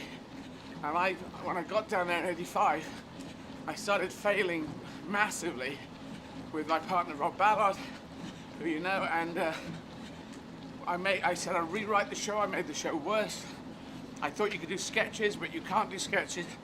And above all, I found the thing about street performing, in the end it teaches you a lot, but you've got to understand coming in that attention spans drop, and adults have the attention spans of children, and children have the attention spans of animals. It's just, everything shuts down. And you have to be dramatically interesting. You have to be thunderously interesting. You have to get something that works and can hold attention. In the end, as you know, I was escaping from a 5-foot unicycle from a pair of handcuffs. Yeah. And people are going to stick around in case you die. I always thought that was my one. People would stick around. Maybe this person will die and fall over and kill themselves. So even in the rain, they'd stick around, because of that attraction. Otherwise it was too hard to hold people, I found. But I think the most important thing is starting off, because that's the tricky. Okay, you've got a unicycle and you've got manacles on, that's fine, but that's that's 35, 40 minutes into the show. Yeah. Those first few opening minutes are really, really difficult. Yeah. I mean, I think we should explain to people, because you start, I mean, street theatre, you basically go out in a big space, and there's no warning. People don't expect you. They don't even want to see you. Yeah. You have to get an audience of 2 or 3 people. And once you get them, you can get 7 people, and then 10 people, and then 50. And you end up with 150. But the psychology of that, I think, is I actually do. It's fascinating. I think they should make a documentary about it. Yeah. No one knows that. No one talks about it. And that's a really, really hard thing to do. How did you start your show? Can you remember? Well, this is the thing. I was performing with Rob Ballard. We were doing knockabout comedy, making a bucket of water disappear, making a bowl of cornflakes disappear. Very broad things. The bowl of cornflakes, I'd just eat it in the end, so it was all silly knockabout rubbish. Disappear? Sorry? How did you make the water disappear? We had a bag. So we have a bag, bucket of water, bag, gonna make it disappear. Ladies and gentlemen, bucket of water, bag. I'd hold the bag, Rob would have the bucket, and you could see it was water. And he says, I now give, he had the bucket and the bag. I now give this bag to my partner, and when he gave it to me, he'd sort of shield me, and we'd get kind of close together. I'd say, give it, just give it to me, just give it to me. No, shut up, just do it. And we'd make a lot of noise about it. And by the time he moved away, I'd had the bag that was obviously different. It was an obviously different bag, different color, different stitching and everything. So we were trying to be very bad. And so I had a bag that would be a plastic bag. It was probably a paper bag initially.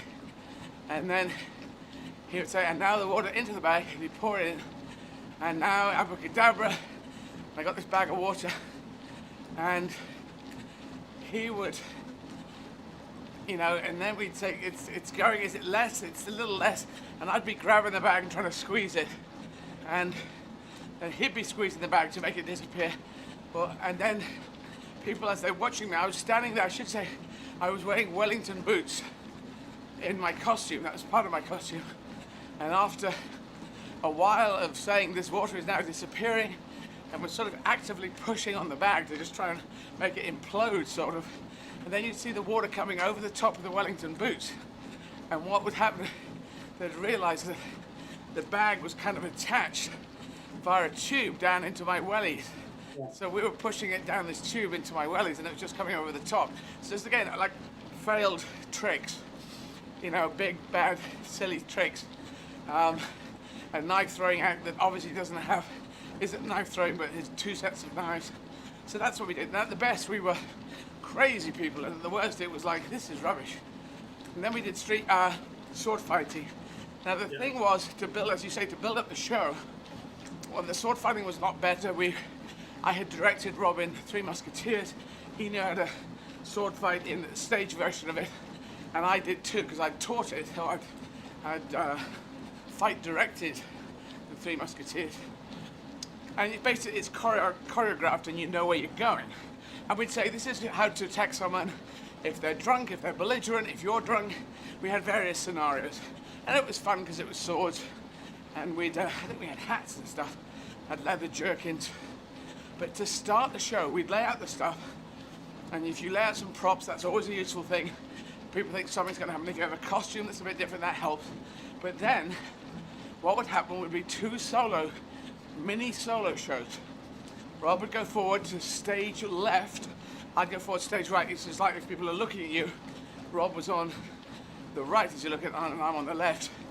But as we were looking at the audience, I was going down the right. So I would talk to that quadrant, that quarter of the audience, or that half, and I would just try and build up a little audience, one-to-one, or me to them, on that side. And Rob would do the same on that side. So we do separate shows, separate 5, 10, 8 minutes of, hello, we're doing this show, stuff's gonna happen, it's gonna be swords, it's gonna be, you put things out there, intrigue them, and I realized I was getting my own voice. I knew I had to develop my own voice. So what I was doing there was developing my relationship with a separate audience, even though my partner was over the other side. Once the show started, it would be a double act, and then you have to wait for your partner to say things, and then you say things, and it's a different beast. But those mini shows there, at the start of every show, was the beginning of the rest of my career. And then Rob went on holiday, which is great. I totally understand, you take breaks, go on holiday, and I had nothing to do for 2 weeks. I thought, I can't work, so I thought, I'll do a solo show. And that changed my life. Borrowed some ropes and chains of Paul Keane, Captain Keener, and I went out, I did a show, made 10 quid. It was a bit all over the place, had a bit of a countdown. People would wrap me up in ropes and chains, but there's a way, that if it's being done to you, you can usually get out. And I got out, and I made a 10, and I thought, I'm doing this, because I had all the control, I had all the show. One thing about a double act is when you ad-lib, and when you go off script, you have to look at your partner. If it's one, if it's two or three, you have to look at the rest of the cast to see what I'm doing. Are you okay with this? I think this is funny. Do you want to join me? And sometimes they go, just can it, I don't think it's funny enough, or we don't have the time to do that. But on your own, you can do what you want, when you want, say what you want. It's so freeing. But the big thing was I knew I never, ever wanted it to be a solo act. I couldn't do a solo act. It was not me. That was not for me. So when I fell into it, because I just thought, I'm not standing here for 2 weeks not doing anything. After that one show, we'd amicably split within 2 weeks. And a guy called Richard Parry, who was also in Three Musketeers, knew how to sword fight. He was down at Covent Garden. He wanted to be in a double act, do something. And I said, well, if I leave, you can go with Rob. And then Rob just carried on seamlessly. We had some kids' TV gigs lined up. They took those. I went off on my own. It was all fine. And from there, I went to this standing street show onto a 5-foot unicycle and a pair of handcuffs. And escaping from that, and I developed this big show. And I developed my ability to command an audience on my own. And that was the making of me. And it was never planned that way. That's interesting. And I changed my plan as well. I wanted to be somewhere as fast as possible. So in a TV show, like a Python show, like a fast show, like a bit of Fry and Laurie. By the age 25, that was my driving thing. And at 24 and a half, I knew this is not going to happen in the next 6 months. I'm nowhere near on anyone's radar in television. I've got to change the way I work. And who cares about as fast as possible? No one ever says, let's watch this person. They're rubbish, but they got there really quickly. And they put the show together very quickly. And no one cares about that. And contrarily, no one ever says, this person took 15 years to put this together. And it's brilliant, but what a long time to put a show together. What a long time to make a piece of artwork. So let's ignore it. That doesn't happen. People care about how good it is. So I changed at 24 and a half, not to get somewhere as fast as possible, get somewhere as good as possible. And I changed my mantra. And then I was just working on the street show, working on what I was saying, and I came up with stuff which I thought was kind of beautiful for the street. Like people would walk along, I don't know if you ever saw me do this or if I told you that I did this. So if you're building up a show, you know about building up a show. You're trying to get people together, ones and twos and couple, and here's my, just talking away. And then there would be an old couple, a man and a lady, walking along, just dressed as an older man and old lady would. And I'd say, this is Jeff and Sheila. They're friends of mine, they're dressed up as old man, old lady. Jeff, hey Jeff, Sheila, you're looking great. I'll believe it totally. You're in there. And they most probably ignore me. I'd say, there they go, they're in character. They cannot acknowledge me. Jeff and Sheila, excellent work. Or they might look at me and they go, yes, Jeff, hey, good on you, mate. Whatever, then I could it looked like it was kind of real. Or they might even say, go away, I hate you. I believe that, Jeff, I believe that. So in character. Aren't they brilliant? Jeff and Sheila, big round of applause. And they knew it was rubbish, the audience did. Imposing scenarios, I call it. And I would say, Jeff and Sheila will be back in 5 minutes, dressed as completely different characters. And there'd be a mother with a young child. I'd say, there's Jeff and Sheila. Sheila's the mother, Jeff dressed up as a small child. Jeff, you're looking excellent. You're only 5. How could you do that? And I'd impose that scenario on someone else, as if continuing the thing. And the audience really loved it because it was like so silly. Yeah. And but I think there's something I think it's really interesting. It's in your comedy, is that concept of failure. Because when I started, the way I opened my street shows, I put all my stuff out. Put my unicycle and my machetes out, and I put a small little fairy animal, a toy animal out, and I'd take out a bullwhip.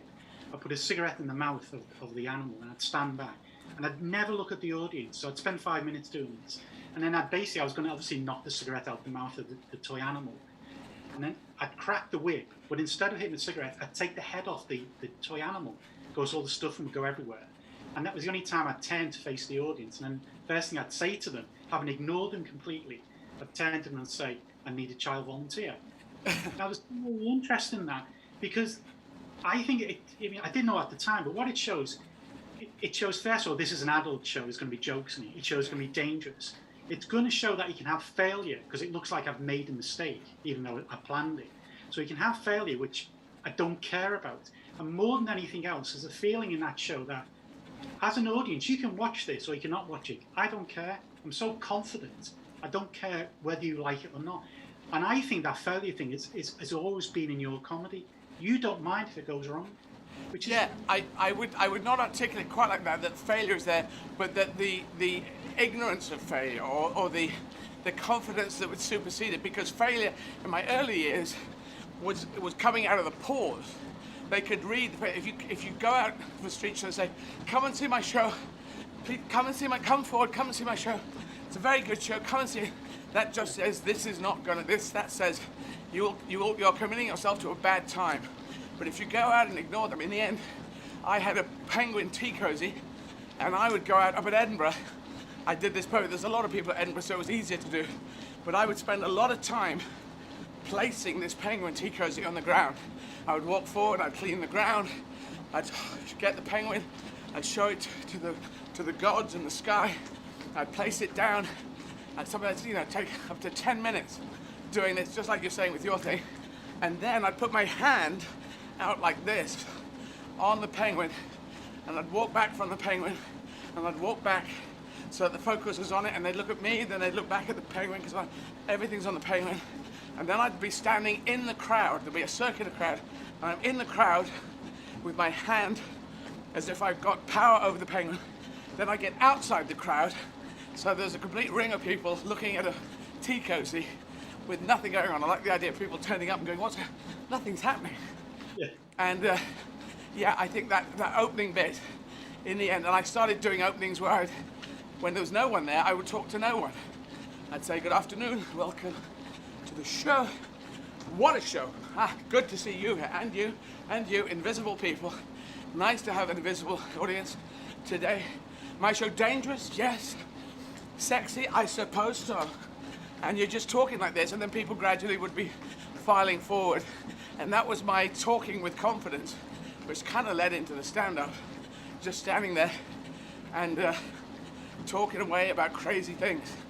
So I loved it, yeah. I don't think we emphasise just the strength of that. I mean, that comes from the idea of doing that. In any other job, you wouldn't do that. You wouldn't start off with the possibility of failure or just talking to yourself. You just wouldn't do it.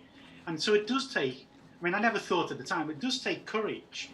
And it does make you indestructible, doesn't it? Because, I've seen you, for you to open an arena show and come on, the first thing you say is thimbles. Yeah. Automatically, it shows the audience that it doesn't matter what happens. You've got so much confidence. No one else would do it. It's like a superpower. And I think one of the problems with street performing is not enough people see it. You know what it's like, because you've lived those days. When you see those big shows at Edinburgh, when you'd see like 300-400 people, and there'd be the Vicious Boys or Pepe or someone like that doing this massive show, and the delight and the joy of the audience, because there was a lot of tourists, but a lot of local people would come and see you. Yeah. And it's like they were seeing Hamlet at Stratford, or they were seeing the National Theatre. It was street theatre. And I remember people sort of couldn't, they watched the show for 45 minutes, an hour and a half. And at the end of it, not just me, but everyone else, people come up to you and go, that was amazing, it should be on TV, it's fantastic. And you think, yeah, I understand that. But I can't believe that we don't do that more often, that we don't have that sort of that community thing of this is theatre, this is for everybody. But you don't, you know, nowadays you go to theatre, you pay your 67 quid and you go into the National Theatre and you sit for an hour and a half, and it might be good, it might not be. I don't think enough people love street theatre in the way they should. Well, yeah, it's difficult. I understand this. Look, we're going to talk more about this. I'm afraid I have to go on to my next guest because we have these half-hour slots. But let's have you back on repeatedly over the next 2 weeks, and we'll go through everything: life and theology, street theatre and theology, and bagpipes and everything. So, is that okay? That's perfect, because you know how busy I am in my hectic life, Ed. I know you're busy and making your shirts bluer than blue. It's a very good blue shirt you got. Listen, take care, mate. Watch your legs. Yeah. I'll talk to you very soon. So we'll have you back on in the next couple of days or few days. We'll just be in touch, okay? You're on call, like a doctor. Thank you very much. Yeah. Okay. Cheers, Vince. Thanks for talking to us. Okay. So, God, I'm struggling. I'm gonna walk for a bit. But now, can we throw this video on? Yeah, we can. Let's just throw it on and then we'll go straight to Jordan and Tim. Jordan, Higgins, and Tim. Volume when you can. So, running in Tallinn and Estonia. And I'm not running, as you can see. I'm staggering. There's still running, walking, and staggering that goes on. And this is uphill. And I was going at trying to keep a certain pace up, but you can't always do that. Just run out of puff. Trying to get towards half marathon point. But yeah, more later. Hopefully I will speed it up.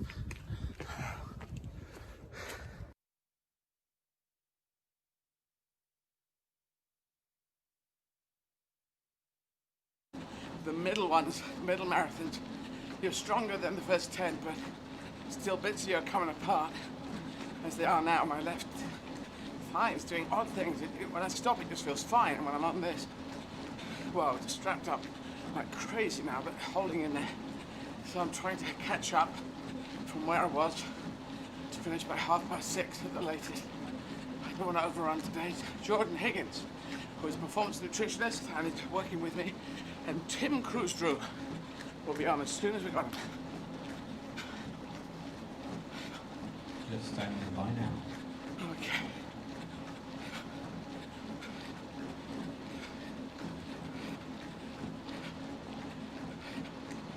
Putting you through to Tim now. Thank you. Hi, Eddie. Hi, Tim. Good afternoon. You all right? What have you been up to? Oh, nothing.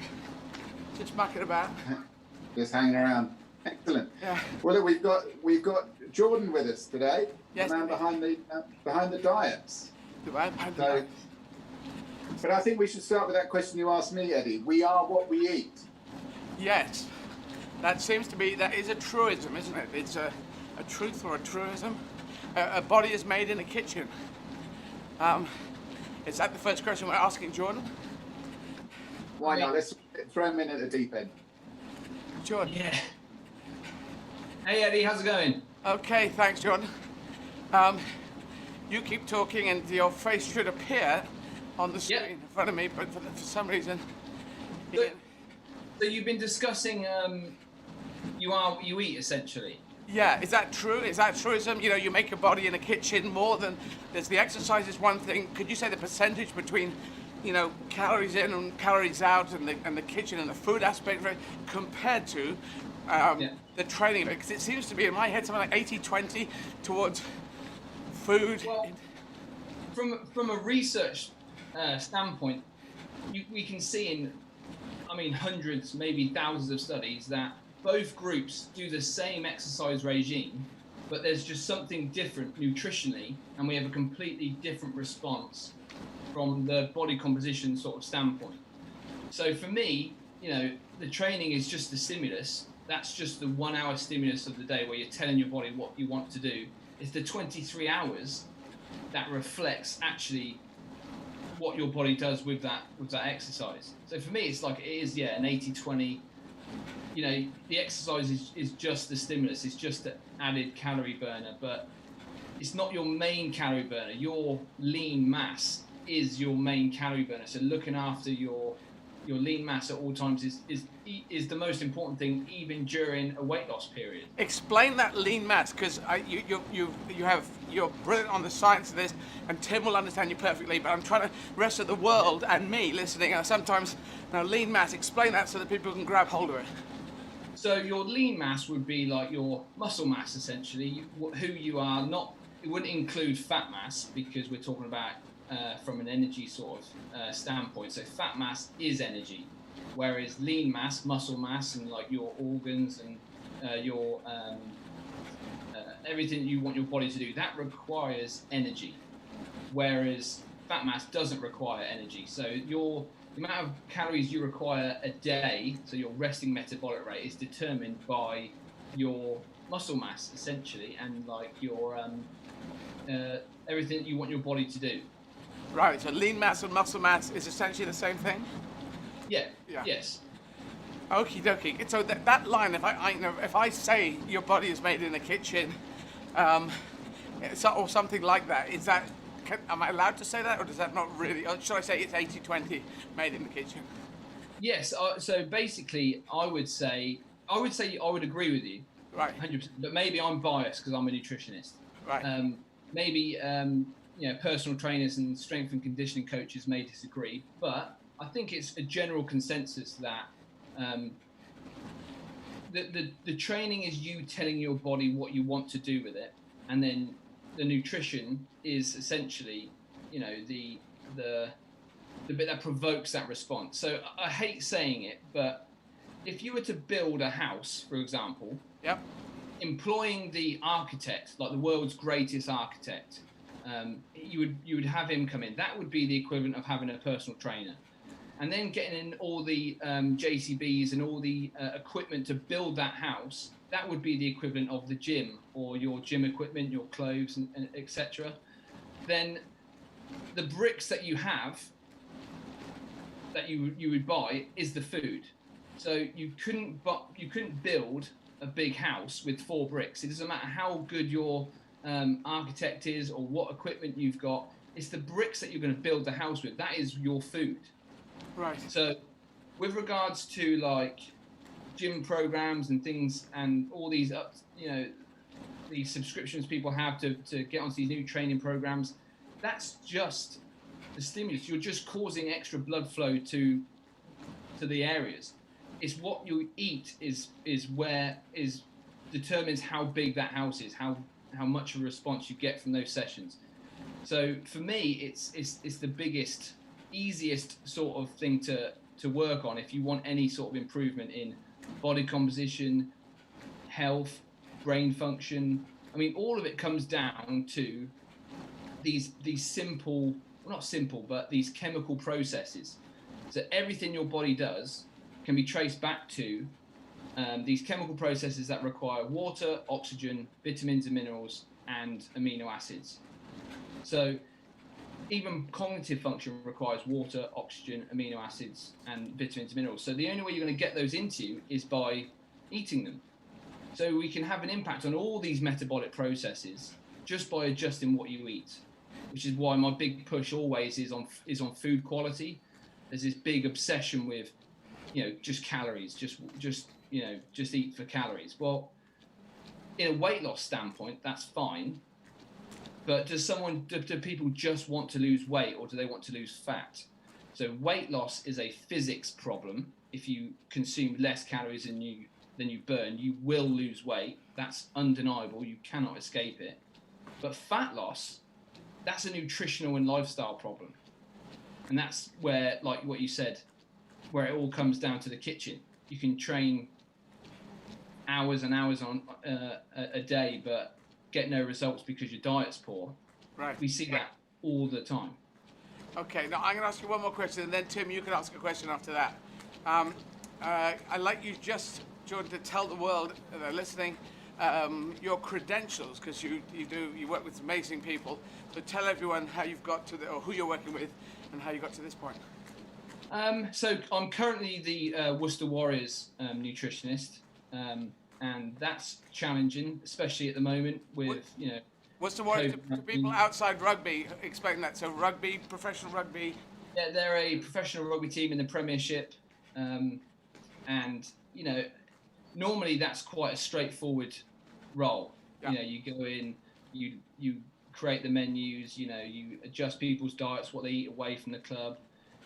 You manage all the supplements that come in, you give them advice around match days and things like that. But currently that's all up in the air with COVID protocols, who can get into the club. So that's a real challenge. I've done some lecturing over the years, working with, and then I've worked with a lot of individual athletes. I helped Team GB in the Rio Olympics. I looked after the archery squad, which was really an interesting experience. That was really enjoyable. And then, pretty much all sports really: cycling, boxing, rugby, football, cricket. So pre-COVID, I was doing a lot of work with the Worcester cricket squad. Right. That was really enjoyable. It's good working in different sports, so you get a different experience in increasing performance, but different performance. So with rugby, it's more about physicality, building strong, robust, fast athletes. Whereas I really enjoy doing the performance element with cognitive function, with hand-eye coordination, and increasing performance in those areas where you wouldn't necessarily think that nutrition would play a role. Yeah. So that's really good. And then years ago, I was an intern for the England Institute of Sport, and I helped. Well, I did very little, but I helped with the England rugby campaign in the World Cup, right? Which I won. I'm not saying it was because of me or anything, but I was just there taking some body composition results and things. But that was a great experience for definitely a young aspiring nutritionist. Okay. So yeah. And work with forces as well, or did I? Yeah, so we do a lot of stuff for different forces. So like the police. So we've just started with the SCO 19 group in London, working with the armed response unit with the police. That's really challenging. Again, looking at different forms of performance. Shooting accuracy. I never thought I'd be reading papers looking at shooting accuracy and how hydration and vitamins and minerals play a role in that. But that's been challenging in itself. We've also do some bits with the Marines, which is again another challenge. And when you're on your university courses, you rarely look at military performance, load bearing performance, and it's just good to challenge yourself and look at different areas that you wouldn't necessarily read about for like rugby performance or just generic sport performance or endurance performance. Right. Okay, Tim, over to you. Okay. Well, should we have a little play, so debunking some myths and talk about some fads and see where we go with there. So first one, carbohydrate was everything back in the sort of 1980s and 90s, where Tim Noakes wrote the old Law of Running and then wishes he could rip that nutrition chapter up. And then we kind of moved on to it in the last 10 years, the whole thing of running fasted to encourage fat burning or burning up fat. What's your take on that? Well, you're gonna have to bear with me because there is a bit of context to this. So, training in a fasted state, it does provoke some cellular response changes. So the adaptational response to exercise. So we know that when you run in a fasted state, adrenaline is increased it's heightened in your blood, and insulin is down low. So it forces more fatty acids into the cell for oxidation. So we know for a fact that fatty acids are used more to contribute to energy in a fasted state. Now, that has been almost misinterpreted as that will increase the amount of fat you burn during exercise. the fatty acids used as the energy source in that, it could be triglycerides, muscle triglycerides. It could be any fatty acids in your blood. Does it translate to adipose tissue, so the fats that you have around your body composition? So then the researchers looked at training in a fasted state versus not training in a fasted state, matching total calories in with calories out as best they can. And as far as I'm aware, there is no increased benefit from a body composition point of view from training in a fasted state. But it does increase the body's ability to utilize fat during exercise, which is potentially a good benefit, because that means that you're not just fully relying on carbohydrates as an energy source during endurance exercise. What it also does is it provokes more mitochondrial biogenesis. Now that's a long term. So the mitochondria within the cell is essentially the powerhouse of the cell. By doing endurance exercise will make you fitter by one mechanism is by producing more mitochondria.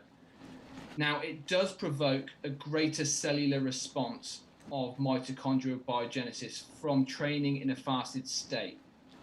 Now, so the way that works is that so it's got many benefits. However, another way you would increase mitochondrial biogenesis is to simply train a bit harder, train at a higher intensity, do more efficient exercise. So the problem with training in a fasted state is that we know you are running on low energy, so the stimulus, so your training intensity is lower. So the question becomes, well, why not just train with food, with carbohydrates, train at a higher intensity to get a higher stimulus to provoke the same cellular response to exercise and become fitter just as quick, and not burn as much fat during exercise, or train in a fasted state, increase your ability to utilize fats as energy source, but don't do it all the time. So we call it the train low paradigm, I suppose, where a couple of sessions a week you should train in a fasted state to make you more metabolically flexible on your energy sources during exercise. So you're just as good at metabolizing fats and carbs during exercise. So, and the answer is, yep. Kind of what you're saying is that learning to burn fat is almost a skill that you've got to learn, and you can do that by training fasted. Yes. So, but you don't want to be fully reliant on it, because we know the oxygen cost of exercise increases at the same work output when fats is your main energy source. That's because of the cellular makeup of fats versus carbs. If the people watching, if they want to get rid of the spare tire around their middle, then what's the best way to do that? Well, the fact is, so if you were to compare someone who's fasted exercising versus someone who's training with carbs, I would argue if you know that you're going to train at a higher intensity when you eat carbs before exercise, technically you're going to be working harder, because you can burn more calories, you can go at a higher intensity for longer.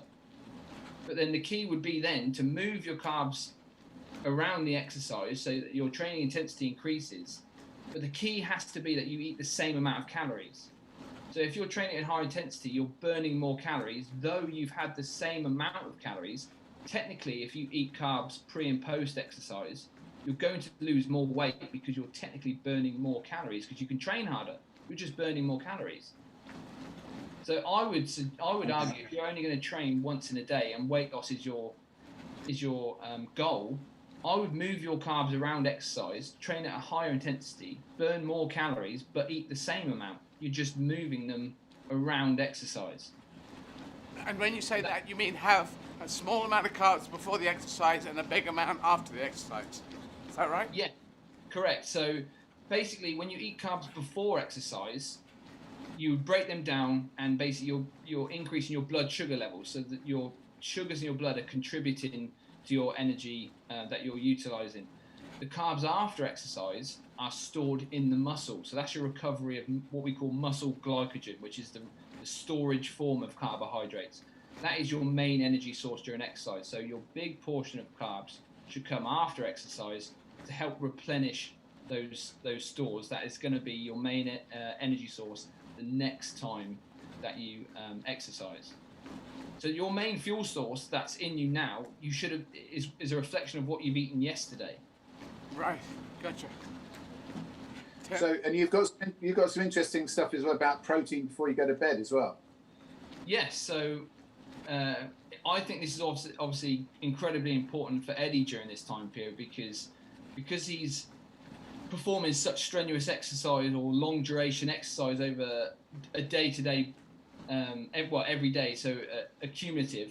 His recovery is crucial in between these different marathons because muscle damage is being incurred. So the best way to actually physically build and repair your muscle mass would be protein feeding.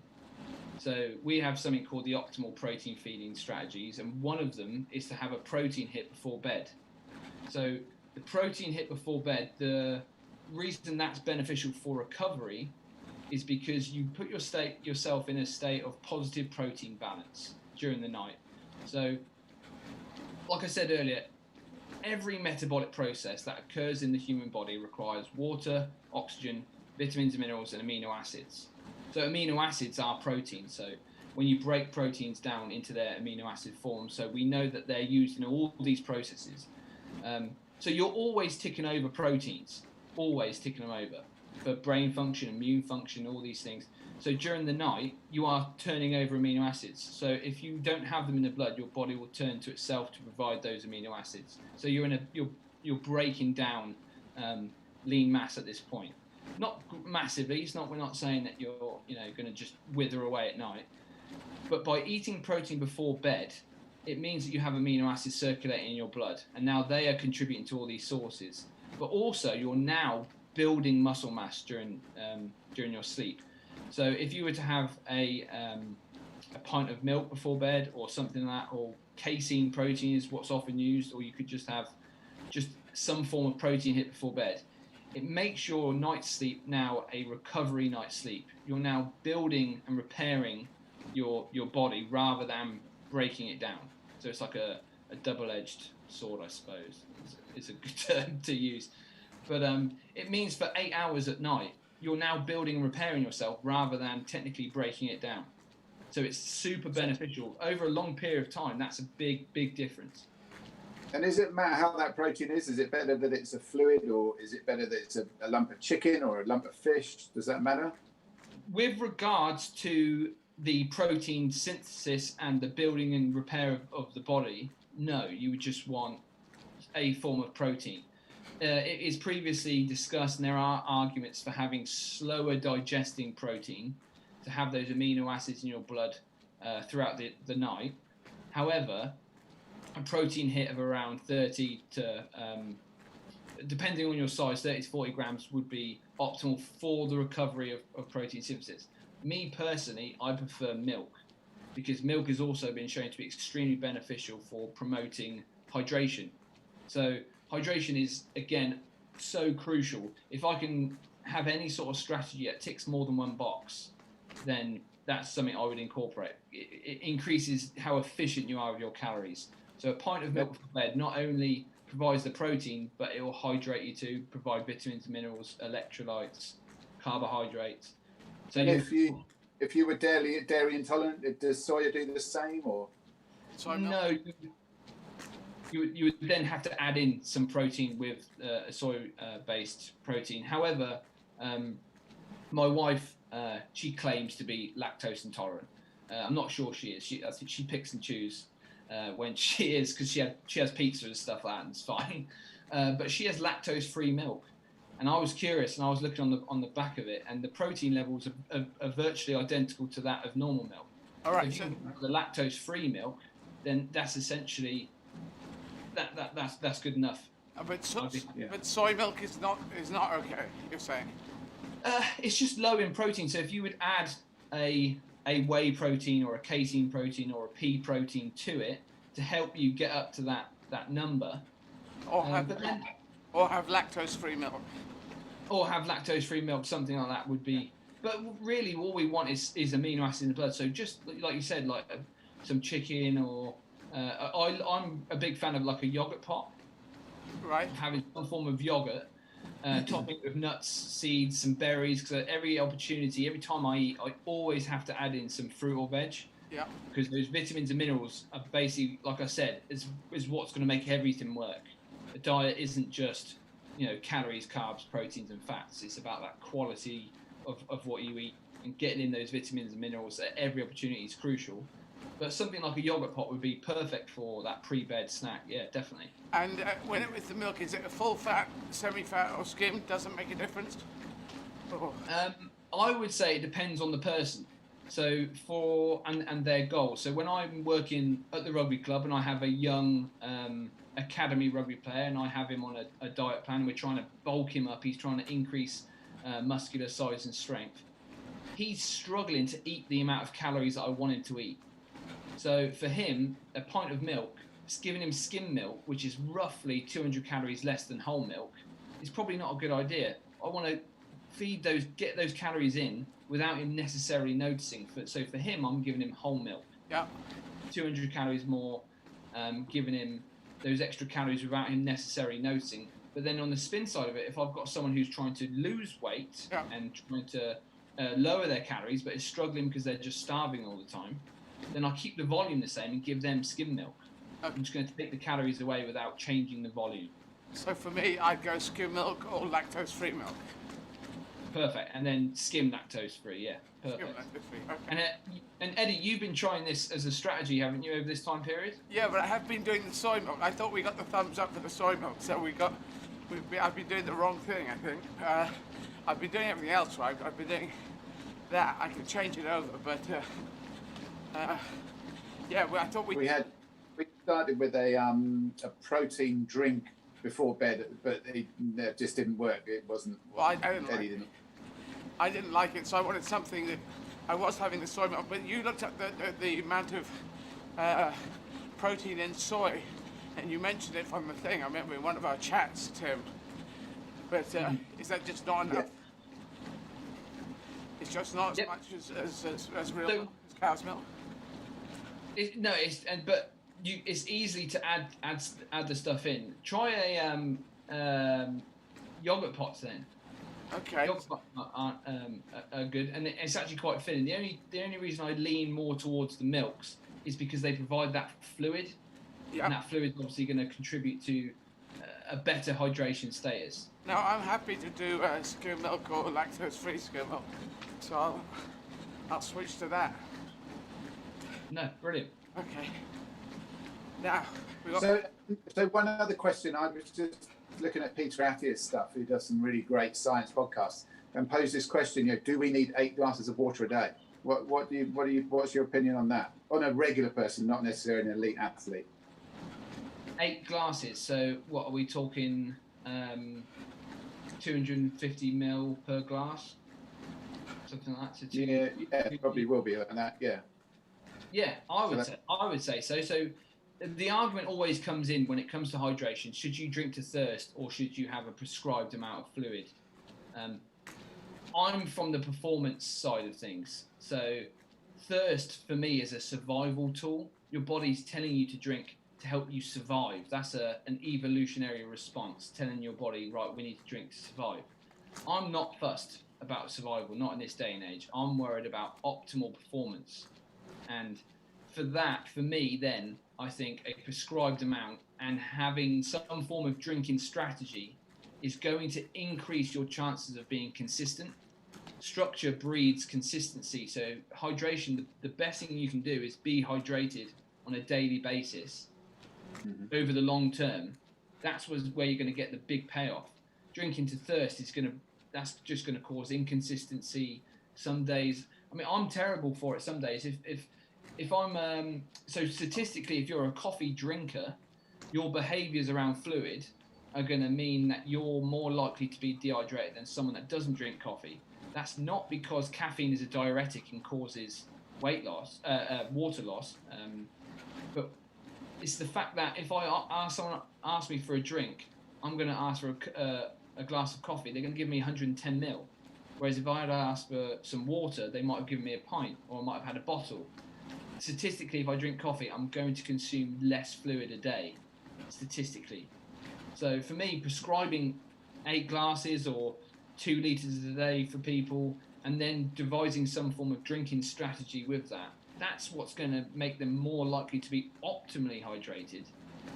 I think that's, I would agree with that probably, for people, however they want to, weigh it out.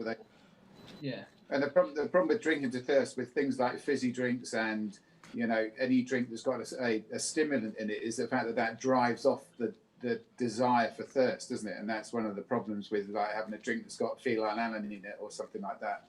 Yeah, 100%, because when people have things like coffees and things like that, there's a bit of milk in there. That is going to cause, digestion is going to take place. It's going to have an effect on hunger. And we always see people that, I have it all the time. If I have a day where I'm working those and I'm drinking lots of coffee, I don't have that desire to eat as much. It does kill off that hunger. And then that's going to pose problems and, it's all linked. Is sort of the message there, I would say, definitely. Okie dokie. Well, we're getting close to switch over time, Tim. Yeah. Yeah. Well, I was just going to say this is work in progress, Jordan. So we'll let you know at the end of the marathons how things have changed. Great. No, I'm glad you're doing well. Are you finding it different to the other marathons you've done in a row? The treadmill is just weird. It makes you move in a different way. It's pushing your legs backwards and you got to pick them up. So that's all odd. I have to do this. I asked to do this podcast to keep going, but I'm struggling. I'm struggling at the moment. I just keep having things pinging out on my body, and I'm in that middle bit that I got to get through to get onto the 20, then the last 10, the last 11, the last 10, the last 5. It'll get easier towards the end, I hope, or I can see the end in sight. But I've been keeping an eye on you and watching all the shows, and I was just thinking whilst watching, surely all the talking that you're now doing versus other marathons is having an effect. Is that taking your breath away? Surely that's increasing your energy expenditure, and that's how I look at it. Well, it could be. Well, it's mental energy here, physical energy. The brain is keeping this going, but out there it's all mental energy, and so I am pretty much running on fumes. But that's what I have to do, just keep running on fumes. But I'm going to say thank you and goodbye for the moment, Jordan, because we have to jump off. And no problem at all. Good luck. Thanks very much. Take care. Be safe. Thanks, Jordan. Cheers, man. Now, Tim, still with us? Timothy, you still there? Yeah, okay. I'm going to switch this off. Sarah, can we put Sarah on the screen, please? Ian? Yep. And Tim, you talk to Sarah and have a chat, and I'll go to the loo. Okay. Oh, okay. Keep the thing going. Go put Sarah up, Ian. There we go. Hey, Tim. So you can talk. You can get. Hi, Sarah. How you doing? All right. Bruce on as well, and start the chat, and I'll come back. Just keep it all rolling, okay? If you want, bring Bruce on. Does that make sense? Yes, I think we're doing this. You're putting us in charge. A foolish move, but okay. That's it. But we'll have finished the conversation with Bruce by the time. Yeah. So Tim, did you restrap, Sarah? We did, yeah. So I kind of went over. So we didn't take the original off. We just went over again, and just a little bit more tension than last time. So I've just kind of up to the tension on the strapping on the thigh. Okay. So yeah, but have we had any feedback on that, whether that feels better or not? No, that's probably a good sign. I've probably heard if it felt worse, but yeah, I don't think so.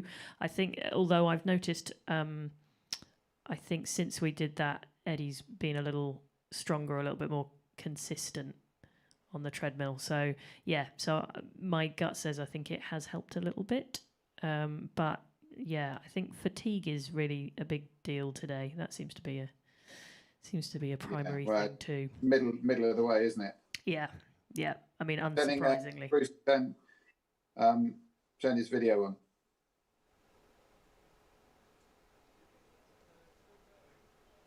Sorry, Tim, just got in my ear that we have Bruce with us. Yeah. So I think we're just we did briefly had Bruce. We're putting Bruce through now. Okay. Very weird not having Eddie here. I know. It's foolish to be us all in charge. Hi, Bruce. Oh, we've lost South African links. It'll come back. We think maybe we might have Bruce in a minute. Just need to unmute. Can you unmute?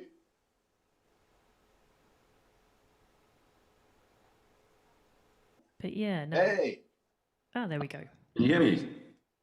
Hi, we're there. Hi, Bruce. Yeah. So Eddie's just taking a quick pit stop, so we're just going to entertain you for a few minutes before. Yeah, that's fine. I mean, sorry, it's been quite stressful for us trying to hook up, but it seems like it's worked. Okay.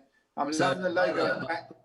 Playing the logo in the background. Bruce. Yeah, sorry, that's my running club logo. I'd like to erase it, but I just don't know how to. I'm very technologically challenged with these things. I need you to know that my technical assistant, my wife Jill, has just sorted all this out. I just do the talking, and the reason for that is I always tell her I'm an archaeologist by training. That's what I studied at university, and it's taken sort of a couple of million years to get to this level of technology now, and I'm still stuck back in the Stone Age. So I'm really, I did the early Iron Age, Stone Age, Bushman rock art in my studies. So this technology always flummoxes me.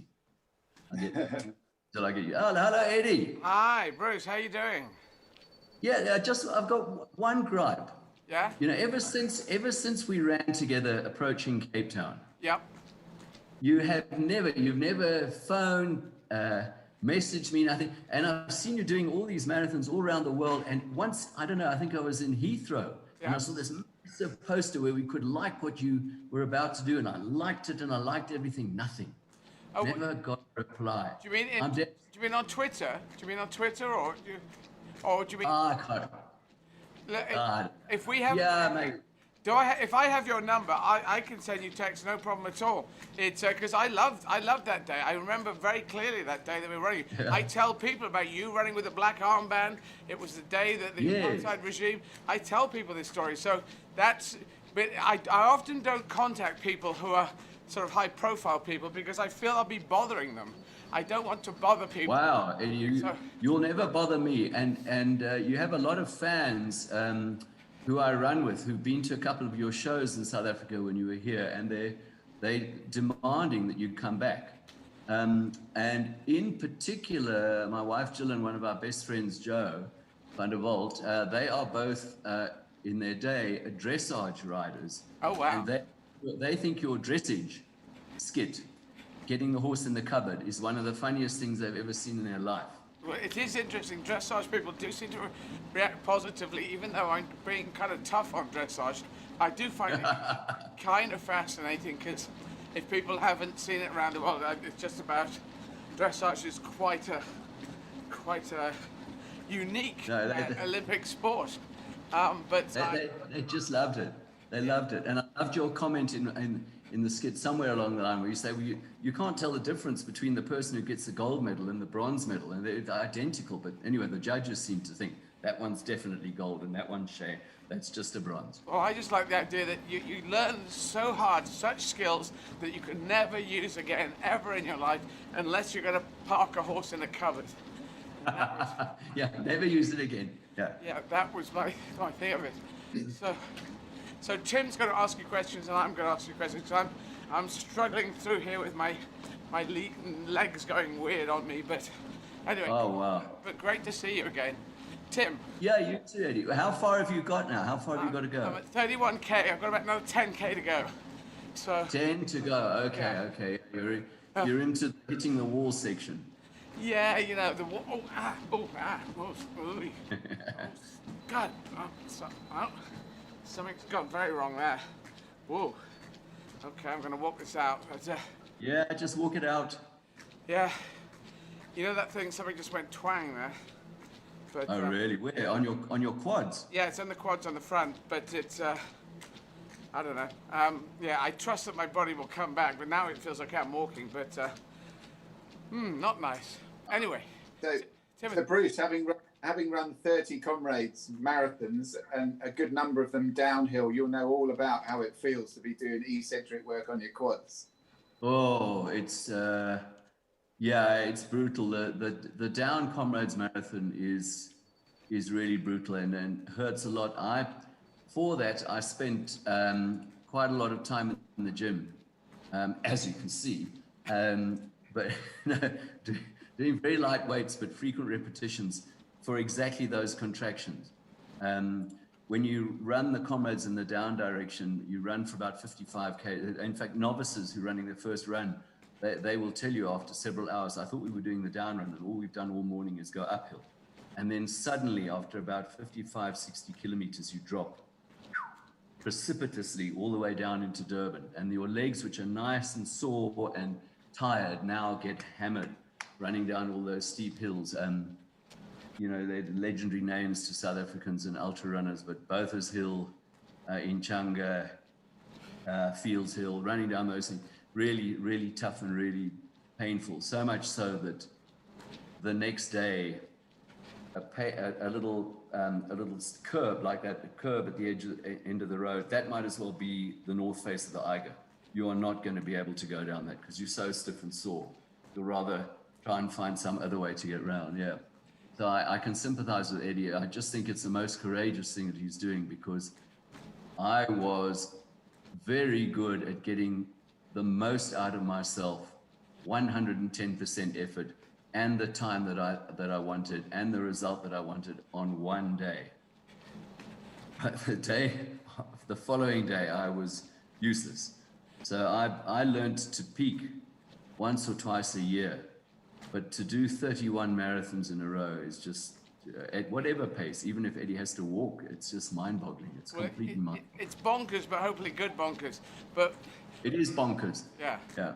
But Bruce, tell everyone about the Comrades Marathon because actually we should say one thing, Tim, that we haven't talked to you, I don't think, because we met you in the middle of the thing. And on the last day, I think you may know that I tried to do an homage at Comrades, and I ran 90k in a very slow time of 11 hours and 50 minutes, but I think I was under the cutoff time of 12 hours. So I did do that. Oh, well done. Yeah, I did manage to get this double marathon. That's incredible. Plus a few things done. So just to say that we did that, and it's a salute to all the guys doing the Comrades. But tell everyone what the Comrades is, because they may not know it around the world if they're listening in. If I can throw in a quick plug, I funnily enough just finished a book on the Comrades Marathon for novices, people running their first Comrades Marathon, and I've called it the Winged Messenger because the Comrades logo, the medal that you get and the badge that you get on that medal is Hermes, the Winged Messenger of the gods. So I'll call it that, and I've told everybody about it. But for your viewers and listeners who don't know about the Comrades, it's South Africa's most famous race. It's probably the world's most famous ultra marathon. And by that, what we mean is it's more than 42 kilometers. It's more than 26 miles. It's a double marathon with a little bit added on, as you said. And it was started back in 1921 by a man called Vic Clapham in memory of his comrades, hence the name Comrades, who had fallen in the Great War. And South Africa was obviously very involved as part of the Commonwealth in the First World War, but particularly in North Africa. And he lost a lot of friends. So he decided to start this run as a commemoration. And it took a very, very small, inauspicious start. You would never have believed that it would grow to what it is now. I think there were 30 runners in the beginning, about 20 finished, and it stayed small. And then suddenly started to explode in the late 1960s, 70s. And then once we got live television, it grew to the point now where it's 27,000 participants running the race. It has a number of amazing and puzzling traditions that some people might not know. One is, we've already touched on it, it changes direction every year. So one year it is down from Pietermaritzburg to Durban, the next year it is up from Durban to Pietermaritzburg. Then there are a whole lot of different medals that you get for different times. You get a gold medal if you finish in the top 10, you get a silver medal if you break 7.5 hours. And the last medal is, there's several categories. The last medal is named after the founder of the race, Vic Clapham. That's between 11 and 12 hours.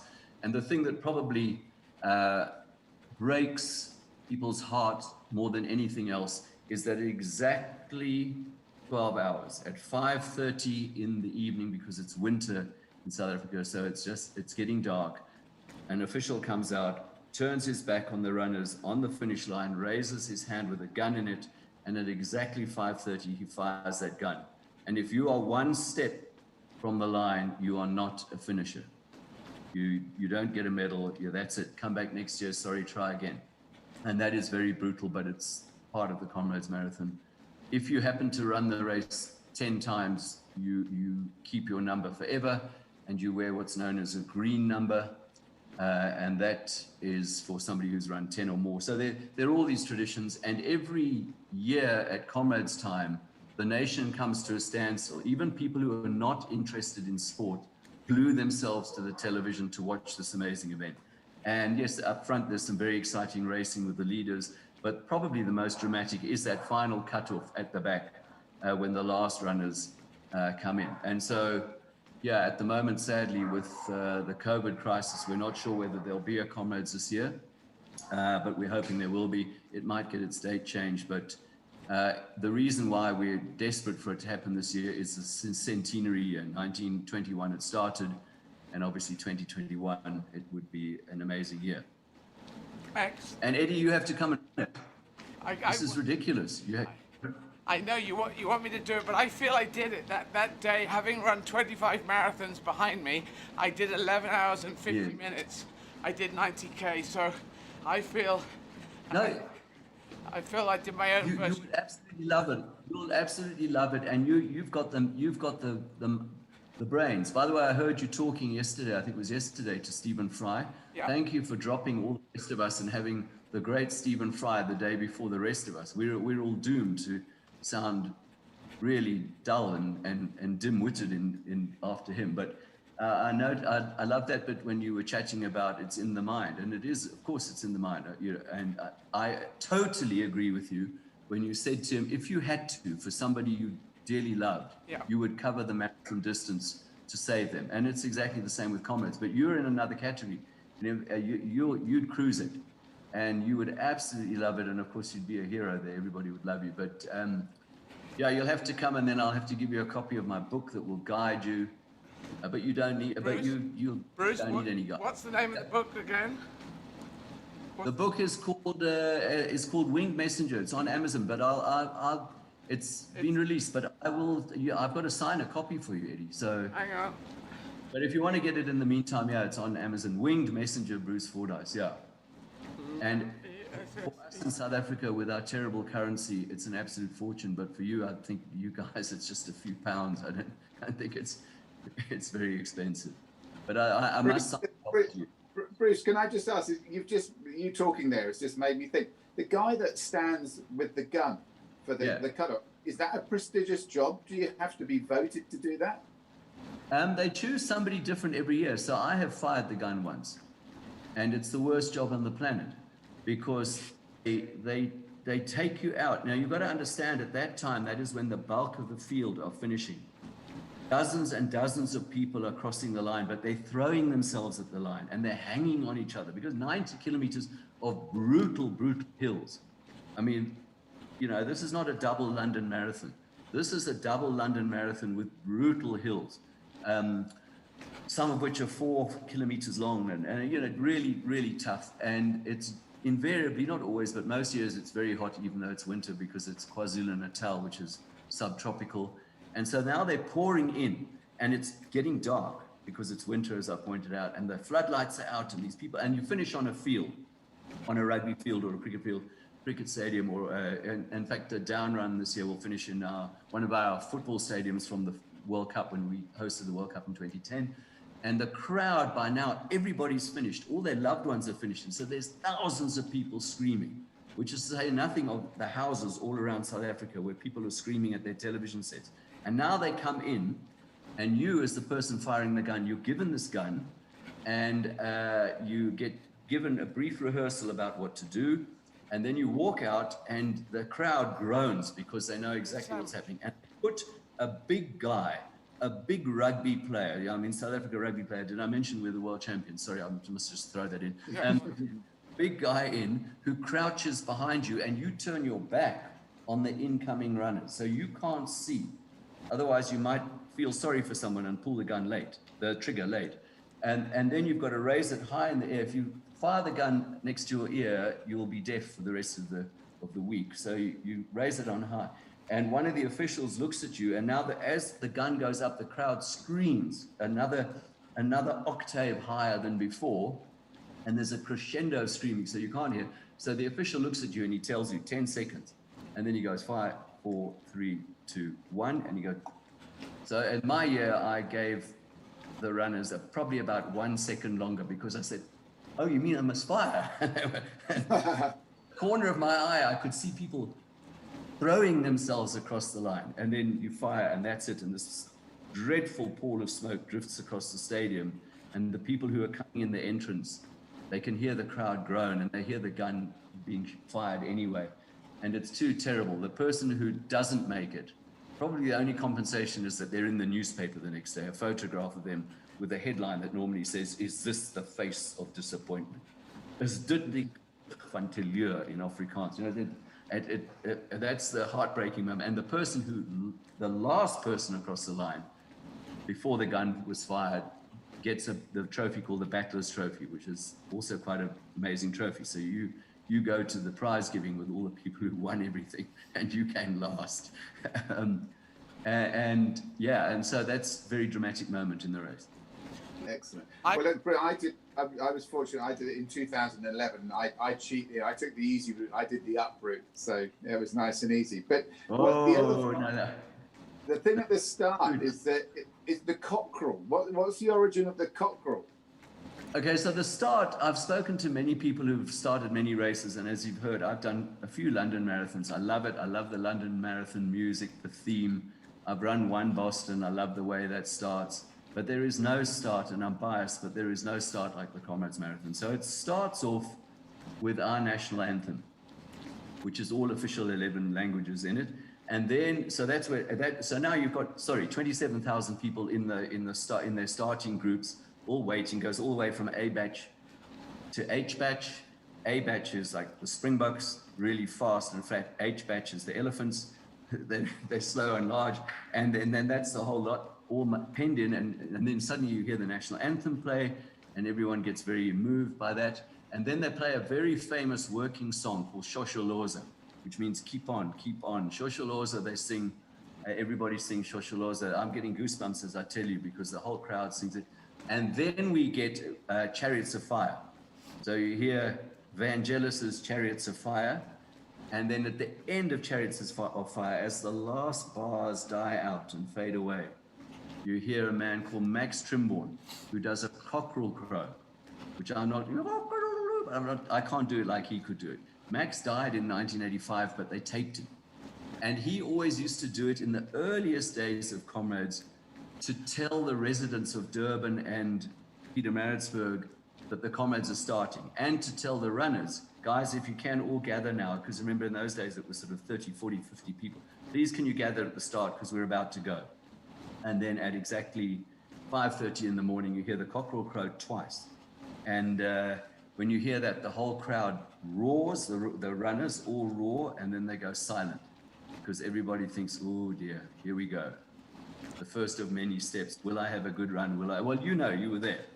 And by the way, you ran up Polly Shorts. Well, you probably walked up Polly Shorts, but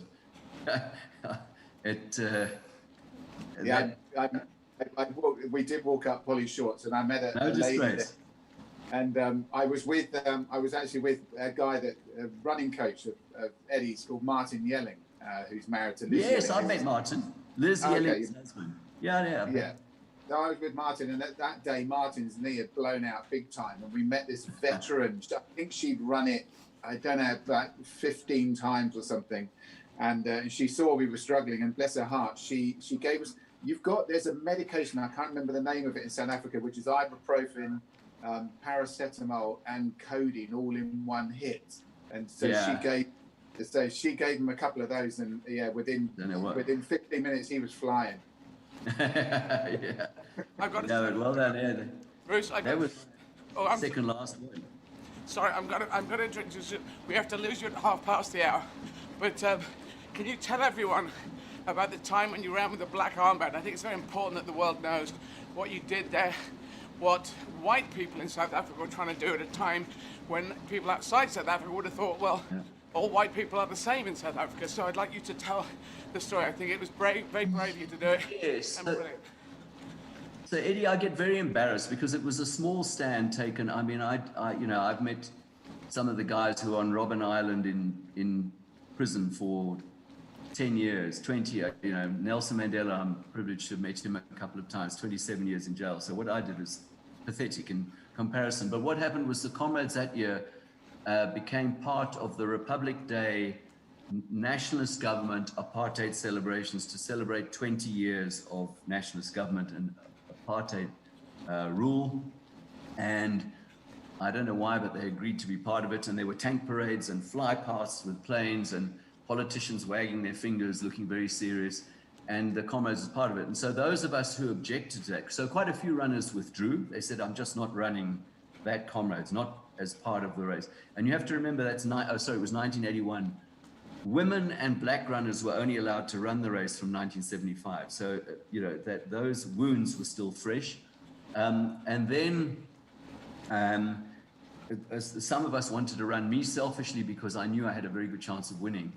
And so we decided to show our displeasure with the decision to be part of these celebrations by wearing black armbands. So I wasn't the only one, I was just the prominent one because I won. And I broke the record, so that was also... so I know which side the gods were on that day, but we were very unpopular. I mean, nowadays you can't find anyone who will actually admit to having voted for the nationalist government in that era, but I can promise you on the road there were many. So I got pelted with a few tomatoes and some eggs, and I was booed the whole way through. So I was a very sad and unhappy winner of the race, very unhappy. I like to be loved. I think we all do. And to have there's 500,000 spectators on the road, to have most of those people booing me and whatever. But what I didn't know was on Robben Island and in places like that, people were cheering me on. So it was in retrospect, I look back on it and I'm very proud of that comrade. But it was a very tiny gesture in a mammoth amount of incredible things where people lost their lives and went into exile and went into jail for many years. So the contribution was far greater. Well, Bruce, the 27 marathons I did in 27 days, as you know, was a salute to Nelson Mandela and all the people who fought against apartheid, which I thought was not enough. All I did when I was a teenager was I didn't eat South African fruit, and I just thought I didn't really do enough. I didn't at all do enough. So that's why I wanted to come down and do that as a sort of legacy. This is it. This is a salute to the guy and all the guys, everyone who fought. And so, in one's own way, one tries to do something that might... Fantastic. Yeah, and Eddie, if I can put in another quick plug for myself, my greatest joy now that we can't have them was that I met Paul Sinton-Hewitt in the UK, and he asked me to start parkrun in South Africa, and we've got parkrun going in South Africa, which we can't at the moment. We're not allowed to gather in groups to run, but that has been for me such a joy, giving back to South Africa. And whereas we're not as big as the UK, we're not small. We're 1.2 million people. We can't wait to get started again. And we've got parkruns scattered all the way around from the townships to the game reserves to the Karoo. I'm trying to think, there's a beautiful one, Loxton, and there's beautiful parkruns on the edge of the Kruger National Park, in the mountains, on the beaches, and that we can't wait to get started again. And that's where I'm feeling my greatest contribution now would be made. No, that is a wonderful thing. Everyone listening around the world, look up Parkrun online if you want to get started. We've got an app in the UK, From Couch to 5K, which I don't know if you have the equivalent in South Africa, but it's an app that just encourages people to get running and move to the 5K, which is a wonderful thing, which should be linked with Parkrun. Parkrun's such a beautiful idea, so well done for bringing I love it. Yeah. All righty. Now, we've actually got Bruce. We've actually got Tom Williams coming on Thursday to talk all about Park Run. So. Have you? Okay. I'll be sure to make sure that he mentions it's the South African version. Yeah, please tell him I preempted him. He's done a lot. He's been under the. I mean, I've seen Tom in the last few months under the most incredible pressure because so desperate to bring Parkrun back, and yet obviously unable to. And there will be such an explosion of joy when we get it going. The Parkrun is happening in Australia and it's happening in New Zealand, but when it gets back globally, it'll be too wonderful. And I think our growth will go even skyrocket because there will be so many people who will want to exercise and get fit. And I think the contribution maybe from South Africa is that we really were the first country to welcome you if you're a walker. And so, in fact, in South Africa, we should call Parkrun Park Walk because more than 50% of our people don't run. And we don't care how slow you are and how long you take. We will take your time. And the last finisher is as important to us as the first finisher. Very good. There's a difference between them. That's a beautiful thing. All right, I'm going to say goodbye, Bruce, but make sure I'll get your email, then we'll swap numbers, and then we can send texts. And then Yes, please, Eddie. Yes. And you've got a lot of fans in South Africa, and they want you to come out here. I will be back. I want to play everywhere. I want to play every country that I can in the world. So, it's Make Humanity Great Again. But South Africa is definitely on my list, and that's why I came over on there. And as you know, so, I'll be back. I'll be back. Okay, and we'll be following in the next few insane marathons you've got. Well done. You're an amazingly courageous person, Eddie. Incredible. Thank you very much. So if anyone wants to donate, go. Bye, guys. Take care, Bruce. Take care. Bye. Be safe. Tim, you take care too. Have I lost Tim? I've lost Tim because I'm going to talk to Lorraine Kelly now. And if you're in UK, you'll know Lorraine. She has her own show. And I talked to her, I think, last week, 10 days ago. And around the world, she has her own show called Lorraine in the UK, which will be a morning magazine. Actually, I'll ask her how she define her show. But I'm ready to talk to her when she's ready. Oh, but I'm knackered.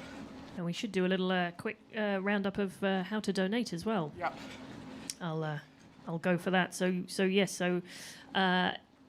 To everyone watching, please do donate. Making a donation is very easy from anywhere in the world. So if you just go to eddieizzard.com and hit the donate button to give as much as you like via our crowdfunder site.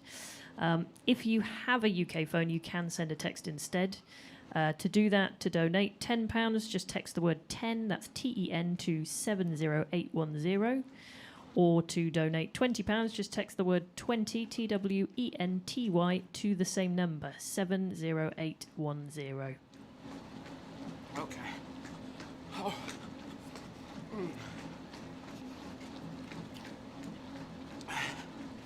So, we've got an hour to go. We're going to put the big clock up, Ian. Yep. As soon as we get below 1 hour. So we have Lorraine standing by. Let's go. Hi, Lorraine. Hello, gorgeous. Hello, Wonder Woman. How are you? I'm medium rare, Lorraine. I'm struggling.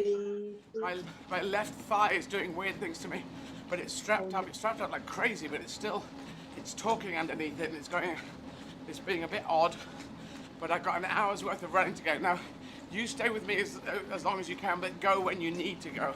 No, I'm fine. I'm here. I'm absolutely fine. You are amazing. You've got no idea. Honestly, you have captured everybody's imagination. Everybody's talking about it. They're just saying how amazing you are and how on earth you keep going. I've been dipping in and out and seeing you. How are your wee toes? Well, because they look really sore. The left foot, the middle toe nail looks like it's gonna go. It may go, it may stay. I'm not sure. But it lifted right up and the toe ballooned up.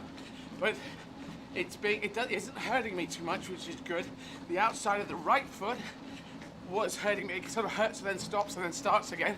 That's odd. I had a thing called tenosynovitis, which is the tendons scraping in their sheath, so they form an inflammation, and you can and we put it out on as a tweet. You can actually hear, it feels like the hinge of a door creaking. I could feel it with my hand and I could hear it, so I taped it and sent it out. That's called tenosynovitis. And then, I don't know what I've got in my left quad, which is the thigh, where it connects to the knee. It just hurts. And we strapped it up like crazy twice, and it's still complaining. But as you may know, I have to finish at 6:30 is my cutoff because I got a 7 o'clock stand-up show, and I didn't. I know. Yeah, crazy. And I didn't make it last night. I had to go and do the show and come back and carry on running. So I saw that. That is real. I mean, I keep calling you Superwoman, but it's true. And it is like I keep hearing when you're running now, I can hear the theme tune of Wonder Woman. You know that? That song's in my head. Well, you see, Wonder Woman, especially the recent film. I haven't seen the 1984 film, but that film that did so well around the world. I think I would like to have been Wonder Woman because there's a whole load of attributes that she had, which you might call boy attributes, which is the fighting. But of course, women have fought in wars all the way down the centuries and can now be the member of special forces in the United Kingdom as well as other countries. So